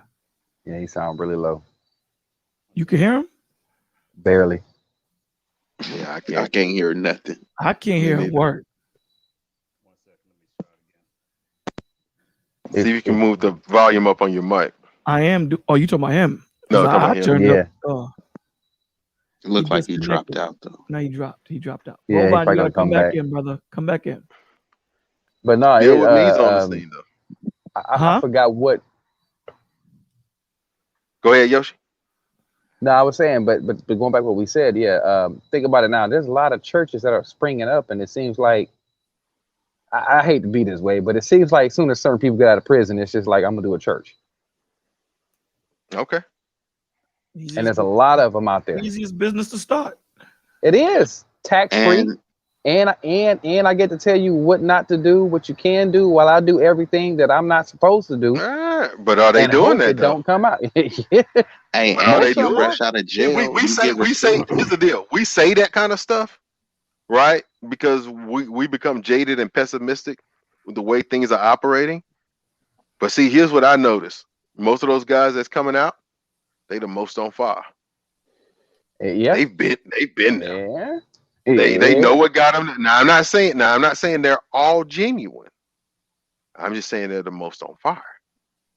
Now exactly. sometimes you got people that go the other way, but I know guys that come out of prison, myself personally, know guys that came out of prison, they started preaching the word, and they started And preaching the word for real yeah, Yeah, and most of them do change their lives. and changed their lives. They yeah, had a the lot of most of time to them think. do, because they were also they seen the true power of their faith There you and go. what God did for them. See, a lot of these people is following false prophets, but when you've been in a jail facing a murder charge, or you sat down, you know, it's in a been institutionalized, you really internalize what God has done for you, what He's given to you, the Hmm. opportunity, the freedom that you receive when they crack them gates open, and they feel more indebted to God versus a But see, person that never but be went to. easy.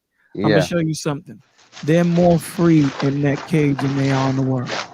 and that is that's I can agree to that They're because you know more why? free. They've You have they've no found true. distractions. They found true freedom. They found Yep. purpose. It's They like found structure. They found direction. They found intention. when And while Jesus they were gave. out in the streets, they didn't have that. They were too free to bounce around and do whatever. Because sometimes the Lord got to break a leg, or you know what I'm saying, put you in jail to slow you the hell down for Him to speak to you, for you to listen. You know, because Or we like hard headed. yeah, or like what's the name did was like just like Jesus did to what was it? Paul took his eyesight from him Hmm. and not forced him, but made him rethink every. He took all his distractions. His eyes were distracting him, and he wasn't opening up his ears, his heart, or his mind. Took his eyesight, and what happened? He lost the distraction and everything. And then what did he do? He ended up doing exactly what the people that he was told to kill We're doing. were doing. Well, So think yeah, about it. you gotta lose those distractions, and he Think will about it. take them away. Think about it. The person you said that wasn't alive met you on the road while you was gonna kill his followers. What would you do? Yeah, that's true. You know what I'm saying? You either gonna deny that was the case, or you gonna what? Well, hey, all right, we good. Hey, Yeah. Yeah. I'm in for a penny, in for a pound now. I mean, that's I kind of mean, how it is. even So, one of Jesus's disciples that he loved dearly, he told him what? He said, when come to ask, you gonna deny me 3 times. That's Peter. there you go. Loved him dearly. And he did. He sure did, Before didn't the before the crow cock. he? Yep. But see, and that's what we. But he also gave that parable, and he said it. And he gave the parable, and he said there was a certain master who had two servants. He said one servant owed him a small amount of money. I'm paraphrasing, by the way. And he said the other servant owed him a large amount of money. He was so much money he technically couldn't repay the debt. He forgave both debts. Who loved him more? The one that couldn't pay it. And that's what he said. He said, those who have been forgiven much love much. And that's the difference. When you understand God's love for you, when you understand what he has forgiven you of, it just works. Yep. The love that he showed, how can you not love back? That's True. crazy. And that's true. And he keeps forgiving us for, and I'm paraphrasing too, but Satan himself is so jealous that he keeps forgiving us time after time after time, and questions why does he keep doing it and why does he keep loving us or giving us much love. And if we as people who were given that life, given that opportunity and chance, can't understand that, then we've already been doomed. And that's just the truth. It is. It is, and this is why I'm so. If you ever hear me on the stream, and Bolo can certainly attest to it. It is why I spend a lot of time trying to get people to literally understand that, right? I said it last stream. I said it this stream, right? It is, most people have in their mind that Christians are supposed to do this and do that and not do this and not do that and everything else. Fact of the matter is this: it's not what you do or don't do that makes you a Christian. It's who you are. You said that. Yep. It's who you are. That's it. I can no longer, no more be less a child of God than I can be less my father's son. Yep. That's how ingrained it is, yep. right? And once we understand that, then, like I said a little bit earlier in the stream, when you understand that, that's life. That's life. Because now the stuff that I do is not because of a rule set. I do it because it's the I right love the thing to God do. who saved me. That's right. I don't do certain things not because of a specific rule set, because I don't want to hurt the God I say I love. So because of that, it doesn't mean that I'm perfect, right?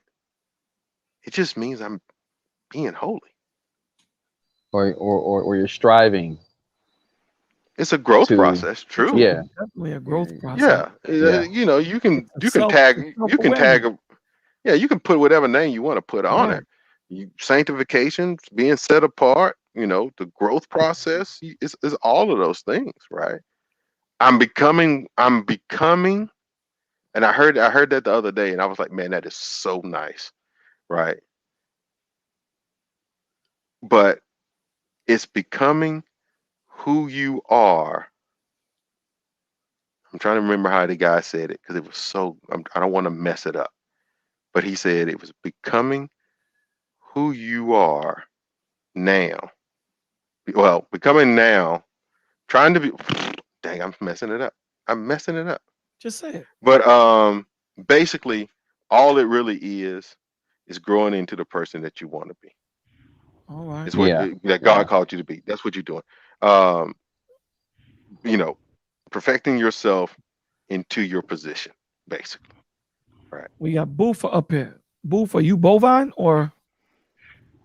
Yeah, can you hear me? Oh, we got it. We got you. We got you. All right, what's up, fellas? Not much. What's Chilling, happening? my man. Talk to us. Yeah, no. So, you know, it took me a second. I'm sitting here trading some cryptocurrency all day. So I just bought some. I'm about to buy some tomorrow, man. Well, hold on. What'd you just buy? Somebody just said I said, no, I'm going to buy some tomorrow. Yeah, I bought some crypto. What'd you get? Which coin?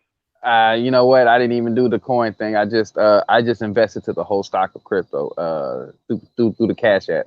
I just happened to see it and I was like, yo, let me just go ahead and invest into the cryptocurrency. I guess I don't know if they split it up or they just invest into the whole, you know, the whole thing of crypto or what. I don't know, but I've been watching it grow. Yeah, so you probably got the ETF, meaning like just a basket of cryptos, like the yeah. Okay, that's a good deal. I was telling somebody last week, like if you don't know where to start, just get a basket of cryptos, get them. Yeah. Yep. Yeah, because what got me into it is I was at the gas station, and I just happened to see a Bitcoin ATM. ATM. And when I seen that, I was like, yo, it's about to get bigger than what it already Yeah, is. So I was like, let me hurry up and get in it. You know, it's about $15 to take your bread out. $15-$20. Yeah, yeah, but you can also put money in to buy it. Right. Mm-hmm. Yeah. So And, so go ahead. Go ahead, Boofer. No, you was gonna say something? No, go ahead. Go ahead. You was asking. Oh, that what I want to hear about yours, Bolo. You said you about to buy some next week. Yeah. No, tomorrow I'm looking into Ethereum. And so crazy playful. Just put in what I was looking at. ADA and DOT. DLT. DOT. Oh, okay. DOT. Yeah. Yeah. So yeah, I got ADA. I got a bag of DOT. Not DOT. I got a bag of ADA, bag of Ethereum, and for starters, you have to have some Bitcoin because that's the godfather of the crypto. Yeah. Bitcoin is big now. You know, it's super big. So talk to us about the sheep, baby. There you go. Yeah. Let's get into it, man. We going on in almost 5 hours. Talk to us about the sheep, because I seen you BCDC. We're having an in-depth conversation about that. Yeah, so let me go back to see what exactly what we were saying. No, it was one BCDC. Is they still on? Or they not on? I don't know. I think he's somewhere in there, but okay, so he was saying that he considered himself a sheep. Right.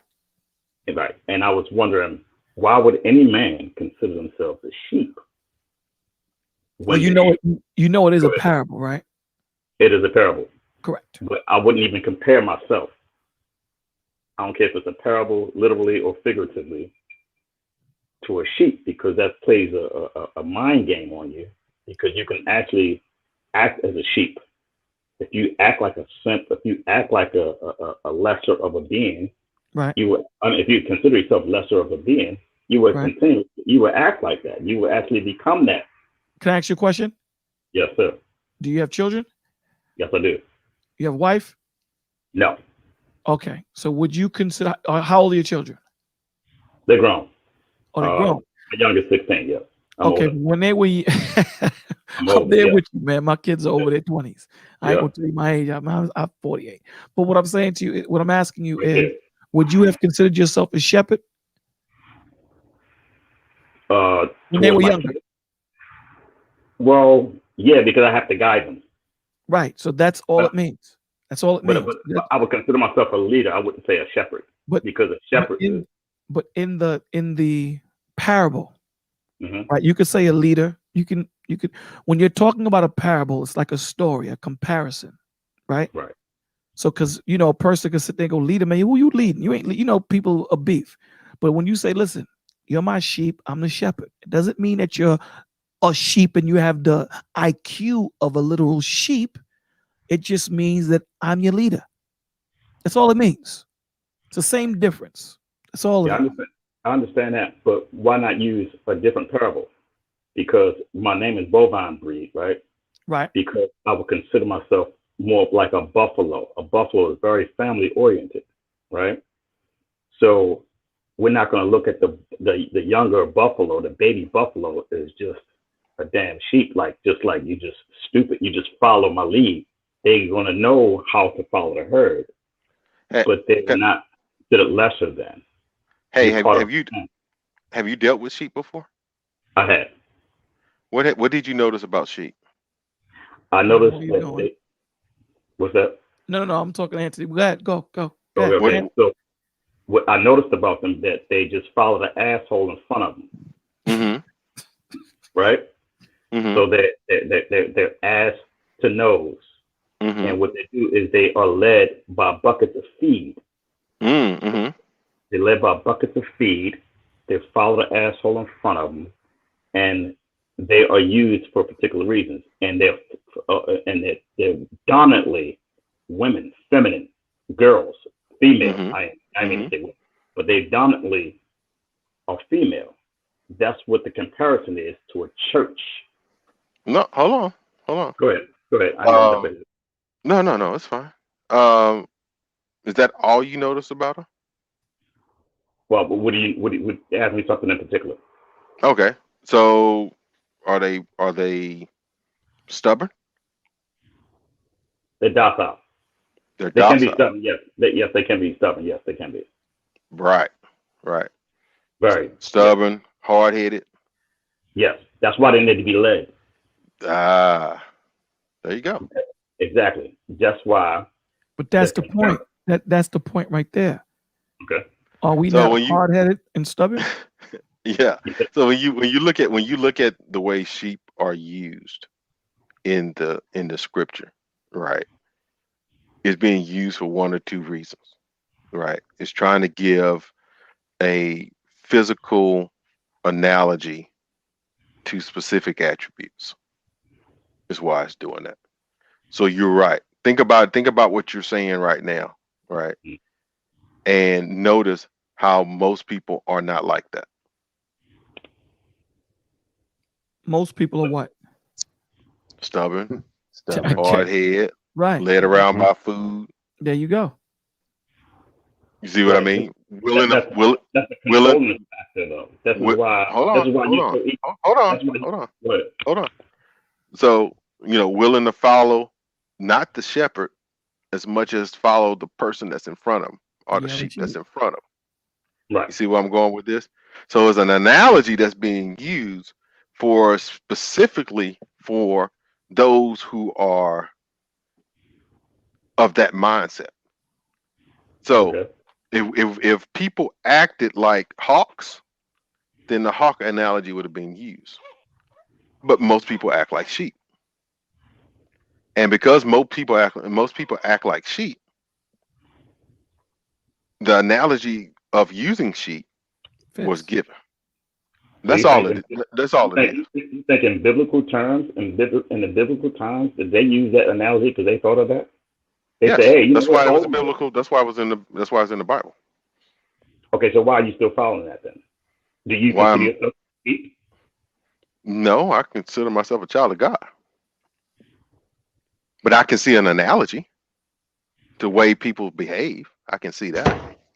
I mean, really, Jesus is the herder and we are the sheep. There we go. I was going to say, so if you're the sheep, Jesus is the shepherd, right? Mm-hmm. But do you know what that means as far as that analogy for him using the shepherd? Yeah, it's like a dog. They have a dog that herds sheep for our souls. Mm-mm.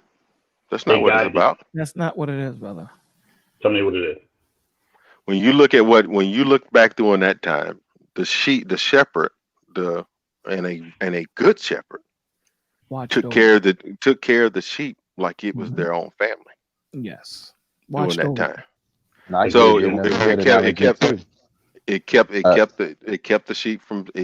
the hard-headed sheep from getting into danger. It was provided security, provided food. It took care of that sheep. It took care of that group of sheep, right? That herd of sheep. But it also says, if you go and you look at it, it says that he calls them by their name, and they hear me because they know my voice. And there are sheep that like that. Let me ask you this: what's a male sheep called? Male sheep is called a ram. And now, when you look at a herd of sheep, do you see any ram? It depends. If you look at a herd of sheep, it depends on what the shepherd's keeping.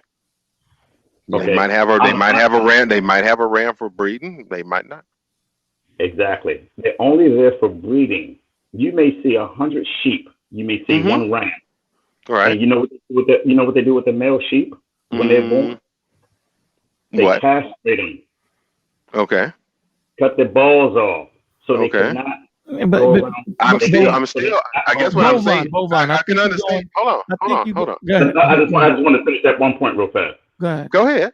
They castrate the ram so they can have a flock, a herd. I'm sorry, not a flock. They can have a herd of sheep because the sheep is easier to maintain and to guide. You cannot have a ram running around there busting up the sheep because they're out of control. The comparison is that you have to contain the male, castrate him. That's why we got these little Nas-X's out here. You have to castrate this guy, right? Castrate him so we can so we can have a lot of Cardi B's and Meg Thee Stallions around here. So when you look at a herd of sheep, you see a bunch of females, and that's what they did to control. Okay. So So I still have to ask the question. I still have to ask the question. How does the analogy of sheep in regards to the way that it was explained have to do with what you're saying? Okay, so I'm going to say this again. Because because keep in mind, I didn't say I was a sheep. And I didn't say, hold on. I didn't say I was a sheep, number one. I also didn't say that that the church was sheep. I said the analogy was used when he was talking about the shepherd with the sheep and how the shepherd takes care of the sheep, not calling a person the sheep. Right. So this is what we're talking about. So that's why I was asking you the question about what do you see when you're dealing with sheep. You explain what you saw when you were dealing with sheep. I asked you a couple of questions after that. You said yes. I said, okay, this is why the sheep analogy was used for people, because people act that same way, right? He was never calling people sheep, right? Just like he says, I am the door. Is he actually saying he's a door? Or is he using an analogy of a door, saying that the only way to enter in like you're supposed to is go through the door to get into the house? Exactly.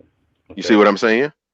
So we have to be able, when we're looking at stuff and we're looking at scripture. This is why we talk about all the time here. We're talking about scripture being used in context, right? And divided correctly. This is all we're talking about. So the analogy that's used for sheep is not saying that I'm a sheep, right? It's saying I do, just like most people, have those attributes of sheep. If I am not following Christ, right, I have to follow something. Most people do. Now, whatever you're following, you're following. You can be following riches, you could be following worldly pleasures as far as sex and whatever else. You can follow whatever you want to follow. The fact of the matter is you're gonna follow something. And you're gonna do it in that way that's very stubborn and hard-headed, especially if you're getting your way. Okay, so if you're just following, not even knowing what you're following for, not even knowing the reasons why you're following, you just, I didn't say that. I know why I'm following. Not you personally. Okay. Okay. And so we're going to say sheeple, people, sheep. We're making a comparison here. Okay. So sheep, a herd of sheep. I've watched sheep in Tracy, California, and I've seen herds of sheep, and I was just watching them for years. I'm like, wow, these are some dumbass animals, but they tend the land, and they use for the wool, and it's just a bunch of females. I was like, this is amazing how they wait, and when they hear that little latch on the door that say you can come through this door, now you guys can come in. Now you girls can come in here and cozy up and bunch up together.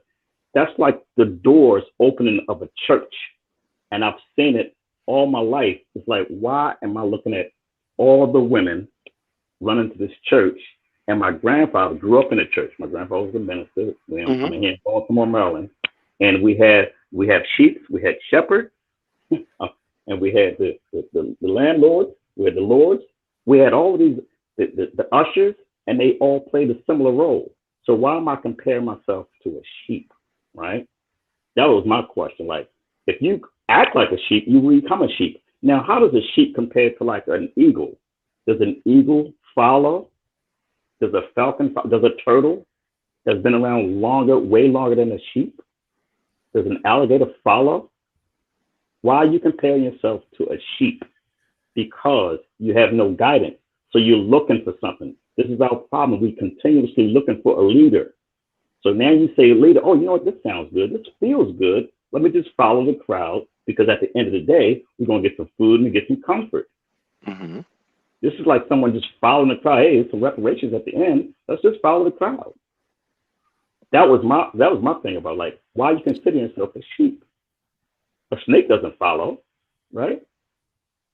A But did you, buffalo, a but did bull.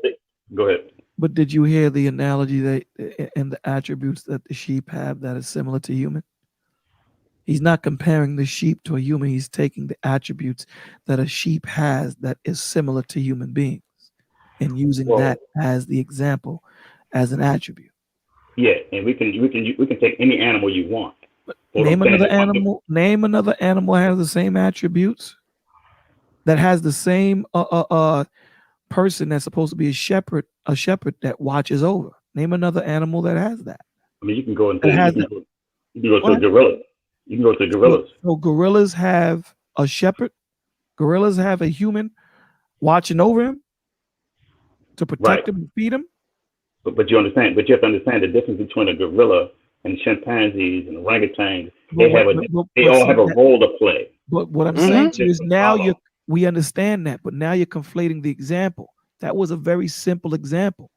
So what he gave you was the attributes that the sheep have towards humans, and now the shepherd, what he does for the sheep and how he takes care of the sheep. So that's the example that Christ gives towards sheep, because they're hard-headed, but yet he still watches over them, take care of them, protect them, and so forth and so on.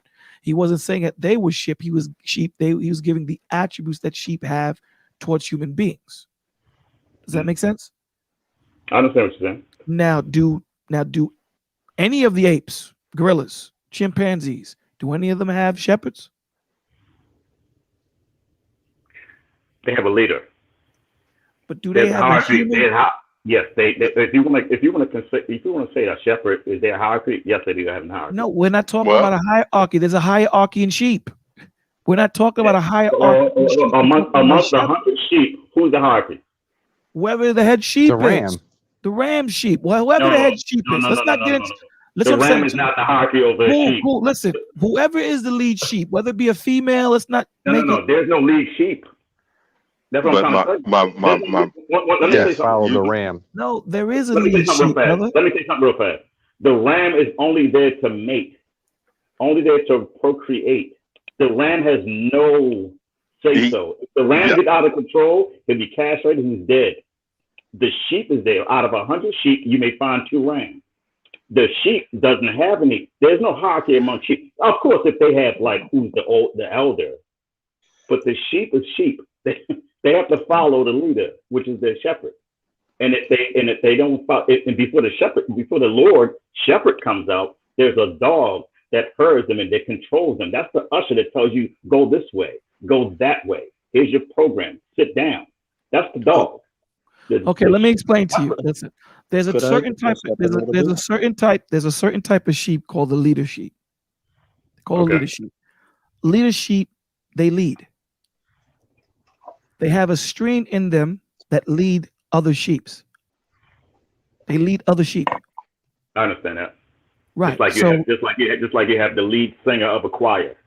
I got that. So there is a lead sheep. So the attribute that Anthony was pointing out was the relationship between the shepherd and the sheep.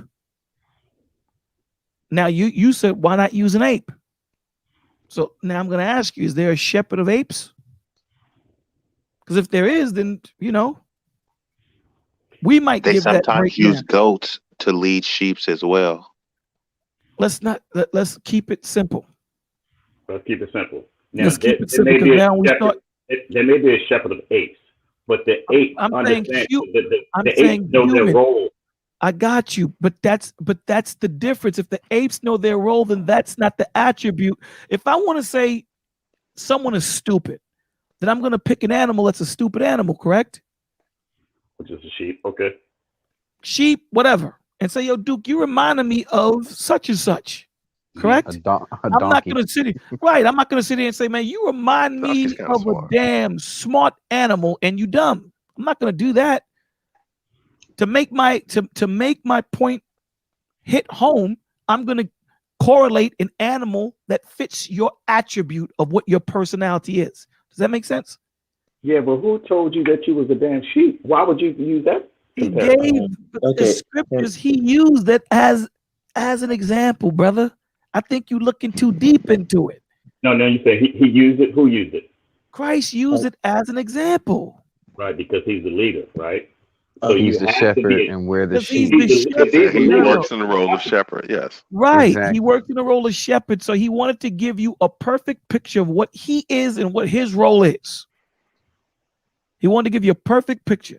And not only that, he wanted to show you how hard-headed and stubborn we are. That's what he wanted to do. So he picked an animal that was, listen, the Lord compares his people to donkeys too. Mm-hmm. He compares them to donkeys. Are they donkeys? No. No, he's taking the attribute of you just dumb. You hard-headed. The Lord said, even the ass knows its master, but my children don't.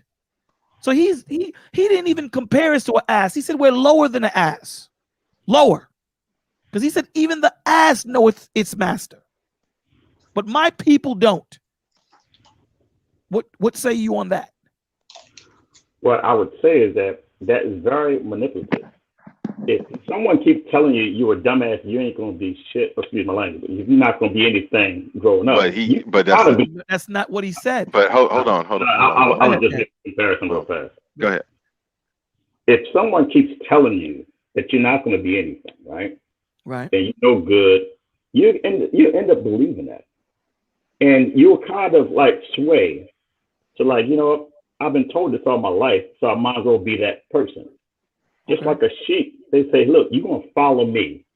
Don't ask me where we're going and what time we're gonna get there. You just follow. So you just follow. You don't have a mind of your own. You got to just follow the crowd. Okay. And So I'm just saying. Go ahead. Let me ask you this: where in the scriptures does it tell you not to have a mind of your own? I'm not a theologian. I'm not about. Well, I'm saying, have you ever heard?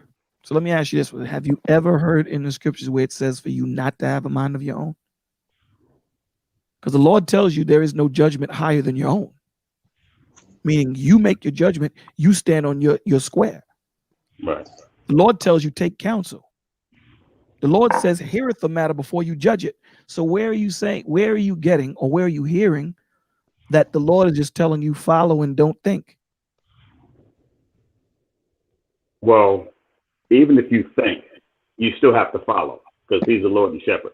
But there's always, okay, you're a landlord, right? Think all you want. You're a landlord, right? Right. And if they don't pay their rent, I have control. Right. But if you don't pay your mortgage, is your house paid off? Your property is paid off. If you don't pay your taxes, they can come and take your building. Yeah. All right. So everybody has a boss, bro. You ain't a boss. Exactly. Everyone answers to someone. Everyone. All right. So you have a leader. Because if you don't pay, if they can come to you tomorrow. No. I have the choice though. What choice? You have a choice not to pay do you have a choice not to pay your taxes? Absolutely. No, well, I pay the taxes. Yeah, I have a choice not to pay. I do. And then they'll come and take your property. So you don't have a choice. I just don't have the property anymore. But listen, let's not conflate the conversation. You want your property, right? Okay, let's go there. You want the property. You want to keep your property, right? I'm asking. Yeah, I want it, but I don't need it. Right? You want to keep your property? Listen, even if you let the property go, because now we're going into an asinine conversation. No matter what you do in life, you're going to answer to somebody. Yeah, that's right. That's right. Boofer, you're going to answer to somebody. Everyone answers to someone. So when someone says that I don't answer to nobody, come on, man. Everyone answers to somebody. Right. Just like that 100 sheep, 1,000 sheep, they have to answer to somebody. There's only one person they have to answer to, right? So out of that 100 sheep, they're all answering to one person. But I'm one person. You're moving the goalpost, though. Well, you don't mind if I step in real quick? Go ahead. Okay. So you're based on your description of what you're talking about. You're talking about a domesticated situation, and you're talking about animals. And there are certain attributes that you see in lambs. And no, lambs, although they are able to be led, but at the same time, there's a level of resistance that they give, and it's not a little bit. In some cases, to get a lamb to actually listen, Sometimes farmers would actually have to break their leg because they're starting to run out and they're starting to run to other pastures. They'll get lost, they'll get attacked by other animals. So they would break their leg and they would raise that lamb, feed that lamb, take care of that lamb until the lamb finally moves into understanding that he's not here to really hurt me. He's trying to keep me from hurting myself. And that's the relationship. It sucks. It's difficult to embrace, but that's just an aspect of human nature. Because the truth of the matter is, within that very same flock of lambs, there's always somebody popping up. There's always some doe, some lead that's trying to come and do something otherwise. And yes, the dog is a form of threat, as you want to call them, as the usher. But at the end of the day, what is the purpose of trying to keep those the lambs, the sheep together? Because if you just let them run wild, it doesn't work. Especially in nowadays time, they have this video online where it shows a sheep that got lost and was no longer being shorn, no longer being taken care of. The sheep, when they finally found it a couple years later, the amount of wool, the amount of pelt that grew on it, it was about maybe 100 pounds or so, or something like that. Yeah, I saw that. And the sheep became malnourished. Mm-hmm. The sheep couldn't function the way it was supposed to. It managed to survive, but it suffered.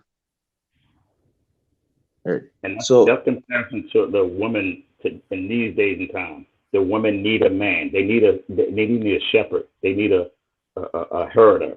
They need guidance. That's the comparison there. A lamb doesn't necessarily need the sheep. He's just there to procreate. That's why they castrate them. That's what I'm saying. I get what you're saying in that, because that is true to one degree. That's true to one degree, but that's not true in its fullest.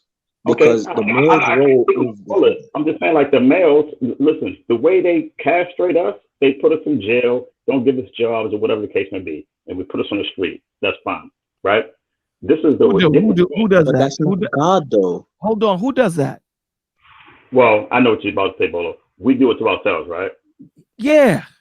Right, but okay, we do it to ourselves. We do.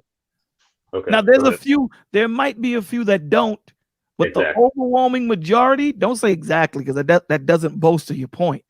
The overwhelming majority do it to themselves. That don't boast to your point. Because of the 10 that might get caught, there's 1,000 that do get caught doing what they do. Mm-hmm. So if you want to speak about the 10, you want to talk about the exception, or do you want to talk about the rule? What do you want to talk about? Go ahead, I'm listening. No, I'm asking you. Do you want to talk about the exception or the rule? Yeah. Because the rule is most of us are putting ourselves there. Mm-hmm. This isn't something that the white man does, because you want to say the white man. No, the white man I'm not talking about color. Cool. So the government's not coming into your house and putting drugs in your hand and forcing you to go sell it. I'm not saying you, but I'm saying us. Cool. We choose to do that. We choose to do what? Huh? You said we choose to do that? Do what? We don't choose to sell drugs. I'm talking about drugs. I'm not saying you. I'm saying I'm saying we're not talking about drugs at all.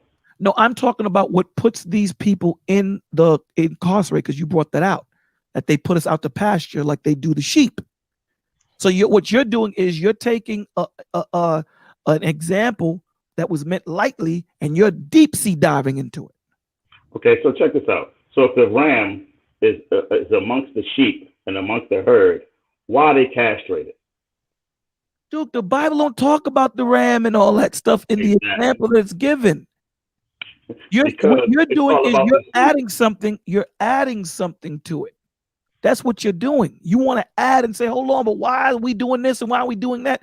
When the Lord is telling you, Duke, let's keep it simple. I'm going to pick, he could have picked any animal. He chose to pick the sheep. He could have picked anyone. Oh, wow. He picked the sheep. Because they're easily led. No, that's not the reason. The reason is because he said his son, Jesus Christ, is the lamb. Is the lamb, but he's also the herder. When he came back and died, when he died and came back, His purpose was to be the herd of sheep, meaning the herd of souls that were righteous enough. I'm just gonna ask this question. Okay. Now this is makes me think. What's this really about, Bovine? Let me ask that question. What's this really about? It has to be beyond sheep and people being called sheep. What is this really about? Okay, my question was, why do you compare yourself to sheep just because of the Bible code? No. He's saying it's something deeper than that. No. He's saying Something sheep more is than just this. yeah. We've talked about the sheep, and I gave you the analogy on why it was used. And so Bill with me even broke it down a little bit more, right? So something else is here. So my question now to you is, what is this really about? Because this seemed to have gotten your ire pretty hot. So I'm asking the question, what is this really about? I'm not sure. I hear your question, but I jumped in the midstream. So why don't you tell me what it's really about, and I can give you my response. I don't know. I just find it odd. Well, I was talking to DC, and I jumped in the stream. So right. Well, the whole discussion that y'all were discussion you were having what caught Bolo's attention was the thing about the sheep. So, but not only the sheep, you were talking about. They were also talking. What really, the sheep was the easier portion of the conversation. Right. But you were also saying that you don't believe in God. You believe that you are God. No. That wasn't me, Bolo. Okay, so what were you saying? Bolo, let me refresh your memory. What we initially started talking about was meditation and fasting. Right. We did. Right. That's what we started talking about, and then they jumped into the sheep conversation. Right, and then we left the sheep, and then we went into when you were saying that you are. I said, do you believe? And forgive me if correct me if I'm wrong. I asked you, do you believe that there's a higher power? You said yes. Me. You said me, meaning you. No, I never said that. Okay. Did I ask you? Can go back in the chat.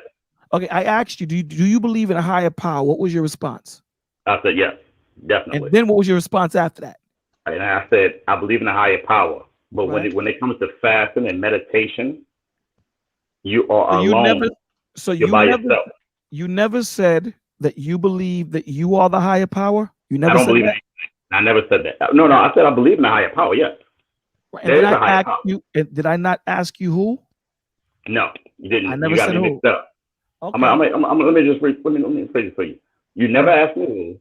You asked me, do I believe in a higher power? I said yes, but that was on the tail end of talking about fasting. Correct. And the meditation. And I said, when you meditate, when you understand and you meditate, when you get into this meditation mind, you would have to you understand that you are alone. There's no God. There's no sheep. There's nobody alone with you, because you are alone when you come to meditation. That's what I said. I'm looking. Does that make sense? No, I'm looking in the stream, so I'll let Anthony talk because I'm looking. Go ahead, and I'm sorry for interrupting you, brother. Oh no, it's okay. Like I said, it's just I guess the reason why I was asking that question is because it seemed to be just those analogies, and I saw the way you were trying to tie that in to church and all this other stuff, and about keeping captive and herding people in and stuff like that. So that's why I was asking the question, like what's Let me ask you, Ant. How often do you church? As much as I can. So most of the time, Sundays for sure, Wednesdays for sure. I teach a class on Tuesdays. Well, I was teaching a class on Tuesdays. Teach a class on Wednesdays for sure. Classes with about to start up a class with family, and probably throw another one in on Saturdays. Why is that? Okay.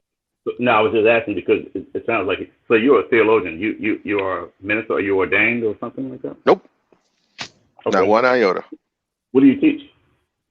Scripture. Oh, okay. So how do you teach scripture? You just, if you're not ordained, if you're not. See, that's the difference. I don't understand. How do you teach? Yeah. See, I teach it because it's real to me. And so I like for other people to be able to understand the scripture too. So what God has enlightened me with, I enlighten others with. Right. So everything that I do, it's kind of like if you heard the stream a little bit earlier, and I thought Kenshawn was going one way. I'm a very big believer of reading a verse, not just one verse or two verses, but making sure that those verses are read within context of the way that the scripture had them written. And so we will break that down and we will go through it and we will talk about it and we will talk about the history of it. We would talk about what is meant, the words that were being used and what they were meant. We talk about a whole bunch of things and we go over a lot of different things in regards to the scripture. I don't use a lot of books. I don't care about what a lot of people say, even though there's authors and other quote unquote theologians that I really respect. But what I have found over the years is that the Holy Spirit does his job very well.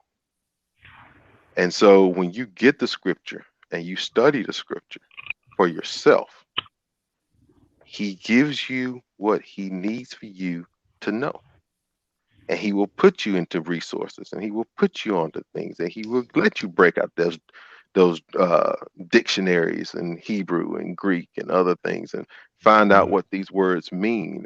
And so when you give a answer behind those words, you can literally break down and give the complete concise information of what this scripture is saying, right? Versus I'm guessing about something, or I'm going to throw it on the wall, or I'm going to read one verse and try to build a whole theological discussion behind just one verse and run around, and scream, hoop, and holler like a chicken with its head cut off.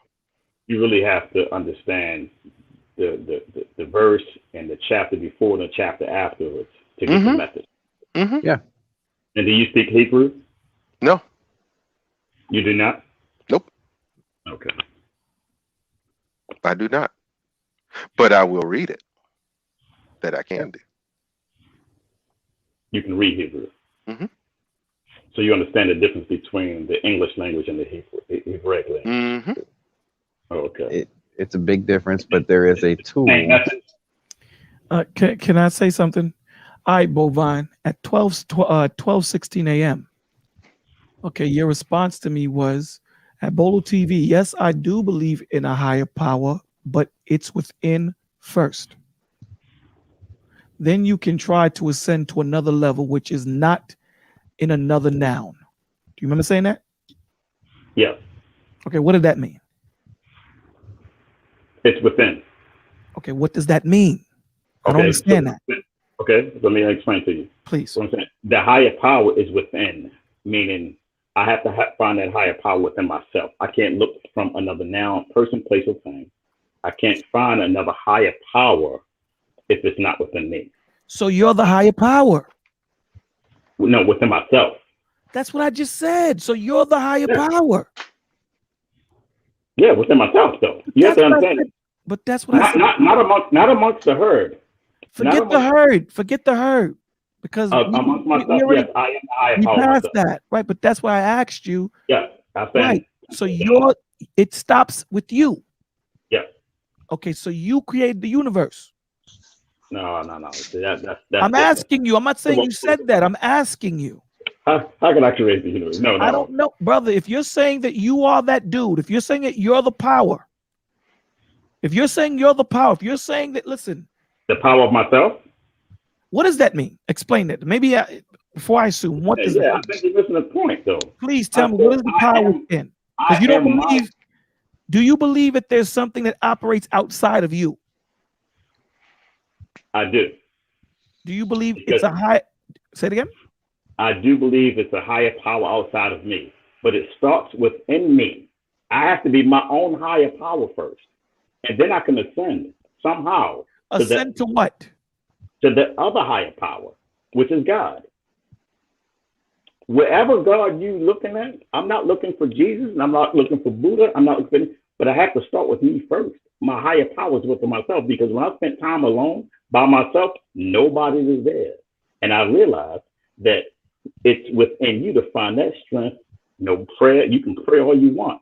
I prayed, I cried, I slept. But when it's within myself, I had to find that inner deep power when I can listen to my own heartbeat.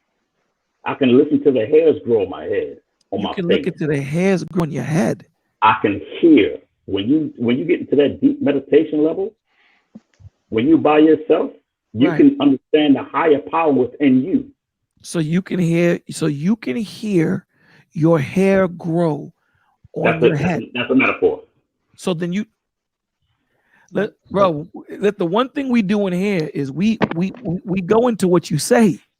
Okay. So let me tell you. The same way you went into Jesus with the lamb and the sheep. You see how you tried to critique it and you went into a deep sea diving? We do that here with your words. Okay, put your mask on. Put your mask on. Go ahead. When I say, when you get into a deep level of meditation, right, you really get to know yourself. And then you get deep diving into who you really are. That's when you really know yourself, and that's where that power comes from. Yeah, but how? Okay, so why did you use that example of you can hear your hair grow? Because when I used to meditate, and I still do often, you need to get back to it, but when I meditate, it comes to the point where I can literally hear my heartbeat, and I can almost picture my circulatory system. Right, so you're using your imagination. I can hear my heartbeat right now talking to you. No. I don't got to go in deep meditation to hear my heartbeat. You're superficial. How is that superficial? You're saying that I go into deep meditation. You said you go into deep meditation, you can hear your heartbeat, right? Is that what you said? Yes. I'm not saying that you can hear your heartbeat too, and now that you're in the same state of mind I was in. No. I'm not saying. What I'm saying to you is, so you went into a deep state of meditation, you heard your heartbeat. And then you could picture your circulatory system, right? Yep. Who made that? Well, he didn't make it and she didn't make it. What do you mean he didn't make it, she didn't make it? Where do you get he and she from? I'm asking you who. Everybody says don't tell me who didn't make it. Tell me who made it. Well, we don't know that. We won't live long enough to know who made the circulatory system. But what I'm trying to say is that when you don't believe in God, let me say this. When you're in a state of meditation, right, and when you're fasting and you're cleansing, right, there's no one there with you. It's just you. Let me ask you a question. Where did you learn how to meditate? 15 years of Kung Fu. Say it again? 15 years of Kung Fu. Okay, so someone taught you? No, someone guided me. That wasn't my shepherd. Someone guided me and they gave it to me, and I had to do it on my own. Man, now you're gonna make me look because what's happening is, I'm gonna tell you what's happening. Okay. This is what happens when people start getting caught up into when they start getting caught up into wordplay. You know what I'm saying? When you're saying someone guided me. No. You said no. Your question was, someone taught you. Taught me. I said someone taught you. I said, who taught you? You said someone guided me. Advice or information aimed at resolving a problem or difficult, especially as given by someone in authority. So someone in authority guided you, right? Right? Okay, check this out. If you go somewhere, you look for like a map. You're like, where do I go? I found the map of where do I find out how to meditate. I did my own research, and I had to figure out on my own afterwards. Do you know, let me say this to you, right? Mm-hmm. And this is going to be, that you can use this in the future. Sure. Appreciate it. Do you know guidance fits more of you being guided by somebody than being taught? Listen to the definition of guidance, because that's the word you picked, because you want to go into wordsmithing, which is cool. We have no problem with that, because that's what we do here. Advice or information aimed at resolving a problem or difficulty, especially as given by someone in authority. So somebody guided you. Guidance. That's the word you used, right? I asked, did someone teach you? Who taught you? This is taught. Okay. That's a good one. I appreciate that. Thank Okay. you, Bolo. So Okay. it wasn't necessarily guidance, though. So I So can then what respect was that. it? I So then appreciate what that. was it? Because you didn't It was learn it by yourself. You didn't come well, up with it. So what was it? it was more of not even taught. I don't know. What did you say before? You said it wasn't guidance and it wasn't taught. It was what? I said it was. I told you it was taught. You know what I'm saying? You're saying that you preferred guidance. I'm trying to show you that a man taught you that, brother. Man, whatever word you want to use, guide, taught, led, whatever word you want to use, a man showed you how to meditate. Well, actually, yeah. Well, now you probably took it. Okay. I had instructions on how to do it, so I don't know how you want to word it. I don't want to get. But someone still taught you how to do it, brother. Let's not get caught up in the word. It doesn't make you less of a man. Okay. Let's. How do you want to word it? Well, what I'm trying to say is that I'm trying to word it so that we can move on. Okay, so let's move on from there. Okay, how do you want to word it, bro? Okay, how do you want to word it? What I'm trying to say, when I learned my state of meditation, I was by myself. I was alone. Right. No one had to guide me from there. There was no prayer involved. Not you. Someone guided you first, and then when you learned, you took it from there, and you needed no more guidance. You were on your way to do it yourself. It's like a. Is that better? Is that better to say? Say it again, please. Someone guided you. You took the helm after a while and started meditating, getting into a deeper state of meditation without the guidance of that person that guided you first. Okay. Does that make? Can we use that? We can use that. Okay, cool. So you're saying, okay, now your higher power. Who's your higher power besides you? Because you said. What was your point you were trying to make though? From there. I'm trying to get a baseline. I'm trying to understand what you believe, and I'm trying to understand you. So that's why I'm asking you these questions. But when I'm trying to compartmentalize, I'm trying to get you into a corner to answer the question so I can understand your perspective. That's what I'm trying to do. I don't want to talk general because that's what you want to do. I want to talk specific. Well, I was very specific when I first joined before, like an hour ago, 2 hours ago, while I was trading. What I'm talking about right now, because it's different when you're in a chat. You know what I'm saying? I hate damn typing. Now both of us are conversing, so you can ask questions of me the same way you were very specific when it came to when Anthony was talking about the sheep. You were very specific. What about this? What about that? What about that? What about that? Cool. So now I'm asking you, now that you're meditating and you found that higher power in you, you found it already, right? Yeah. Okay. Now that we got that, who's the other higher power that you're trying to ascend to? Who's that? There's not a person that I'm trying to ascend to. I don't have a person in mind. I don't have a picture on the wall to say I'm trying to get to that person. So then how do you know that there's someone out there? How do you know that there's another power out there? I know it's a power. I never said it was a he or she or who. Got you. But I'm asking you, how do you know? That's what I'm asking you. Forget. I don't know. I don't know. That's taking a lifetime. So then you have no clue if there's anything out there. Nobody has a clue. Don't say nobody. Say you don't. Don't say nobody. Let me ask you. Don't. Let's say you.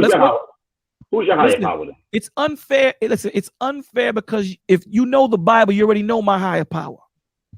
And I know you know a little bit about the Bible. We've been talking about it for 5 hours and 32 minutes. But you're saying you've been in here for about an hour and a half. So it's not fair because I believe Christ is my Lord and Savior, and I believe in the Most High. So there you go. You believe in the Most High and of Christ your Lord and Savior. Yeah. We can get deeper into it, but I want to understand where your perspective, because you have some type of thought on what I believe in. I want to understand what you believe in, because you said that you believe that there's something out there. Yeah. At first when I asked you, but you said it starts with me first, and then I will ascend to that next level, right? Yeah. So now when I just asked you, you said that you don't know if there's anything out there. As far as you know, it's just you. No. I know what he's talking about. You quoted me. You said that I would ascend later. I'm asking you, is there a higher power other than you? Yes. So there's someone above you, something, whatever above you. There we go. The words make the Okay, difference. something, Yes. something. There's something above you. Yes. I didn't create that planet. No. Say it again. Yeah, something. Yeah, I didn't create the world. So This is not my you're world. trying to ascend to the inner. We lost you, Yoshi. We lost you. So, okay. Go ahead. So Is that better? Yeah, that's better. Go ahead.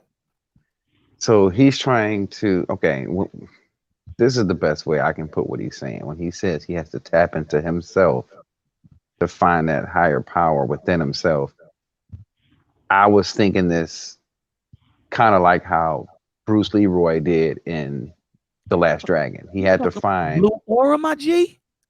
You say what? You talking about that blue aura that was in around him? The yellow aura. The yellow Oh, the aura. yellow Like aura?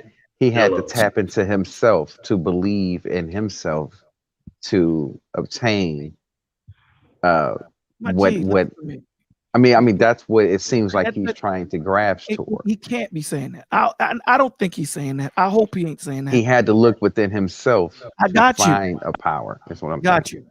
Got you. And then what he's saying is, as far as ascending, he's trying to be part of that cosmic energy or whatever it is that's out there. He's trying to tap into. It's like Marvel, my man. He's talking like Thanos. State talk. of enlightenment. That's what it is. State of enlightenment. That's So what. is that what you're saying? You want to be in a That's what state Kung of Fu masters state? do and stuff. Is that what you're talking about? That you want to be in a Wait, higher wait. state? Hey Yoshi, I was rocking with you until you said, well, that's what the Kung Fu masters do. Well, I mean, that's when they meditate. That's what they tap into the universal energy out there. That's what I'm saying. No. I know he was playing, but that was a slick little hit. Okay, because not only Kung Fu masters meditate, right? Okay, cool. And I'm not a Kung Fu master for the record. So was he on point? Besides him doing that slick diss that you feel that he did.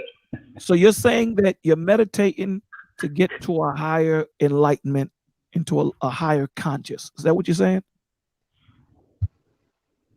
Is that the reason? Yes, that's pretty accurate. Well, and I can't say accurate because he slipped it. So then, Well, no, it wasn't a slip diss. It was just to put it in his terms. I understand what you're saying, but yes, The enlightenment. Yeah. The whole listen, it shouldn't be Anthony, it shouldn't be Yoshi, it shouldn't be Bill with me or me explaining what you're trying to do. You should be able. I told you in the chat. No, but I'm asking you to tell me now. And I told you. Yeah. What did you say? You said that within. It's within first. Right. What's after that? What's after that? After that, it takes a lifetime to learn. It takes a lifetime to know. We probably would never know in this lifetime what's out there that's actually controlling us, right? And I'm not going to subscribe to like, oh, he did it and she did it, or he did it, or it did it. This I'm saying, like when you meditate and when you're fasting and you're cleansing, you are alone. There's nobody with you. There's no Jesus. There's no sheep. There's no turtles. Nobody's with you. You are alone, and then you can ascend. And then your eyes are Ascend into open. what? What am I ascending into? You haven't answered that for the last. Okay. You're ascending to the greatest person that you can actually be. So I'm ascending into me again. Again, so you're the greatest. Are you the greatest? He's talking about astroplaning. It's like astroplaning. Are you saying that are you the greatest that you can be right now? You just said that you're trying. I'm asking you a question. I'm answering you. I'm answering you. You said that you're ascending. Okay. You said that you're trying to become a better version of you. And I'm just paraphrasing. My question to you is what's after that? You said I'm going to ascend into a higher version of me. Yeah. Right. So let me ask you this. Since you repeated me, are you the highest person you can be right now? No. I'm not claiming to be God. You said that God starts within you. That's what you said in the chat. You want me to read it again? Wait, you said what? You said God starts within you. Yeah, read some of that. Now you're gonna make me go look for it, man. I came down. Well, okay, you asked me. You're gonna make me go look for it. You pulled my bluff I'm gonna go find it now. No, don't do it. Find it I for thought you. you had it on deck. I'm not calling myself God, and I'm not nobody's God. But I'm trying to say is that with the initial conversation was when you are by yourself, when you are alone. You know we're past that, right? So We're on right. So, go ahead. okay, so Go ahead. once you know yourself, you can become your own God, and then you can ascend to the higher power. Who knows what that higher power is? Oh, so But I'm I not can gonna be a damn become, thing.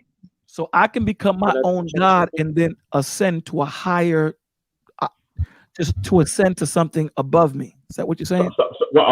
So are you capped? Because I don't feel like I'm capped. I So then feel I like can I'm be. a So level you're to get saying that. So you're saying that the levels that I can ascend to myself is unlimited. Yes. Okay. So then What, you're you don't believe ultimately so? saying, Matter of listen. fact, I know you don't believe so. No. You Listen. see? So I'm trying to understand. So you're ultimately saying that you are your own God, but there's no limitations to Why the. do you keep saying God though? Okay. I never You said are I'm your my own own. God. You are your own power, and there's no limitations to the.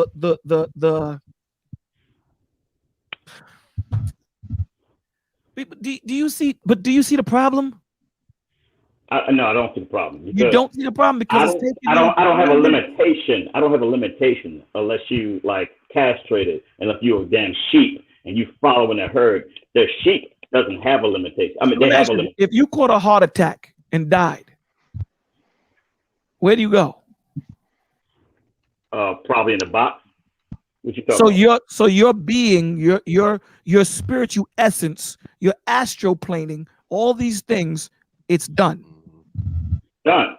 What are you talking about? Where do you think you go? I'm asking you. I'm trying to understand you. You know what? Listen, Let me ask you listen, again. you know. Listen, come You on, asked man. me. You know what we believe, huh? Let me ask you this. You said if I had a heart attack and died, where do I go? I'm asking you, where does your spiritual essence, the high? Because when you meditate, you're going into your astral form, correct? Would I be correct when I say that, or wrong? I don't know. What do you mean astral form? Your mental projection of yourself, your spiritual projection of yourself. There we go. Okay. Bro, where does that go when your body dies? Yeah, where does that go when you die, man? Oh, don't your brain die as well? Huh? Your brain dies as well. So but you're saying, what about your metaphysical person? Where does that go? It expires. What do you mean? When you die, so when you're gone, all of that's gone with you. Where else would it go? I'm asking I'm asking you about your beliefs, my G. Okay, let me tell you. Let me answer your question. Go ahead. When you die, you die.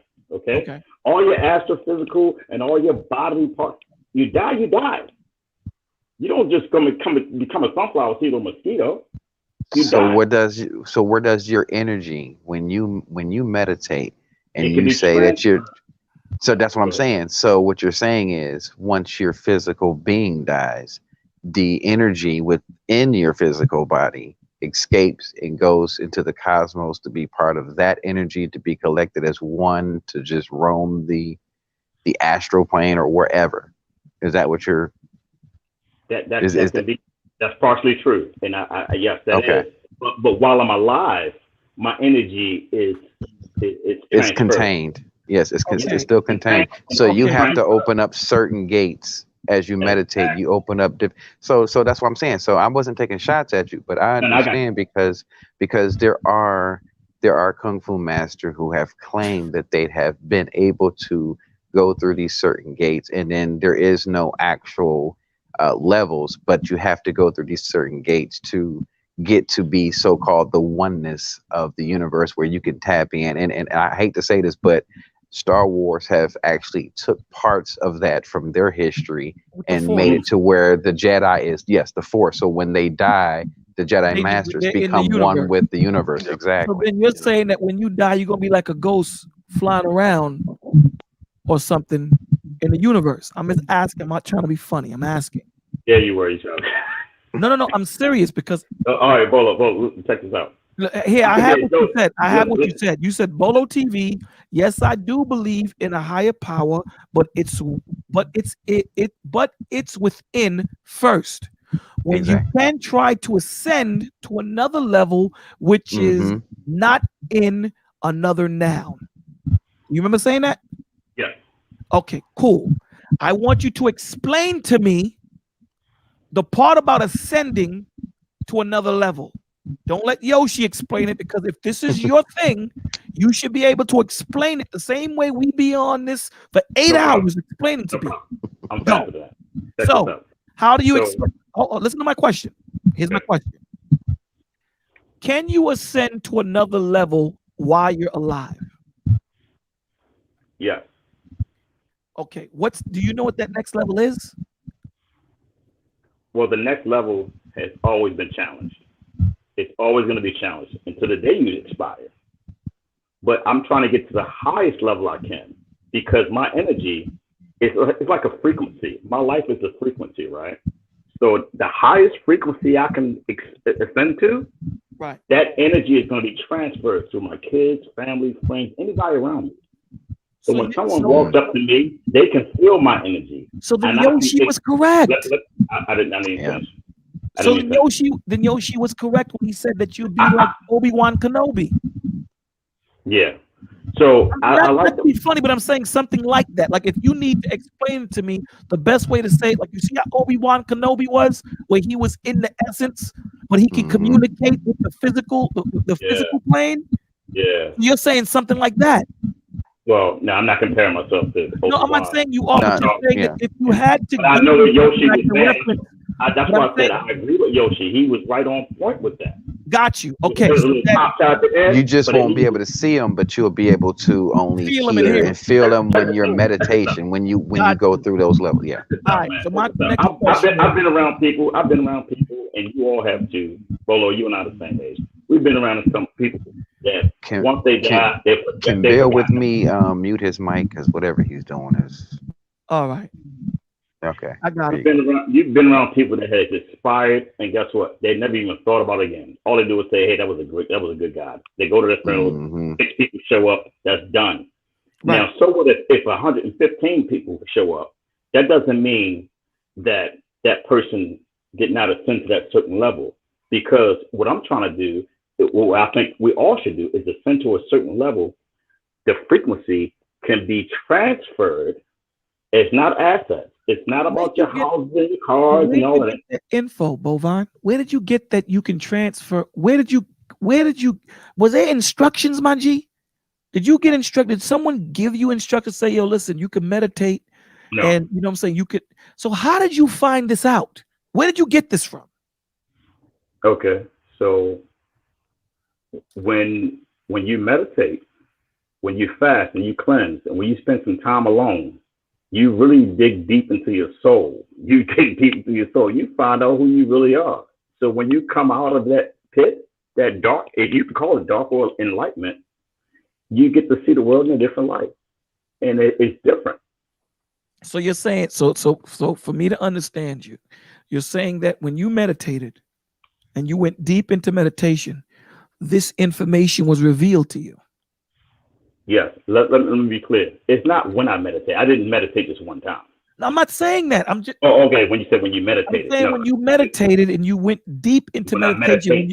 When you meditate. But I'm saying you had to get to a point where you started and you started to get clarity and understanding to where you are now. It had to start from someplace, correct? Yes.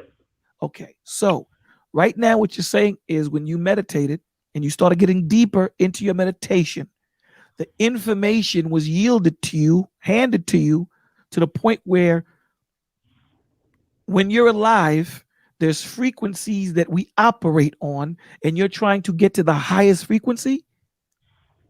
Who's controlling Who's controlling these frequencies? Who is controlling the frequencies? What's controlling it? Is that better? What's controlling these frequencies? Okay. What gives you entry? Who or what gives you entry to the next level? You. What or who says Bovine is ready to go? So I give myself entry. So then why don't I just go to the top? Why do I need to go through levels? If I give myself entry, why don't I just go to the tip top?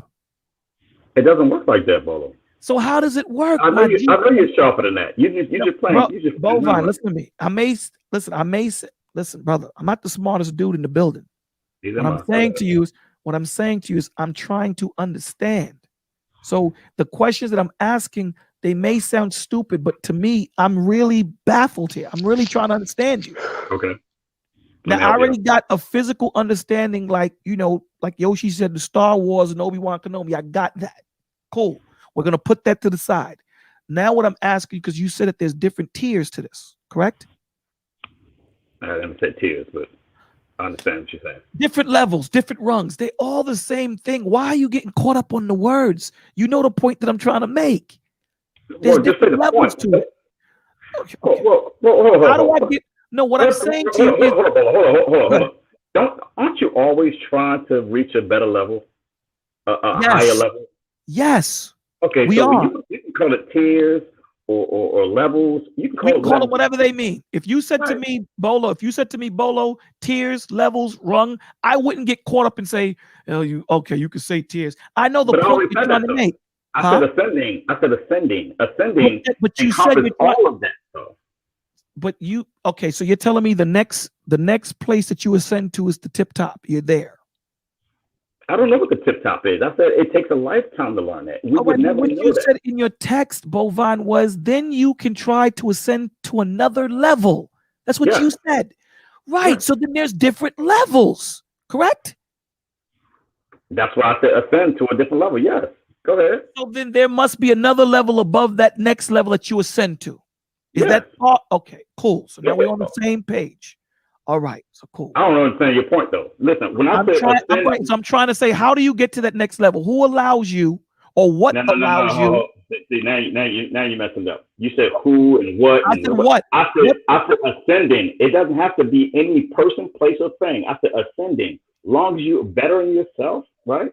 Bettering. I don't know if it's but long as you are doing better for yourself, and as long as you're ascending, that is another level. It can ascending be what, physically? Are you saying physically? Let me finish. Okay. When you are ascending, meaning that you feel better, look better, act better, you can do anything you want. Ascending is going to another level higher. I didn't say descending. I didn't say just remain on level ground. I said Did I say descending? So why are you asking if it's a level or a tier? Hold on, wait. Because you said then you can try to ascend to another level. You said that, not me. I know what I said. All right, so then why would you say descending when I've never said that? I'm just using your words. But why are you telling me my words? I said it already. Why are you coming back? No, you didn't, because I'm trying to. This is not that hard to explain Christ, bro. It's not this hard to explain Christ. And I don't need someone else that's a Muslim to explain Christ to me. You understand what I'm saying? I can explain Christ to you. I don't need someone outside of what I believe to explain it to me. You're having Yoshi, who I believe is a Christian, explaining to you what your joint is. And you're like, yeah, Yoshi, you on point. I just didn't like the sneak diss that you gave me. If you're trying to gain me and put knowledge into me to give me understanding of what you're doing, of how you're going into enlightenment by meditating. And I'm sincere. I'm not trying to clown you. I'm being 100% sincere. It's 5. We've been on this for 6 hours. It's 3 o'clock in the morning. We all could be sleeping. And I value my sleep. So what I'm saying is I'm really trying to understand you. And it's hard because the words that you use, I'm using them with you and you're fighting me on it. You said another level. I used another level. Then you said, oh, you're going to use it. I said rung, tier. It all means the same thing. Then you went into descending. We're not talking about descending. We're talking about ascending. So why are you questioning my words of choice? Saying because I'm trying to understand what you deal with, Bovine. I'm trying to understand what you're dealing with. And I told you that. But I didn't understand when you gave me the breakdown. So right now you're being very gracious to allow me to question you so I myself can understand. Because the way you gave it to me, it left me still not knowing what you do. What didn't you understand when I said it's a combination? I don't know what of ascending means. I don't know fasting? what I'm going to answer you. I don't know what you're ascending to. You said that you can look better, feel better. That's a dude going to the gym. Don't tell me I'm ascending into an astral plane because I go to the gym and I get a good beard. I get a good trim from the barbershop and I'm wearing some Jordans and I got some nice jeans on.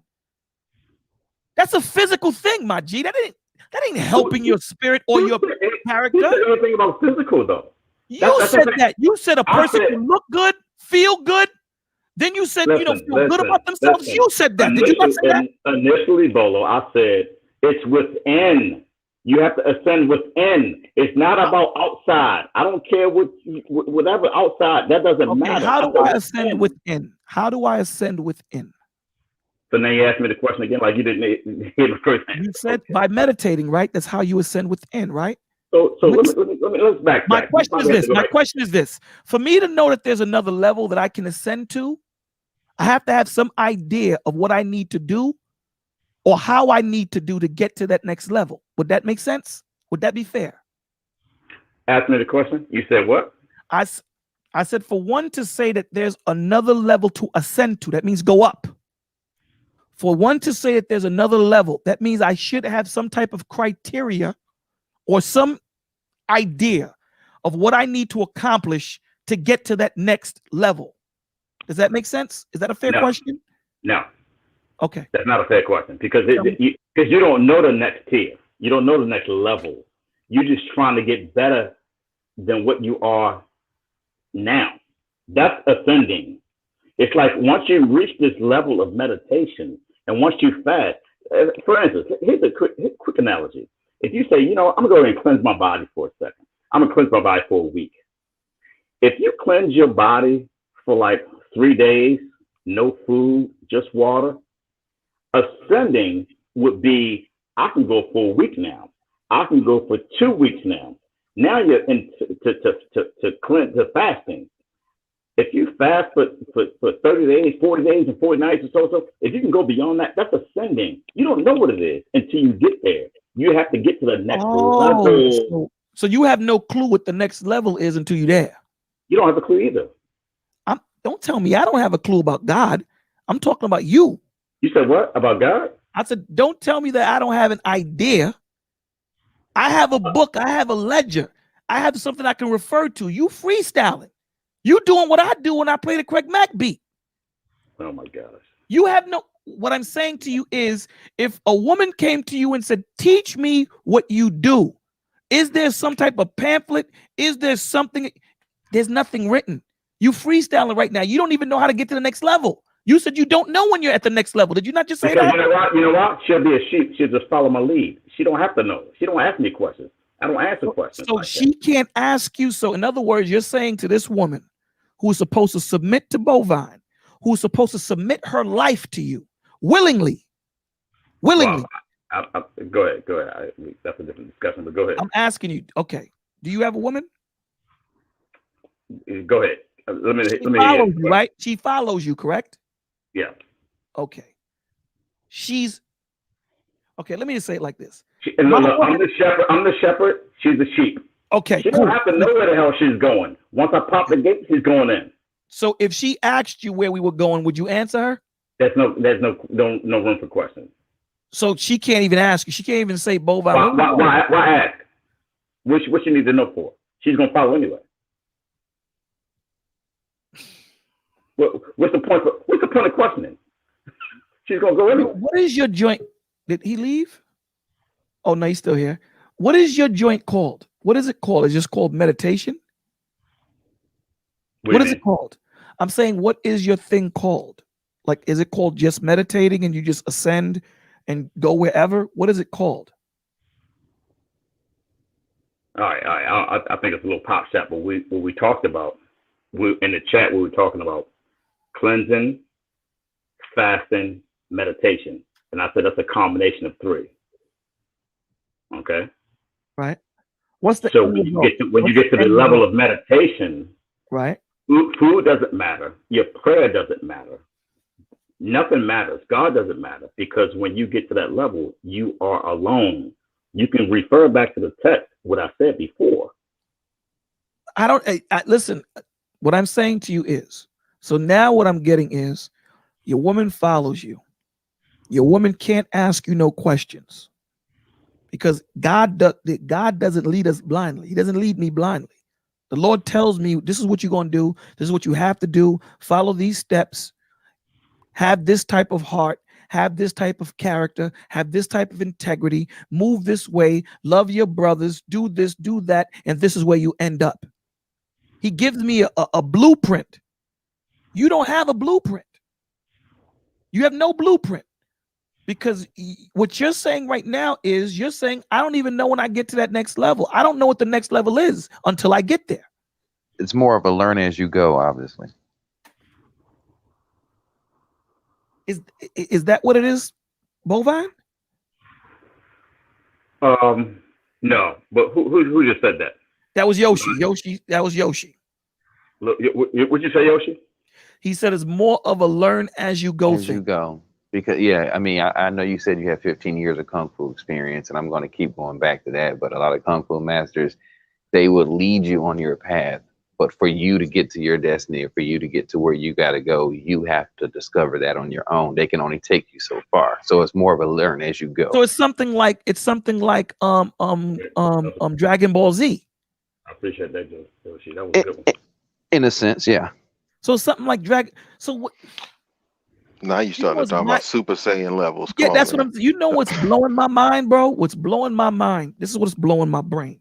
This is what's blowing my mainframe. That this dude below me is breaking down what he's in to give me a better understanding than him, and he's been doing it for 15 years. But you're saying to Yoshi, that's a good breakdown. You just said that to him. When Yoshi said what he just said, you said that's a good breakdown. That's the second time you've told him that. With the Star Wars thing, after he tried to slick dish you the way you felt with the Kung Fu, with the Star Wars, and now with this, it's the second time he broke down what you've been in for 15 years. Well, no. I'm not relying on my Kung Fu experience. No. I'm saying your meditation. No, not your experience. But like I said, if you, whoever you trained under for 15 years, whoever you trained under, they guided you on a path of your own. And they can only take you to that point in your path where their path stops and yours continue. All masters say the same thing pretty much. And they give respect to their masters for teaching them from a pupil all the way up to a master. So then they always tell you it's up to you to continue on this path and keep going, or to stop whenever you want. But what you're saying is, when you meditate, yes, there really truly is no ceiling to it, but you'll know when you get there, because each person goes whenever they feel like it's enough for them. And it's more of matter can be destroyed, but energy can not be created nor destroyed, is what they kind of practice and teach under, even in their fluid motions when they're doing their sacred art of fighting or whatever. So what he's saying is, when he dies, his energy will forever be distributed, but it will not be destroyed. Like a picture on the internet. Pretty much. Is that pretty much in a nutshell, Bovine? Bolo, I've said this 5 different ways from you. You just don't want to hear it from me. No. Don't do that. You're so quick to challenge. No. Go ahead, Bovine. Go ahead.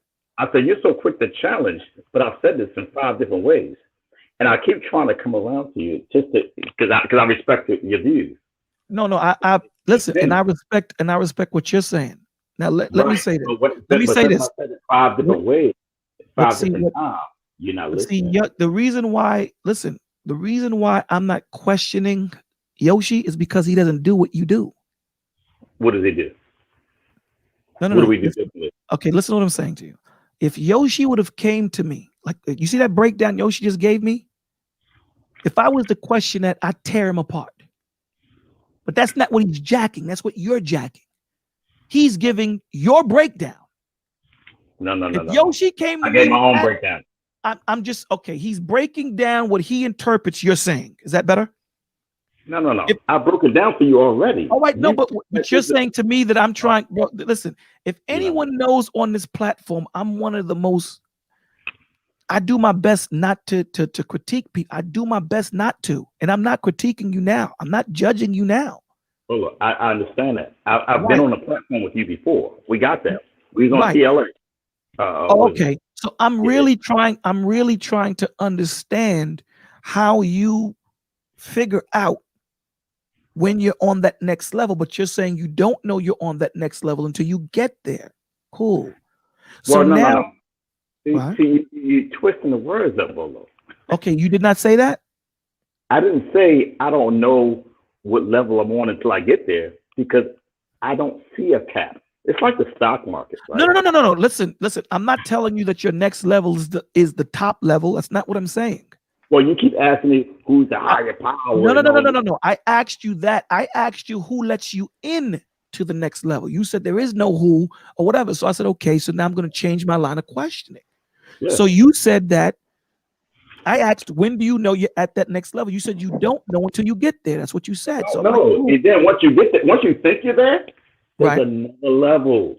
Got you. And there's another level after that, and another level after that, and another level after that. There are no limitations to the levels that you can go to. Exactly, because you know what, when they say, you know what, I want to design a computer, they didn't know we were gonna have smartphones.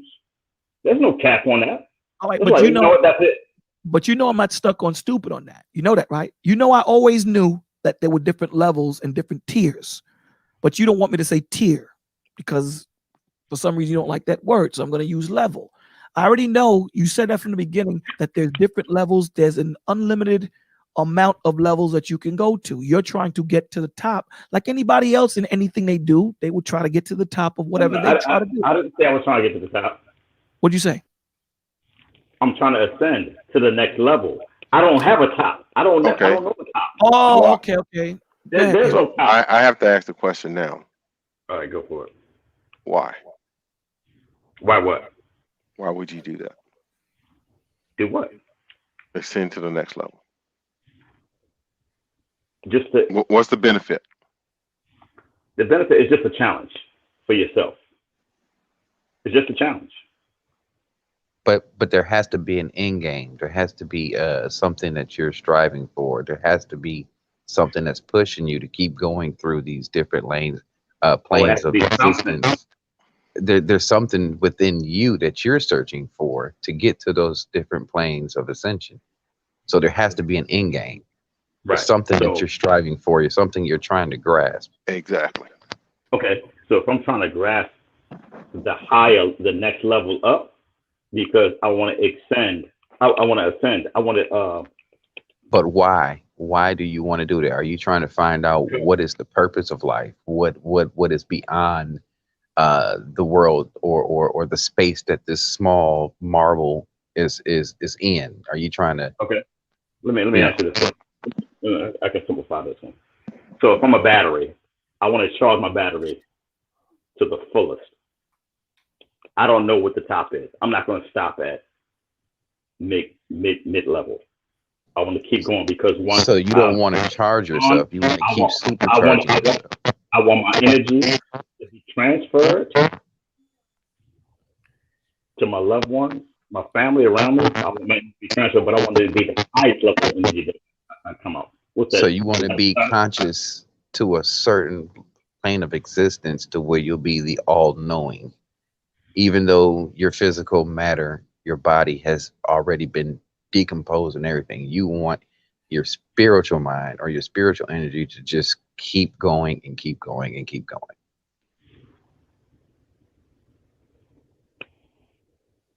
That's not the main goal, no.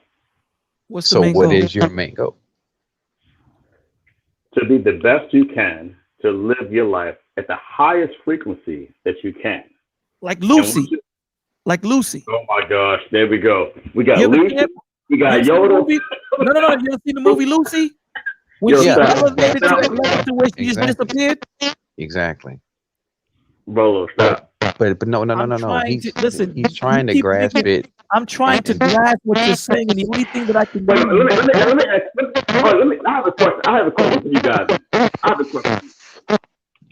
I think you got Who's that feedback, feedback? Yoshi. Is that mine? I think that's Yoshi. Oh no, I got it all. It's All right, check this out. I fixed it. Let me ask you this: where do you guys plan to go? Like after you, like what's your end goal? Like, Okay. I mean, I can tell you right now. I can tell you right now. Let me preface this though. My end goal is to just live the best I can with the highest frequency I can, and it's not necessarily dealing with assets because I got that. That's secure. I got 4 houses. We good. My family's good. Money. I don't have to work. I'm talking about me as a person. I want to ascend to another level. So when I'm dead and gone, I'm dead in the dirt or up in the and what's that called? What's that called when they put you in the box upstairs? Decomposing. Yeah. So I want my energy to transfer, and then 20 years later I'll be forgotten about. I'll just be a damn number in the books. What's your end goal? So you're saying you want your energy to transfer, but in 20 years they're gonna forget about you. I just want to make sure I heard right. Yeah, possibly if someone forget about. I'm saying like anybody when people right. die. But where's your energy though? After 20 years, where's the energy? My energy will be in my family, right? Oh, okay. So basically, you just don't want it to dissipate. You still want it to be around. Yeah, he wants to be eternal. Pretty much, like I said, he wants to be he wants to ascend and just be part of that where they tap into basically. Like Obi-Wan Kenobi, brother. They didn't. They Pretty just much. No. someplace. I don't want to ascend to other people. It's like when you die, you're Word. done.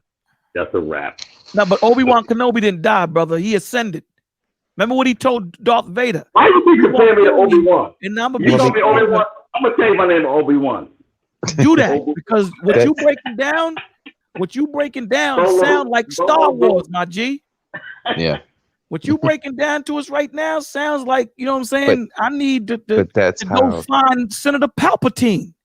And believe it or not, that's how he got some of his reference from Kung Fu, you know, just the Chinese or well, he got it from them, their studyings and what they believe in, some of their teachings. I mean, a lot of people who create movies take bits and pieces from things and turn into their own. So I understand what he's saying. I understand exactly what he's saying. It's a combination of Buddhism and New Age, the chakras and all that stuff. Yeah. So it's what it's called is it was called for a while. It was called Gnostic Enlightenment.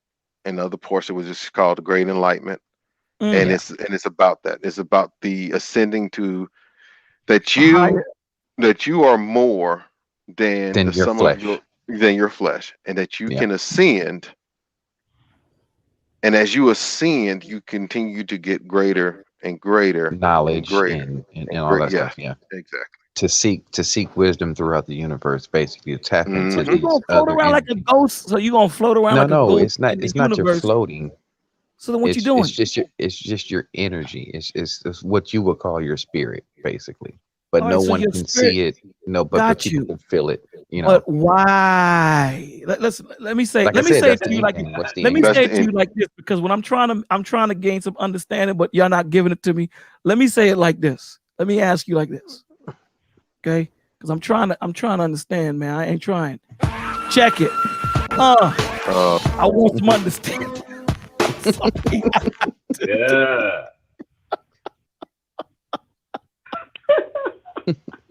No, but what is Ed, the don't end? act like you didn't like that, man. Ed, don't act like you didn't like. I heard you laughing, man.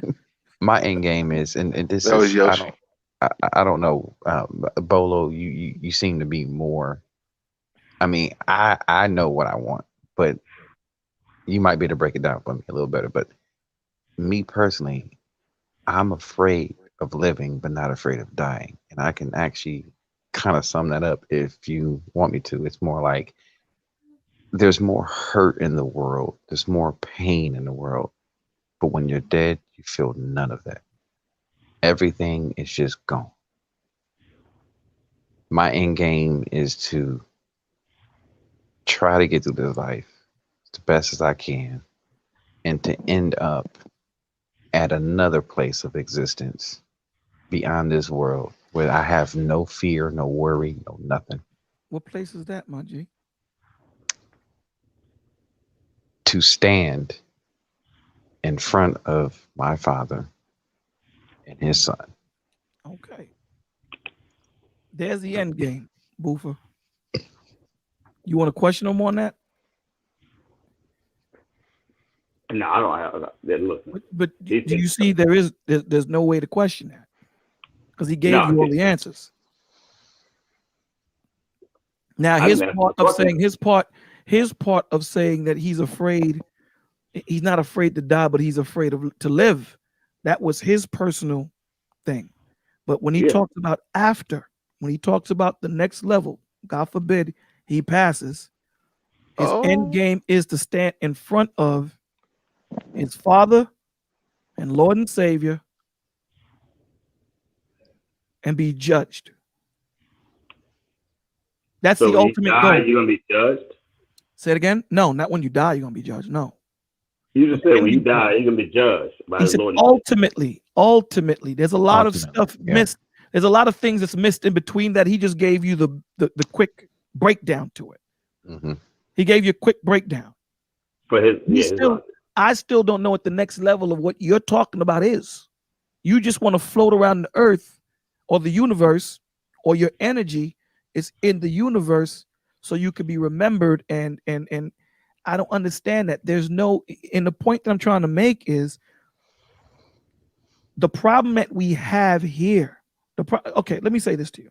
Yeah, break it down for me. The problem that we have with the government is because these people have the power to change the laws midstream while breaking them. These people.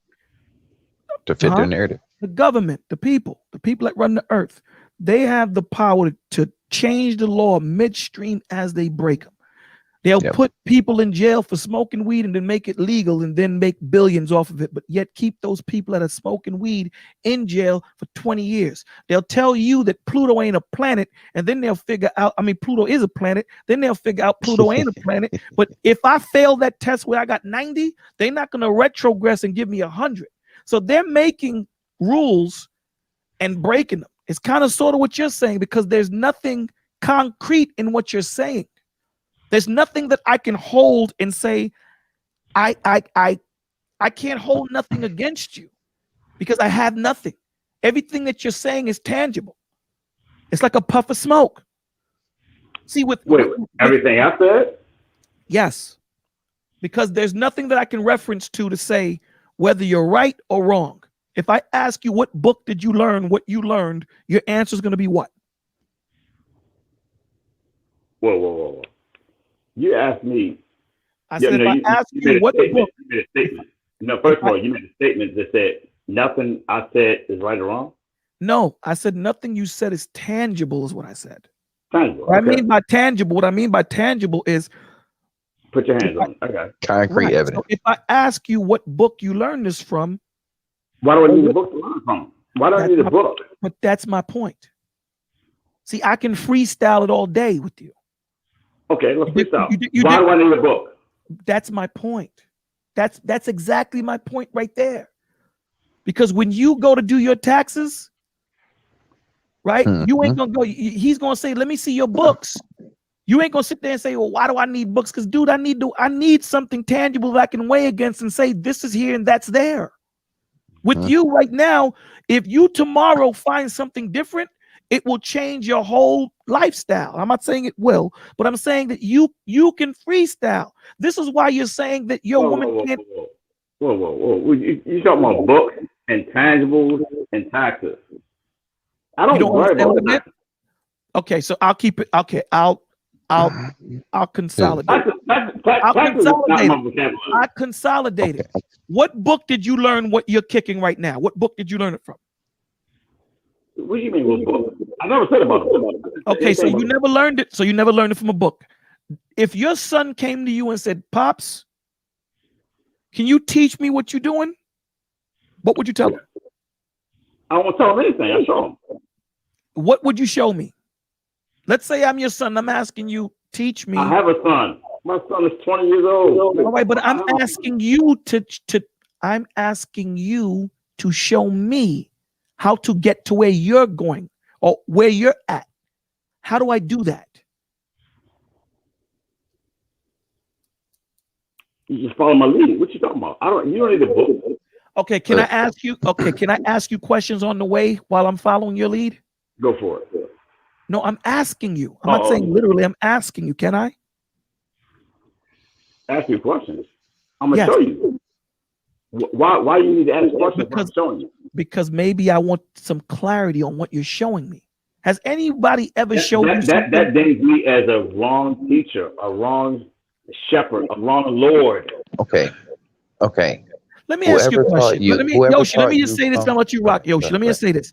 Why is it that you said that women can't ask a question? They have to just follow. But with the son, you're saying, why would he ask me a question? I would just show him. Why wouldn't you do that with the woman? I didn't say I didn't. You said I never said I didn't. Go ahead, Yoshi. Whoever taught you Kung Fu for 15 years, you may not have seen the book or anything, but I guarantee you this, everything that was taught to you and was taught to that master all falls to a book. You know, meditation, you know, there's books on meditation. Wait a minute. I want to address Yoshi. You said to a book? Yes, to scriptures. To the first person who created that style, the first person that created the styles that you learn wrote in scriptures because they knew that they had to pass it down as a legacy of their art, which was then given to their star pupil, who then became a master. So everything in teaching still follows to a book. So what he's saying is everything that you're talking about is astroplaning and trying to get to the next level, this and that. You may not have learned it from a book, but you learned it from somebody who taught you, even though you didn't read that book. But I guarantee you, there is a book on it that you can point somebody to that person learned it to teach you. And beyond what he was able to teach you, everything else fell on you. See, I like the way he worded that. Because no, there was not. I'm getting feedback. There was not, everything I learned was not from a book, and that was only one art that I've learned. I'm a capoeirista too, so. You're a what? Capoeira? Yeah. That was learned from a book. That was learned. It was learned from a book. Listen to me, dog. Who created it? Wait. You think what is learned from a book? Yes, who created the style? There is, the style. You can go find a book. Yeah. As a matter of fact, Bruce Lee freestyle. Wait a minute. He even said in his own documentary, when he started to do Jeet Kune Do, he started with Wing Chun in another form of martial arts. No, he did not. Wing Chun was not his number one. Listen. Listen. Forget whether he started with Wing Chun or Fu. Okay, it doesn't matter. What he did say is, it does matter. No. Listen to my point. Bruce Lee started with Wing Chun. Why would you say that? Okay. Hold on. Who was his master? The point of the matter is, whatever he learned. Listen. Just hold on. What he was trying to tell you is that those styles were documented. Exactly. They were all documented, and they were all of those fighting styles are documented. Every fighting style you talking about? Listen, it doesn't matter what fighting style. Every kung fu style. Kung fu wasn't even invented before Bruce Lee. Every martial art style, since you want to do the wordplay, every martial art style is documented. Everyone. Okay, from where? Started from where? And No, it is not. pro. It's not from where. It's everyone is documented. Now, the masters themselves who teach it might not show you the documentation until you get ready to open your own school And become one, and then you and become add one of them. to it, and you Right. add to And they it. What are you only. talking- what are you That's saying? it. So you're So saying what he's trying to listen, because you're trying to take semantics and jumble them all up, and it's not working. What I'm trying to tell you, listen, just listen. What he's trying to tell you is that everything that we're talking about, there is documentation somewhere. The things that you are saying that you are talking about in regards to your ascension and the things you're trying to do, like Bolo said, there is nothing tangible. These things you are saying might have had a starting point, but there's nothing tangible in the ways that you are, and I quote, saying that you're going about this process. This You is said the thing. tangible, but you said it's documented. What do you mean? Okay. Did you literally not stop? Did you literally not understand what I just said? No, I did not, because you said Okay, I'm tangible. gonna say it one more time. I'll say it one more time. The things that we have been talking about tonight are documented, be it for good or for ill. They are documented. Okay. The stuff that you have been saying tonight about your ascension and how you the process of going through it and everything else, there's nothing tangible. There is not a documentation on it. And that's why Bolo was saying that what you're sounding like you're doing is just freestyling. So that you're taking a little bit of different things and combined it into something that's just going to be your belief system. And that's understandable. And that's what you want to do. That's fine. Okay. That's going to be you doing this. Okay. Wait a minute. But Everything when you said is documented. wait. You said there was no document. You said it. Wait a minute. So, when you talk about meditation, fasting, stop. No, we're not talking about the meditation. We're not talking about the fasting and all this other stuff. We're not talking about that. We were talking about you and ascension levels and all of those things like that. When we talked about that, we asked you to point to what you would turn people to in case you were not there or in case they had questions. And you said, I will just show them, which means that there is no documentation for this. So if your son wants to follow you and what you did, how can he teach his son, which would be your grandson, if there's no way of him showing, this is what my father wrote down, this is what he did? Going back to Bruce Lee, when he perfected what he did, he wrote down and studied all the moves from different. Well, hold on. From other women. Wait, he incorporated boxing. He incorporated ballet. He incorporated a lot of other people's arts, and he wrote it down to perfect how he can do the 1-inch punch and get that much energy. He wrote down how you had to twist your hips and everything. With documentation. I didn't document that. No, he did document all of that. You said it. No, those were your words. Yeah, it was your words. Your words were there were no documentation. You would just show your son. I would just show my son. There should be no questions. I'll show him. The question was, you never asked me, have I documented? Bovine, listen. Okay. Listen.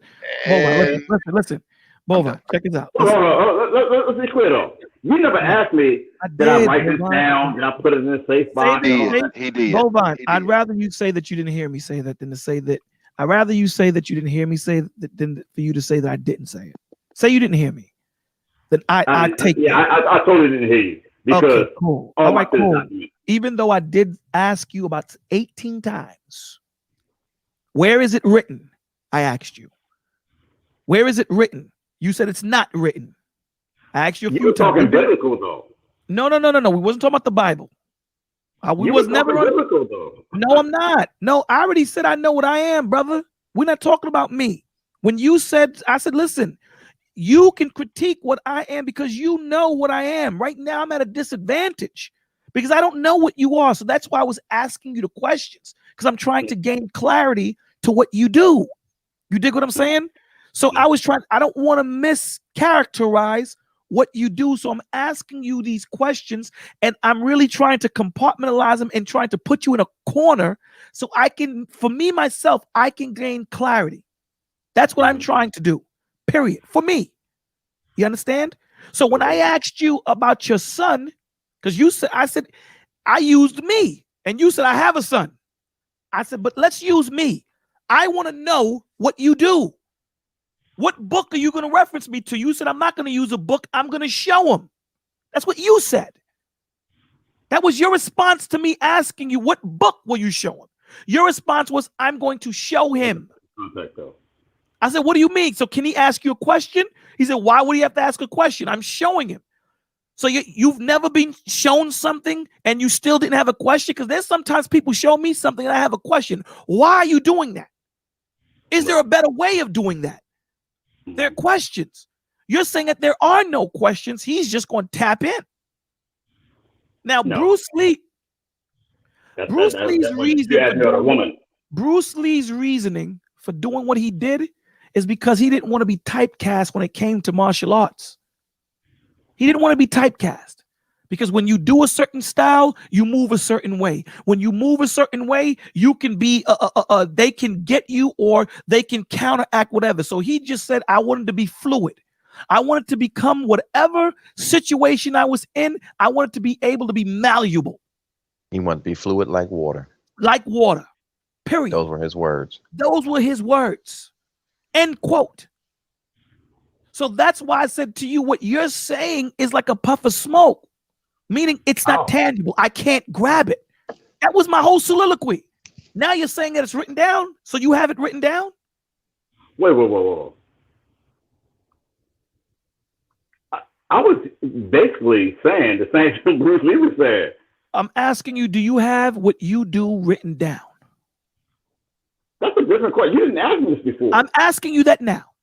What you do as far as... I have documentation of everything I've done in my life. No. That's not what I'm asking you. I'm not asking you about... I have it written down, yes. Hold on, listen to my question. Yes. No, I'm going to say yes. Okay, so let me just ask it and then you can say yes.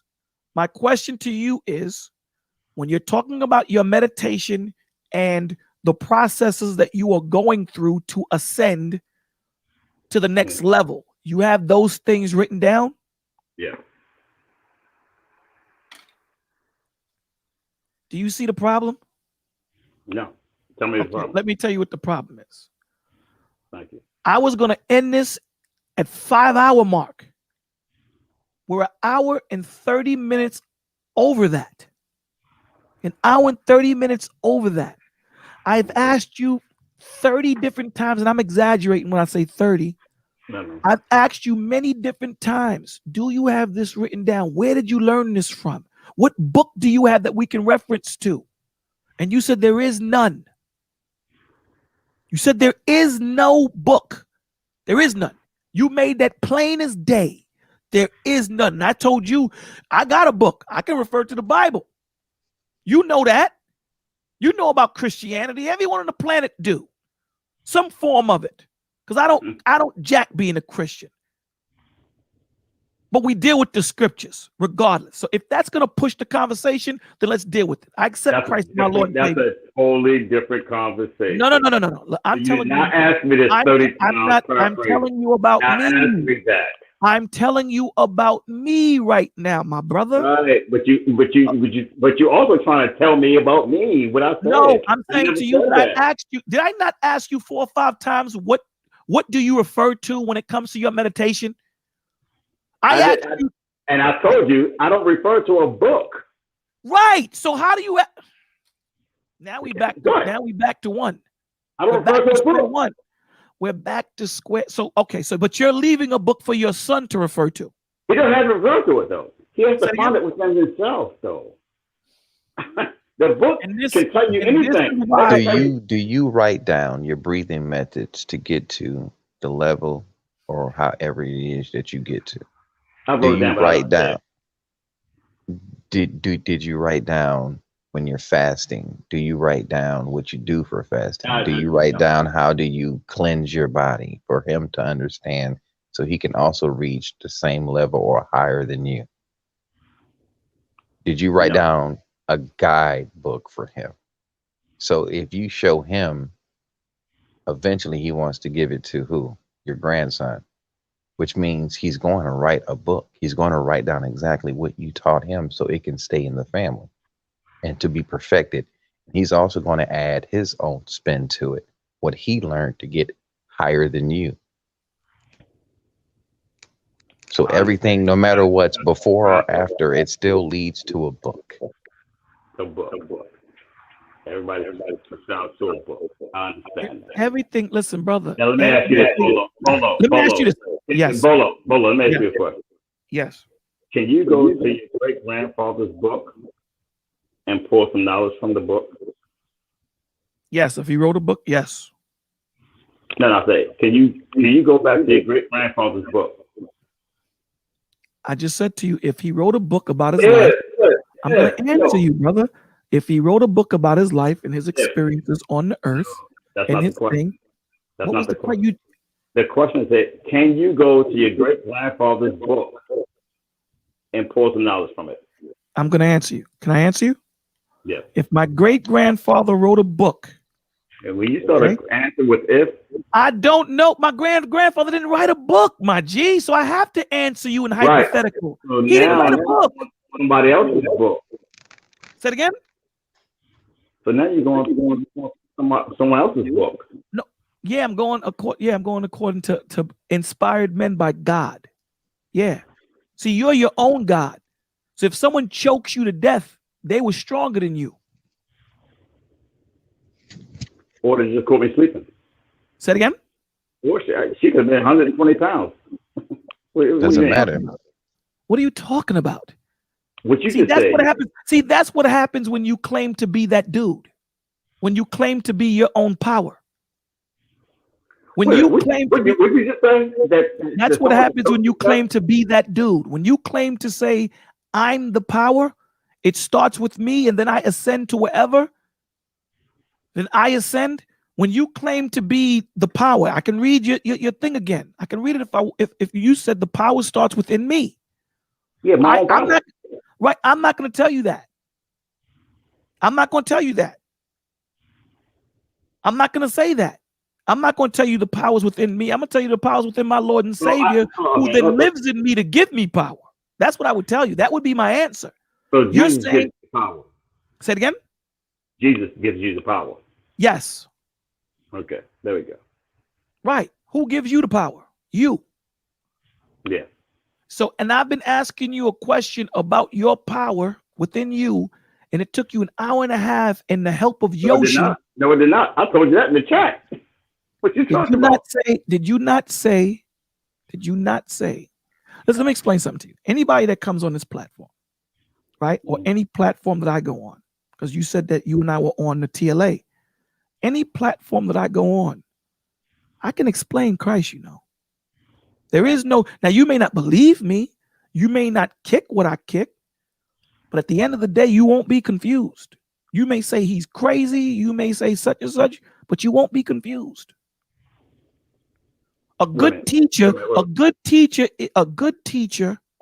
is judged by his students or her students.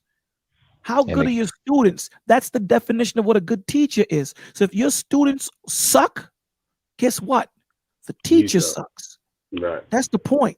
So if and a good teacher also goes by reference. Right. So let's talk about martial arts because I took a keto. There's a book with that. Now, every master might have their own little twist or turn to something or whatever the situation might be, but there's a reference point that they start from. Mm-hmm. It's always the same way if you're dealing with ingredients in making food. You may say, I'm going to throw this in there, but there's a reference point that you start from. Period. You're going to write it down so you can always make it right the same way. Unless you're freestyling, unless, you know, like Jim Jones, he freestyled. When you freestyle, no one can catch you. And I'm not trying to say that you're trying to be disingenuous. What I'm trying to say to you is When you freestyle, when there's nothing, this is why the Lord tells you put everything in writing. There's no confusion.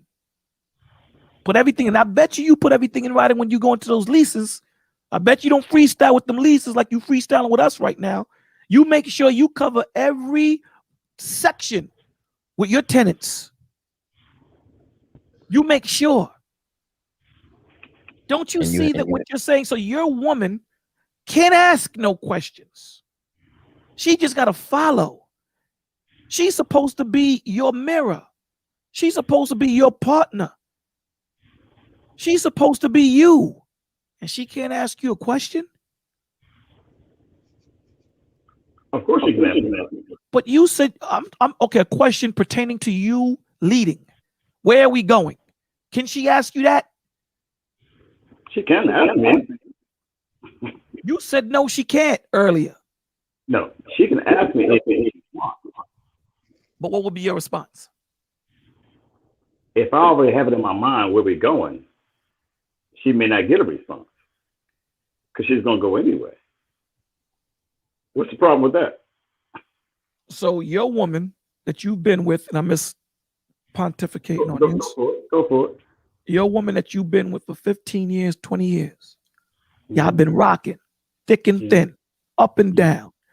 She's saying, where are we going? You already got a destination in your head. You're not going to answer?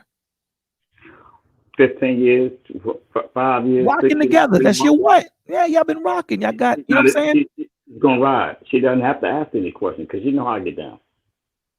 That's not even a question. What do you mean? So you're telling me, okay. So when y'all arrive to your destination and she says, I don't want to eat here, then what? Say it again. Once you arrive to your destination and she says, I don't want to eat here, I'm not in the mood for this, then what? She's just gonna sit there and watch you eat? That's a different conversation to be had. I mean, we can. I'm willing to compromise. I'm not like just like a. So she has a say so. It's basically what we're saying. She can ask a question, but she still has a say so. Yeah, of course. I'm not a bully. But that's not what you said earlier, right? And that's also not what your own God is. If you are your own God, then that means you have the authority. You pretty much what you say go. There is no questioning it. There's no free will. So wait, hold on. Let him say what he's saying. Say it again, Bovine. Like if I say we're going to go to this restaurant, she's just going to take something off the menu. What if she says I don't want to eat? But you said you wouldn't tell her where you were going. Right. You said she can't ask that you're willing to compromise. She just gonna follow. You see, this is the difference between God and man is obedience is no question with God. There's no question. It's demanded. Mm-hmm. It's demanded. Now you see the woman, you see my wife? My wife, she made a choice to submit to me. It wasn't a demand. It was a choice.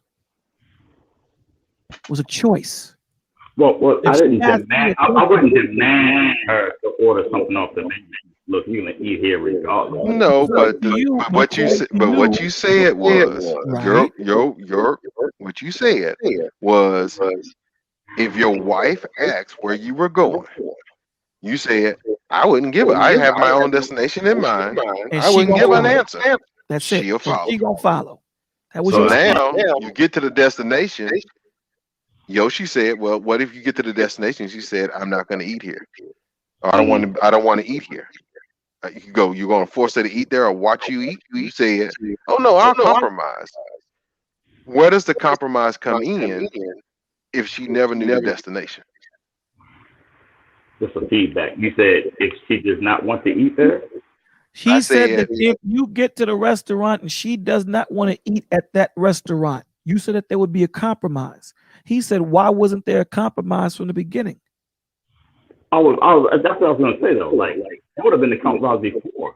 But that's not what you said. You said that if I got a destination in my head, she going to follow. Check this out. If I say, look, I want some damn Jamaican jerk chicken, she's going to pick something off the menu. Yes, but you didn't say that before. Exactly. No, I'm saying now. Okay. So like the Ascension, you're changing it up midstream now. That's why I said we need a book. That's why I said we need a book, because we can't Really? change things. You guys When you are got a book, when you got a book, it's You guys are book. You guys are sheep. You guys happened? follow. Well, wait a minute. Wait, hold on, You hold on, hold following on. Hold something on. Let me too. say this. Let me say Listen, this. let me say this to you, Bovine. Let me say this, Bovine. Listen, Go for it. all jokes aside, All right, everything on this earth comes from a book, brother. Everything on this earth was written.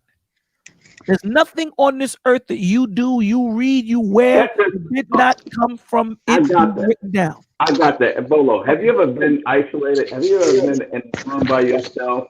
Yes. And you had to listen to your own? Yes. Okay. So the book doesn't matter then.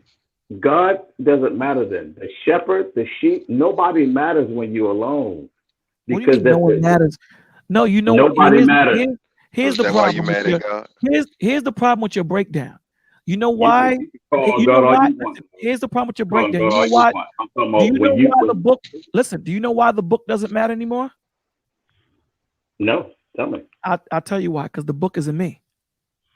There you go. Book is what? We use the book. Listen, if Anthony and I are talking behind the scenes, do you think we need to quote scriptures?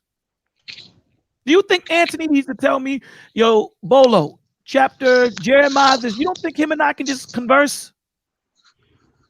You think he don't need to quote scriptures to me? Or If me it's quote a scriptures to him? if it's a herd of 1,000 sheep, you think they We're not talking conversate about that. No. Are you I'm think talking they about. conversing Hold about on. like which way you're gonna go? No, stop. You're moving the goalposts. I said to you, if I'm alone, I don't need the book because the book is in me. The book is in you? Yes, I live the book, brother. I live it. Okay. The same way you're the same way you live meditation, the same way you live it, the same way you said to your son that I'm gonna show you. So when Anthony and I are kicking, I don't need to pull out a chapter and verse, neither does he. We can have a conversation and both of us will understand. But here's the difference. If him and I do have conflict, if he says something and I say something different, you know what? There's a point of reference that we can go to see who's right and who's wrong. With you gonna freestyle. The book. Okay, but hold on. This is what I want to say, because she's still hung up on the sheep. You just said you guys are a bunch of sheep. This is my thing to you. It's called free will. If people want to be sheep, let them be sheep. If they don't, then let them be. What's the beef with that? If they want to be it, why are you so hung up and kind of angry to a point that you say these people are sheep? If they want to be led in that way, why do you care if you don't consider yourself one? And that's why. I never said I had a hang up on it. Look, Bolo, but it's not that you said it. No, it's the way. But you it's not said that it. you said it's it. kind of like a hatred. Not, and I'm just saying. I'm saying hatred. Yeah, but Bolo said it right. It's condescending. It's like to a point of testosity where you just be like, it just angers you to see people being that way. Oh no, and you're no, not that way. No anger here, brother. I'm just surprised. No, I said it angers. Okay, it bothers you. Right. So No, it doesn't bother me at all. Again, it's no anger. So why argue the point of the sheep then? If they want to be sheep, let them be. I made a point. No, yeah, that's not. Wait, hold on. I'm not arguing.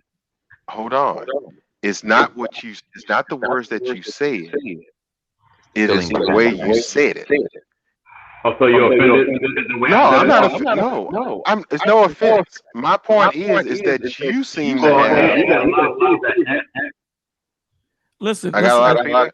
Yeah, listen. Okay. Let me explain something to you, Bovine.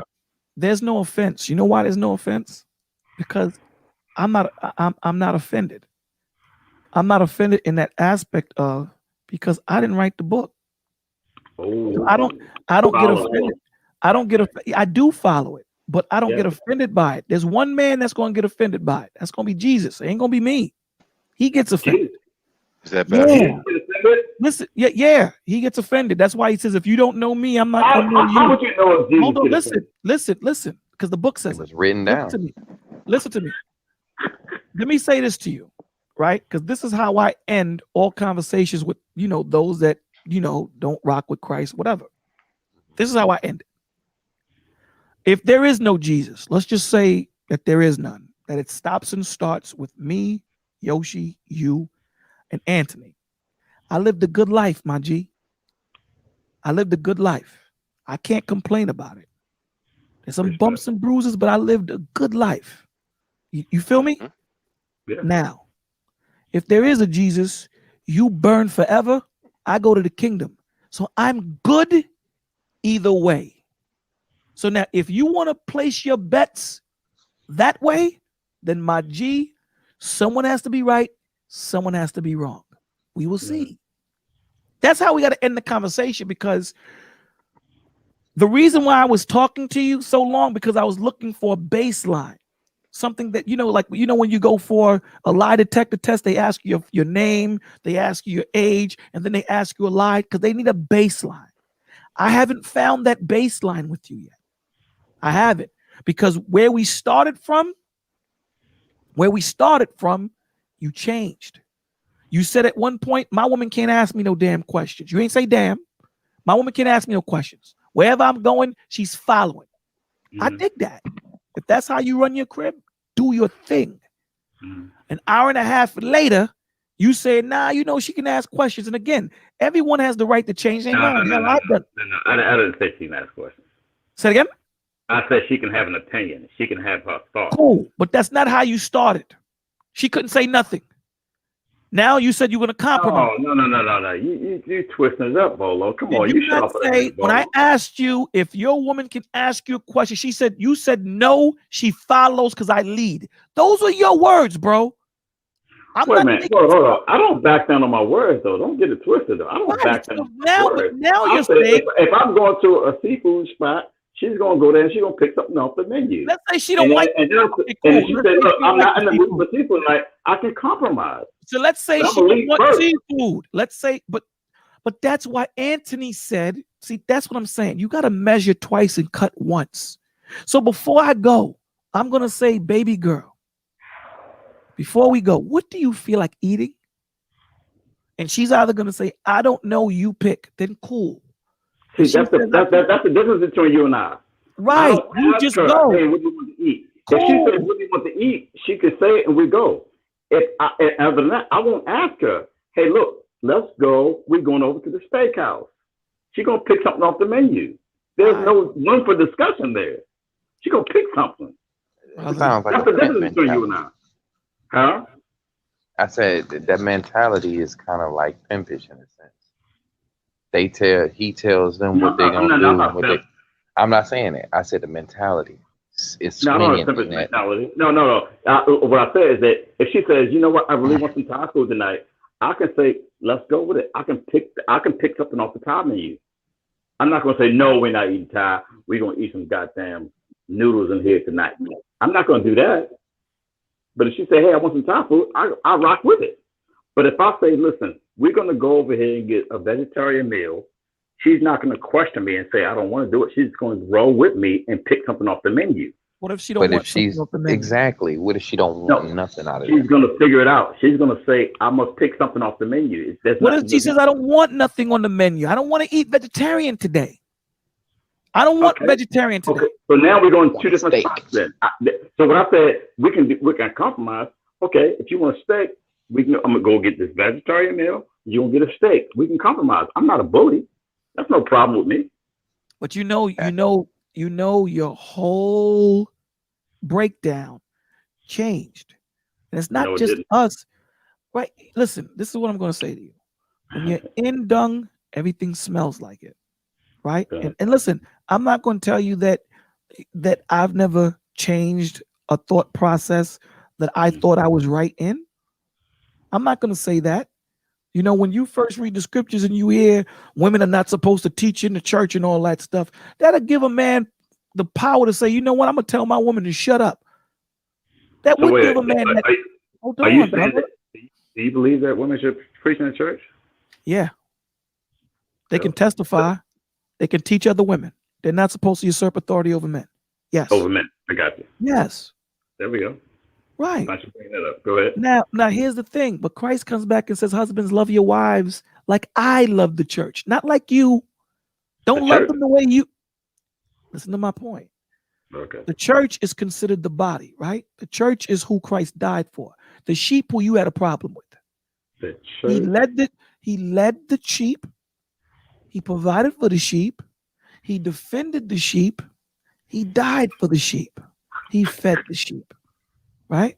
Christ says, husbands, love your wives like I love the church. Sheep husbandry. I got Say it that. again. Like they call it sheep husbandry. Husbandry. He calls it who husbandry? What? The sheep. When you go to a sheep farm, right? Dogs. That's what they call it. Go ahead. Go ahead. Why is it that you get to pick? Why is it that you get to, and that bothers me. Like, because what I'm saying to you is that's the problem. That's the problem. You're stuck on parables when you're not looking at the bigger picture, brother.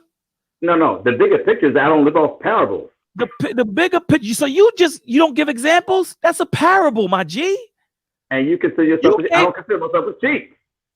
I said G just means guy. That's all it means. I don't like saying the whole thing, so I says G. So, but I'll call you bovine. It's just a parable, bovine. That's all it is. Okay. Don't get caught up in the parable. Before you say, well, why didn't he use an eagle?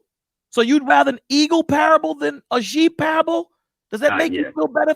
Cool. Okay. Cool. The Lord said, love your wife like he loved the eagles, bro. He lived for the eagles. He died for the eagles. He provided for the eagles. He defended the eagles. Use my example of how I love the eagles, not your example, mine. Because his was unconditional. That's what it was. It's not hard. It's simple. Man makes this shit complicated, bro. No. I'm telling you. I'm not saying you. I'm saying man in general. They make this complicated. They make it complicated. We can't even get a baseline. A baseline. The baseline is stay your ass in line and you goddamn sheep. That's what it is. You back the sheep. I left sheep alone. Let's be clear about that. Let me ask you a question. Don't try to switch over to the Eagles. Eagles on their line. Let me ask you a question. Were you ever a Christian? Yeah. So you were a Christian? Yeah. When you grew up? Yeah. Okay. Listen, I grew up in the church. Man, I spent more hours in the church than I spent on my career. Let me ask you a question. Right. Let me ask you a question. And did anything ever? Here we go. I heard you in the background. It's not going to be disrespectful. I just said religious. I heard you. Oh, it was meant to be heard. Did anything traumatic ever happen to you in the church? Traumatic in the church? Did anything trauma? Did anything happen? Did you ever have a fight in the church? You ever had to choke somebody in the church? Yeah. So you had to choke somebody in the church? No, I was too little. You had a fight in the church? I got smacked in my mouth for digging in the pot. You got taking smacked in the mouth. How did that make you feel when you? How old were you? Hold up. You know how when they pass the bucket around, or when you're sitting there falling asleep, you get popped in your mouth because you try to take the money. Or when you get popped in your mouth because you fell asleep. Got you. Cool. Let me ask you a question. How did that make you feel? I don't remember. That doesn't matter. The feelings don't matter. I just remember it. Well, this is what I will say, bro. This is what I'll say. Right? The one thing that for the short time that I've been doing this show, and for the short time that I've been dealing with the scriptures, I've seen that still waters run deep, brother. And what I mean by that is the still waters run deep. Yeah. Okay, go ahead. Right. So, okay, let me use this example. Do you ever heard someone say, "Don't touch a butterfly's wings"? Have you ever heard that? Yeah. Why? You said, why did I hear it? No, why do you not touch the butterfly's wings? I don't know. Tell me about it. Because the butterfly's wings are so sensitive, so fragile, that if you touch it, he's not going to be able to fly the way he flies. Right. That's how fragile a human mind is. Okay, so why would you smash a moth, but don't touch a butterfly? Because butterflies have character and moths don't. Oh my gosh. You asked the question, I gave you an answer.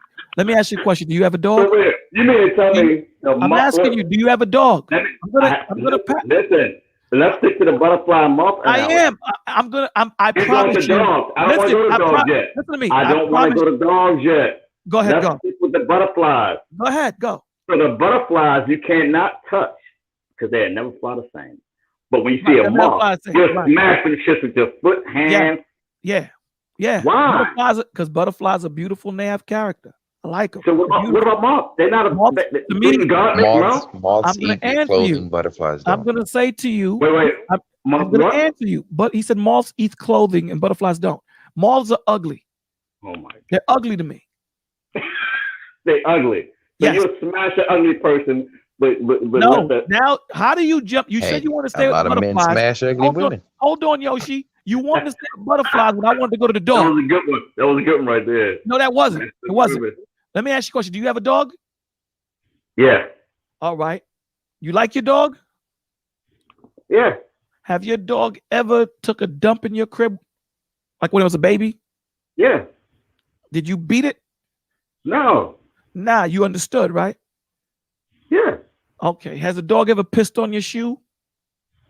Probably, yeah.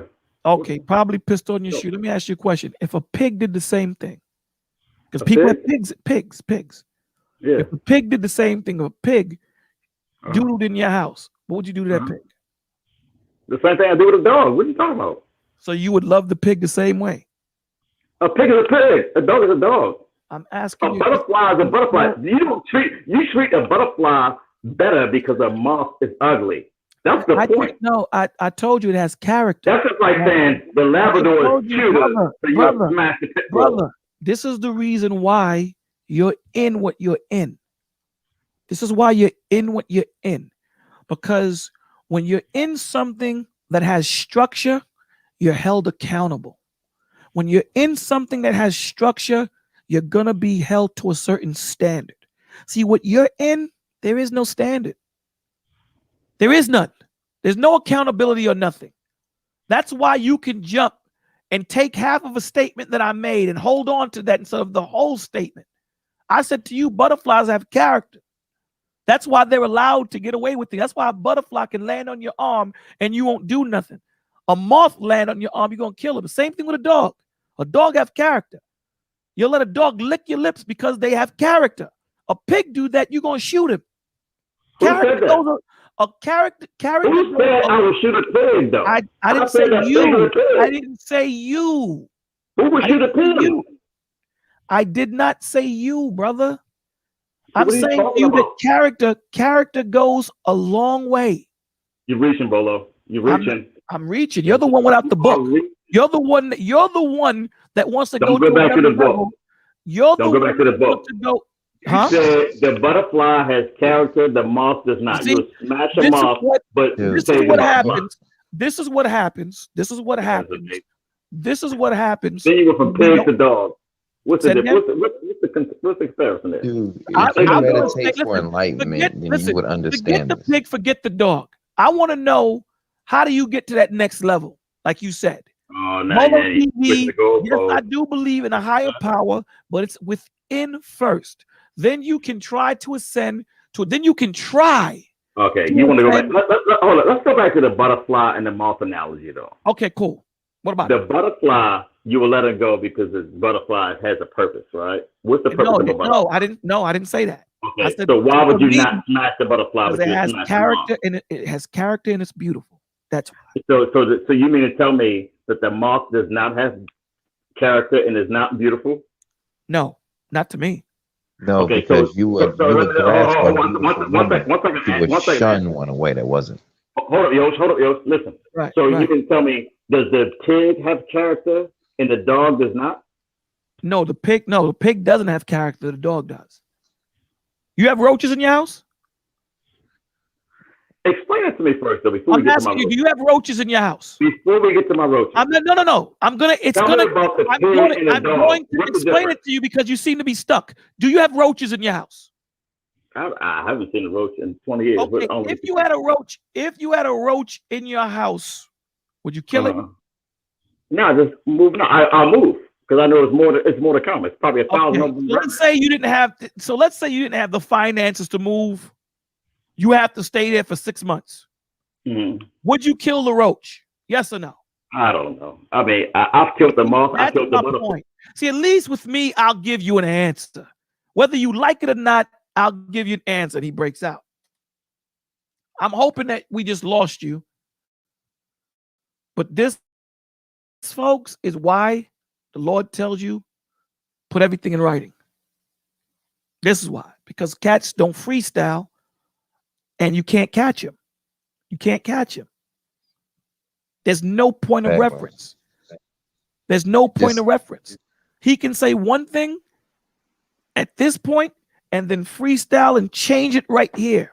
You know what this is, right? Because he's trying to stop himself from getting caught. Of course. But it makes you look worse. It makes you look disingenuous. So instead of you just saying, yo, I misspoke. You're going to say, nah. What are you going to say, Ant? Because I know you want to say something. This is like your boy. So but you know what my boy had? He had character. Believe it or not, High Risk One had character. I'm not saying he didn't. I'm just saying the conversation stream is exactly. Yeah. See, there was times when you would say, High Risk, man, I like you, man. You all right. He was. I'm not saying that with Bovine neither. I'm saying that, Bovine, my man is back, son. What's wrong with y'all? Y'all thought Bovine just dropped? You thought he disappeared? He coming back, kid. Bovine, you got to disconnect because it's not allowing you to come on. Come back in. It's not allowing you. Hey, and here's the thing, too. He didn't get under you you didn't lose your patience like you did with what's his name. No, for me, it's the whole answering the person according to their stream of thought. Right. I'm done. But he wasn't disrespectful. But no, he wasn't disrespectful. But my whole deal is, I see where he is. Right. He's entrenched in it, and the conversation is not going to be honest enough. No. So he, with the movement of the goalposts and everything else. Oh man. So it literally this conversation for me was like Russian roulette. I'm just waiting for that loud bang. Like, is it over? Nope. It will never be. Nah, he ain't gonna be bang. He gonna change the gun. He gonna change the gun. You gonna give him that bullet. He gonna say, nah, man, I don't want to use this one. You know what I'm saying? But here's the thing, bro. Here's the thing. And this is how you got to look at it. This is how you got to look at it, which is crazy. How you got to look at it is, it goes to show you that he knows. Because someone that is truly ignorant is not going to move the goalpost. No. They're going to continue in their ignorance. Then you can truly say this dude is blind. Yeah. It's like the conversation we had when we were talking about Lapeef earlier and the way that K does stuff. And this is what it is. He's indoctrinated himself. And anything that gets close to challenging that indoctrination, that's when the goalposts move. The conversation will never be an honest conversation. Here's the thing. See, Kay, the beautiful thing about Kay is she doesn't commit. No, she doesn't. But she doesn't. So, but see, I'm not saying that. Yes. He committed. Yes. He committed. So when we're saying to you, so your woman, my woman ain't gonna ask me nothing. She move when I move. Okay. All right. And then 10 minutes later, I'm gonna do. Hey, you freestyling, son. And there's nothing wrong with freestyling. If that's what you want to do, it's all good. Prepare. All I'm gonna say is this: whatever you do, be prepared to die for it. If you're gonna be a drug dealer, be the best one you can be, dog. Don't half-ass yourself. Mm-hmm. But at least those drug dealers still had a baseline. Previous drug dealers before them perfect what they're doing.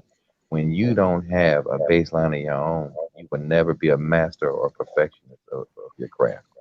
But he told you he had a baseline. He said that, brother, even it's like, God, cats like that was probably, bullied or something like that. So they don't want to be led by anybody. So even when you say, You know kung fu, right? Yeah. So you had a sensei, right, or a master, right? Yep. Now I wouldn't call him a master. Doug said, what would you call him? Whatever you want to call him. He led you, right? It took about 20 minutes on that. He led you, right? What do you mean by led? So you're caught up on lead. You were caught up on levels. You were caught up on tier and rung. All mean the same damn thing. It's a different level. You were caught up on that. When do you get to your next level? I don't know, dog. I don't need no leader like that. Where we going? I'm gonna know when I get there, huh? Then you got Yoshi breaking his joint down. He's like, yeah, that's good, Yoshi. And I'm like, so hold on. A dude that don't believe what you believe is breaking down your joint better than you, and you're saying that's good? And he used a movie reference. He used Obi-Wan Kenobi. He used Star Wars. I said Obi-Wan Kenobi. And he said, yeah, something like that. Okay, so you want to be like Obi-Wan Kenobi. But even that changed. But then because that went from nothing but he went from internal ascension word up that would lead to, after he dies, to go out into the spirit realm or ether or wherever, to basically live forever, to then being spirit realm, then being ascension, Dragon Ball Z, to then going into being around for 20 years, being around family and stuff for 20 plus years. But he said for 20 years. How did you get that number? That's what I'm saying. That's a hellified number, though, B. I understand, but like I said, it was the ascension that it was getting nailed on the point where basically it was the ascension level to the ascension level outside of yourself. Right. He was just taking everything to be too literal. Right. It was the great ascension to be everything, and that's what he started out first. But he saw that would determine that you are basically making yourself, you're ascending to godhood status. And So when I pointed that out, that's when I said Lucy. Oh, right. Come on, man. I said, Duke, I'm just And it went back to the dogs. This is what our people are destroyed for lack of knowledge, brother. I don't think it's on this case. I don't think it's lack. I think he knows, and this is what happens to me personally. Yeah, but that's still lack of knowledge, though. Ed. No, bro. No. This is when I think you were hitting on it before he left, and this was, and I kind of hinted around it while he was there, which is he already said, and if you caught what he said earlier, he said his grandfather was a minister, and all this other stuff, and then there were some spots where he was in church, and he talked about the people being sheep in church and all that other stuff, right? So my question is, what happened? Right, something happened. He was being force fed at one point. Nah, that's what it sounds. Deeper than that, Yoshi. It was like, yeah. Well, we all know that when you have strict parents like that were ministers or whatever, it can be strict for you. And there is a saying out there in the streets, hey, preacher's daughter is the best one to get. You know how that is, But I'm something just saying, happened like, for you yeah, to go that far to the left. I understand being raised in the church and all that stuff, and then wanting to do something different. You know what I'm saying?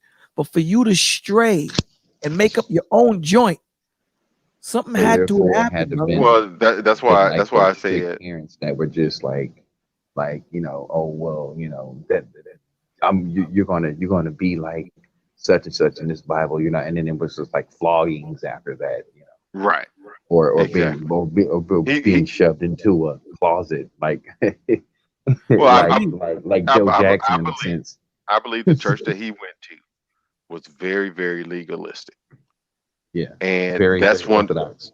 Yeah, that's one of the worst ones to go to. Exactly, because it's that there's no room for grace in a legalistic. Because I've been to Orthodox churches that weren't legalistic, right? And when you have a church that's super legalistic, it turns people off. There's no grace in it, and with no grace, there's no forgiveness, right? Yeah. So everything is almost like you're constantly, and especially if you are quote unquote related to someone that's in, I would say that's in power, right? So you have a, you know, your father's a pastor or your father's a minister or whatever else is on the board or something like that. Then for that kid, everything that they do is Mhm. under a microscope, even more so. It's like I'm about to tell y'all my true age. Y'all ever seen that movie People Under the Stairs? Yep. Yeah. Remember how the parents were acting towards the little girl? You know, good little Mm-hmm. girls get this, bad little girls burn in hell, and they always just treated her horribly. Like Yes. it's almost to a sense like that. Like maybe it was something like that that was going on. Right. You know, so And yeah, that's what it's just happened. So and it seems like when he was able to leave or able to get out of it, he yeah, rejected all of it. But it All still of it. didn't stop him from knowing and understanding that no, that still exists. Otherwise, you wouldn't be trying to achieve a status, right? A status yeah, that's making you into, in many ways, into your own God. And that's yeah. why most I think it's people, just hard for him to actually talk it out, and he needs to actually take. If he's still listening, he needs to get that.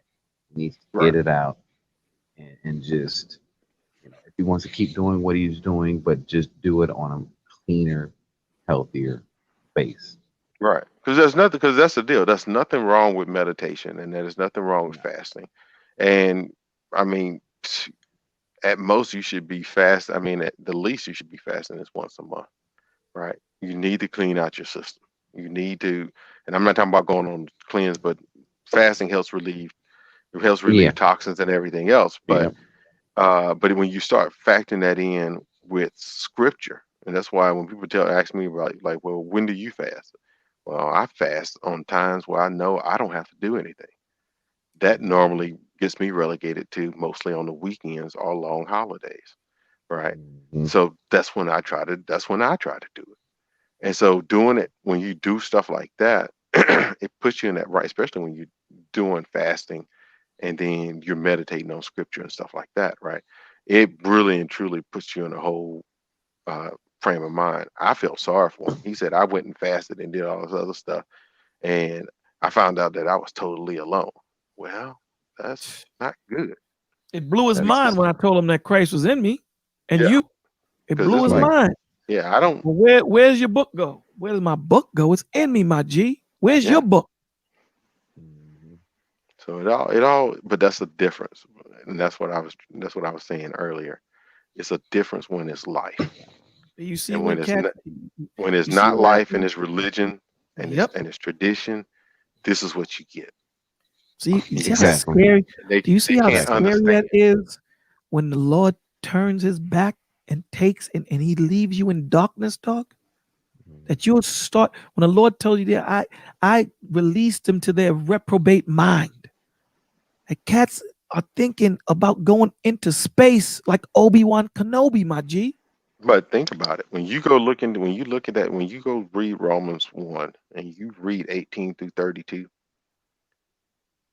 they reject it first. He didn't just say, I'm not dealing with you. He's like, I give you what you want now. Mhm. You want me gone? You don't want me to you don't want to have anything to do with me? Okay, Go ahead. fine. Word. This is Yeah. what Now and my this is what covering, now my covering is not there. it is Go. it is all in Yeah, your That hands. that It's all that's exactly that's go exactly handle go handle the streets. that's exactly what happened when he flooded the earth. He turned his back on those on the wicked at the time and who they cry out to. There you go. Well, brother, here's the crazy thing. I I hope that the Lord ministers unto him because I'm going to tell you, he knows. Yep. He knows. He knows. He's we marked him. He's not one that's walking away is not marked because what like again like Anthony and I said, if he was a man that was ignorant and didn't know, he would continue to fight the way he was fighting when he fought first. So for you to flip the script in the middle of you fighting, that means you understand that Cats is going someplace. You know what I'm saying? Like, when they say, don't try to figure out where I'm going with the questions. Just let me ask the questions. Mm-hmm. Just walk with me. I'm not trying to disrespect you. I'm just trying to gain clarity on what you believe in, because I know there's a little 5% in there, a little Clarence 13X in there, all these different things into what you're kicking. Know what I'm saying? You sound like my man Murray, the rapper, the most beautifulest thing in the world. When you listen to Duke rap, that's what he was talking about. Keith Murray. Keith Murray. That's what you sound like. And I'm just trying to understand if this is something you jacking, or is it something, because when you know a learned person. You know when you have a learned person. Even if they kicking madness, when you have a learned person.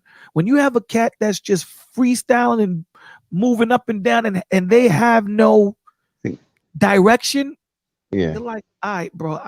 So that's why he seen where I was going with the butterfly and things. See, when I went with roaches, because he seen where I was going. I'll move out the house. Okay. So you want me to be stupid? I'll be stupid. Let's say you can't move, my G. You got to stay in there for 6 months, but it's roach infested. Are you killing those roaches? Huh? Or you see a ladybug. What are you killing first? A roach or a ladybug? He couldn't say he'll kill the roach because he said he wouldn't kill them all. He wouldn't kill them all. Right. So you know what you got to do? You got to give them such an asinine example to the point where they have to say, yeah, I'm going to kill them. Dogs get away with murder because they got character. They cute. They move a certain way. They may have a certain trait. That's why they get away. Let a pig come and piss on my shoe. I'm kicking him right in his ass. A dog, he'll look at you and pant and cry. You be like, all right, man, get out of here, man. It's character. Character goes far. It's like he's at the door of the Bible. He's peeking through the crack because it's open. He wants to go through it, or he wants to open it, but he's fighting himself. He's like, "Nah, I'm not ready for it." Yeah, so something happened in church. Exactly, and that's what's keeping him out. I'm just waiting for him to hop onto the next stream, like, "Yo, I'm a sheep. What's up?" Don't do that. Don't do that. Once he gets it, once he figures out where he's going and what he's trying to achieve, that would be a good show. Lord willing, man. Lord willing. Let's.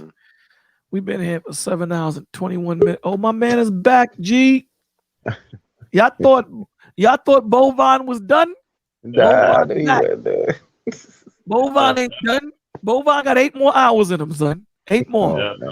I don't have 8 more hours in me. I know I don't either. My eyes are killing me. Can you guys hear me? A long time. Bovine, listen, we're about to pray. You gonna stay up here for the prayer, brother? Hold on, can you hear me? Gonna break out. Say it again. Can you hear me? I can hear you. We're going to do the prayer. Are you going to stay up here for the prayer? Who are we praying to? Hey, it doesn't matter. Are we praying when we get there? Are we praying to the butterfly? Or we praying to nah, the we praying to the higher power, man. That's what we're gonna pray to. Okay. The higher power. Okay, I'm with you. You sure? Yeah, I'm all right. All right. Okay. So today we are gonna be praying Psalms. Hold on.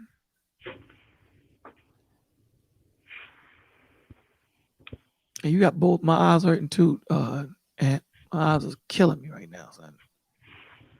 All right, we're gonna be saying Psalms 41. And it reads, "Blessed are those who have regard for the weak.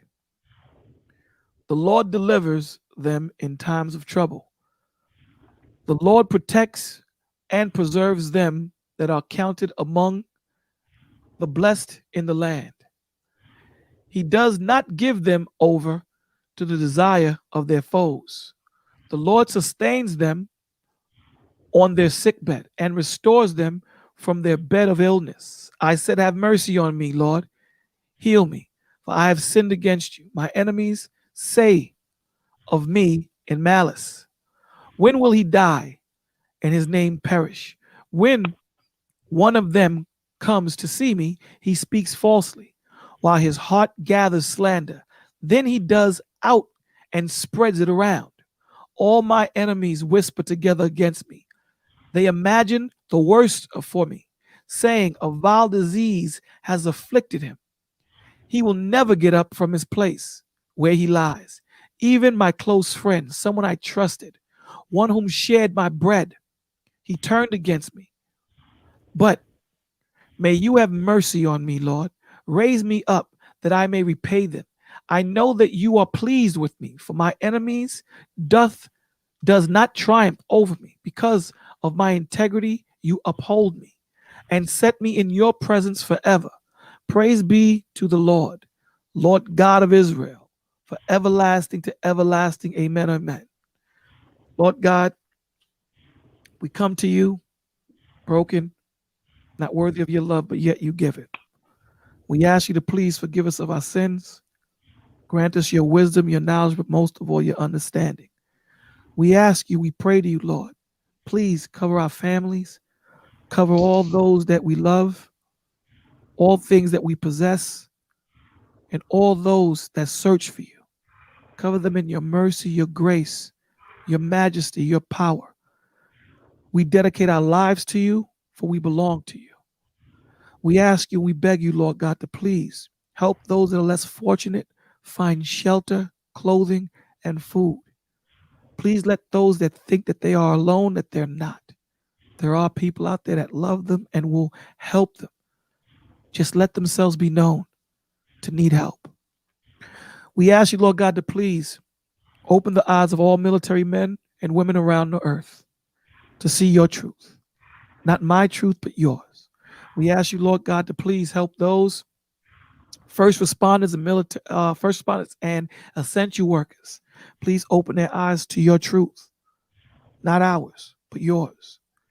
We ask you, Lord God, to please give them travel mercy. All those that travel, please protect them from all diseases, all sicknesses, all evil, all wickedness, all demonic forces, all principalities. Please let them know that we belong to you. Lord God, we're going to mention some names. We ask you that you please bless them and their families. Lord God, we ask you that you bless Mika and her family, Be Easy and his family, BCDC123 and his family, Covet and her family, to Zapath and her family, Norman and his family, 10 past 11 and his family, Playful and Derek and their family, Little Rock and her family, Teak and her family, Yoshi and his family, Mason and her family, Coach and his family, Bam and her family, James Corbett and his family, Anthony and Steve. We ask you, Lord God, to please encamp your angels around Steve. Please let him know that he is loved and will always be loved, and that he has a family, not only through his immediate, but in the village and their family. EC and her family, Montrell and her family, Lyric and her family, Alex and her family, Kay Cooper and her family, CJ and her family, Just Jab and her family, J.A. Dudley and his family, Heather and her family, Phoenix Lit and her family, Drizzle and his family, Gordon and his family, Michael Rivera and his family, Brian Redmond and his family, L.A. Harlem and his family, Fleetwood and his family, Tommy Sotomayor and his family, Lawrence and his family, Just Jay and his family, Dog K and his family, Imani and her family, Chat with Divine and her family, Yeshaya and his family, Naja and her family, Shamar and his family, Peach Cobbler and her family, Shakina Glory and her family, Aura and her family, Byron and his family, Anwar and his family, Miss Lady and her family, Aaron and Mom and their family, Butterfly and her family, Matthew and his family, Jay Anthony and his family, Lapif and the whole panel, their family, Dante, his family, Miss Taylor and her family, Susan and her family, Emika and her family, Beverly and Dorothy and their family, Latanya and her family, Dee Sledge and her family, Byron and his family, Tremaine and a soon-to-be-born baby boy and her family, Ronald and her family, Only Time and her family, The Listen and his family, Doctor and his family, High-Risk One and his family, Daryl and his family, Dale and his family, Nicole and her family, ADGNT and his family, Mark Adams and his family, Nicole Watson and her family. 4th Marine and his family. Jedi and his family. Tony and her family. Master Wu and his family. Lancelot and his family. Rochelle, her family. Halliburton. Definite G and his family. Miss M and her family. 611 and her family. Slim and her family. George and his family. L.A. Floyd and his family. Juju and his family. Introverted and his family. AGAG and his family. Tahu Ali and her family. Jay Kazim and his family. RKO Fan 300 and his family. Shack King and his family. Jean and her family. Celestial and her family. Veggie Jess and her family. Wave Face and his family. Aaron Miller and his family. Sparkles and her family. Taylor and her family.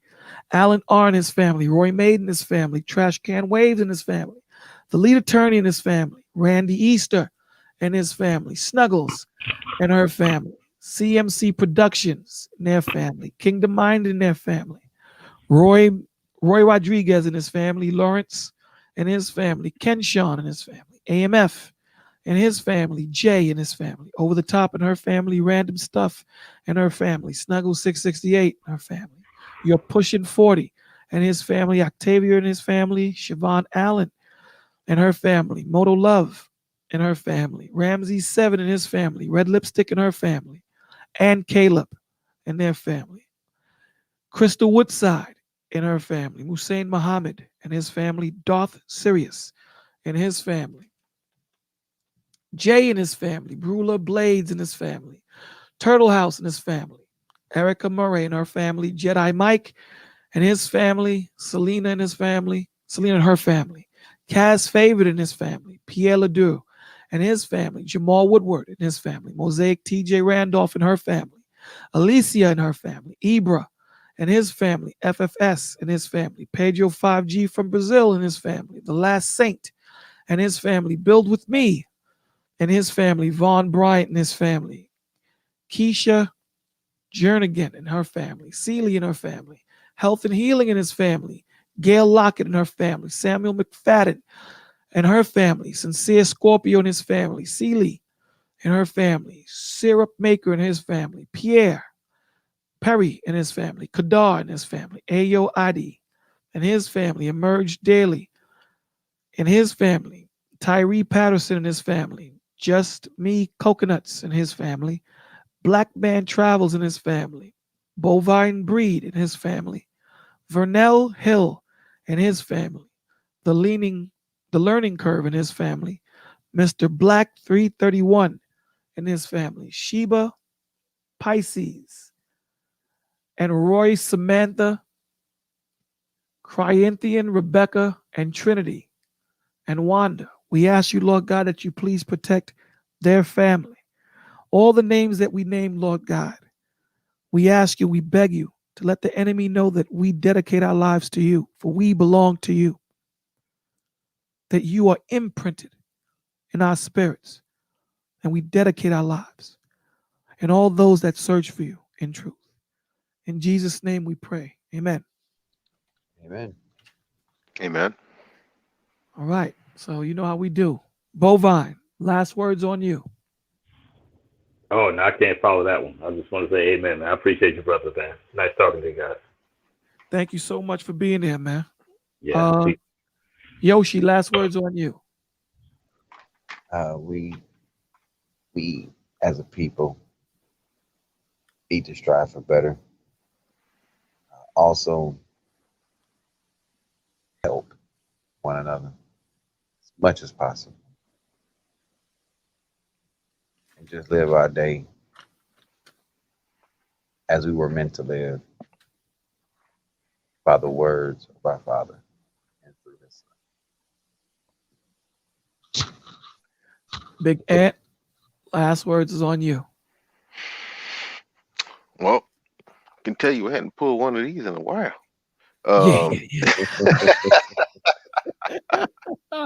First of all, I like to thank the Academy. Nah.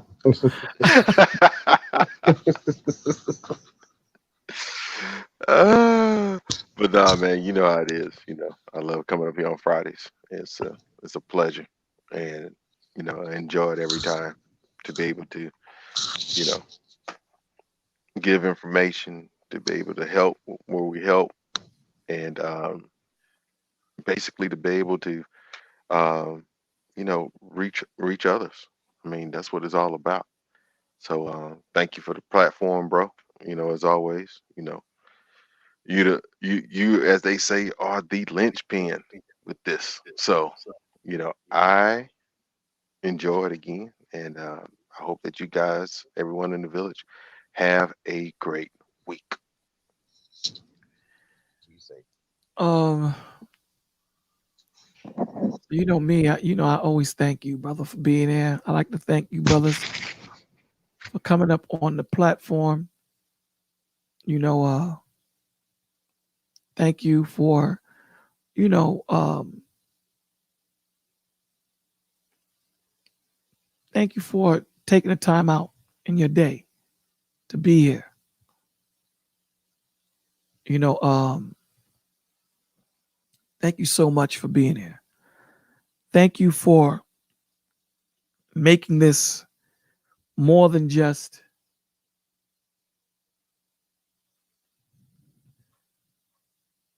a place where we can just talk. Thank you for making this. Thank you for making this something tangible, something that we can come here and build and talk to each other, help each other. So this is not just something that we do. This is something that we breathe. This is something that is in us. We actually love each other. We actually help each other. We're actually there ministering to each other, growing with one another. Thank you so much, man. Thank you for being here for 7 hours and 35 minutes. And I thank the Lord for you and your family. I'm going to have to send some flowers to your wife because she is so gracious. All the time that you spend with us, you take away from your family.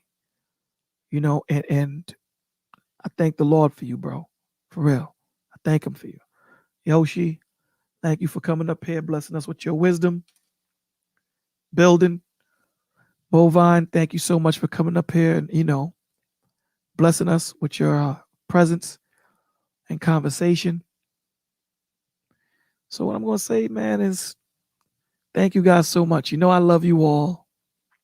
Hopefully the Lord let me see Wednesday. We'll do another information Wednesday. Have a blessed weekend. I believe it's Labor Day weekend. Be safe. Don't do nothing stupid. Be safe in what you're doing. Love yourselves and love each other. I love you. Thank you for coming. God bless you. Good night. Good night, bro. Good night. Love you, Aunt. Love you too, man.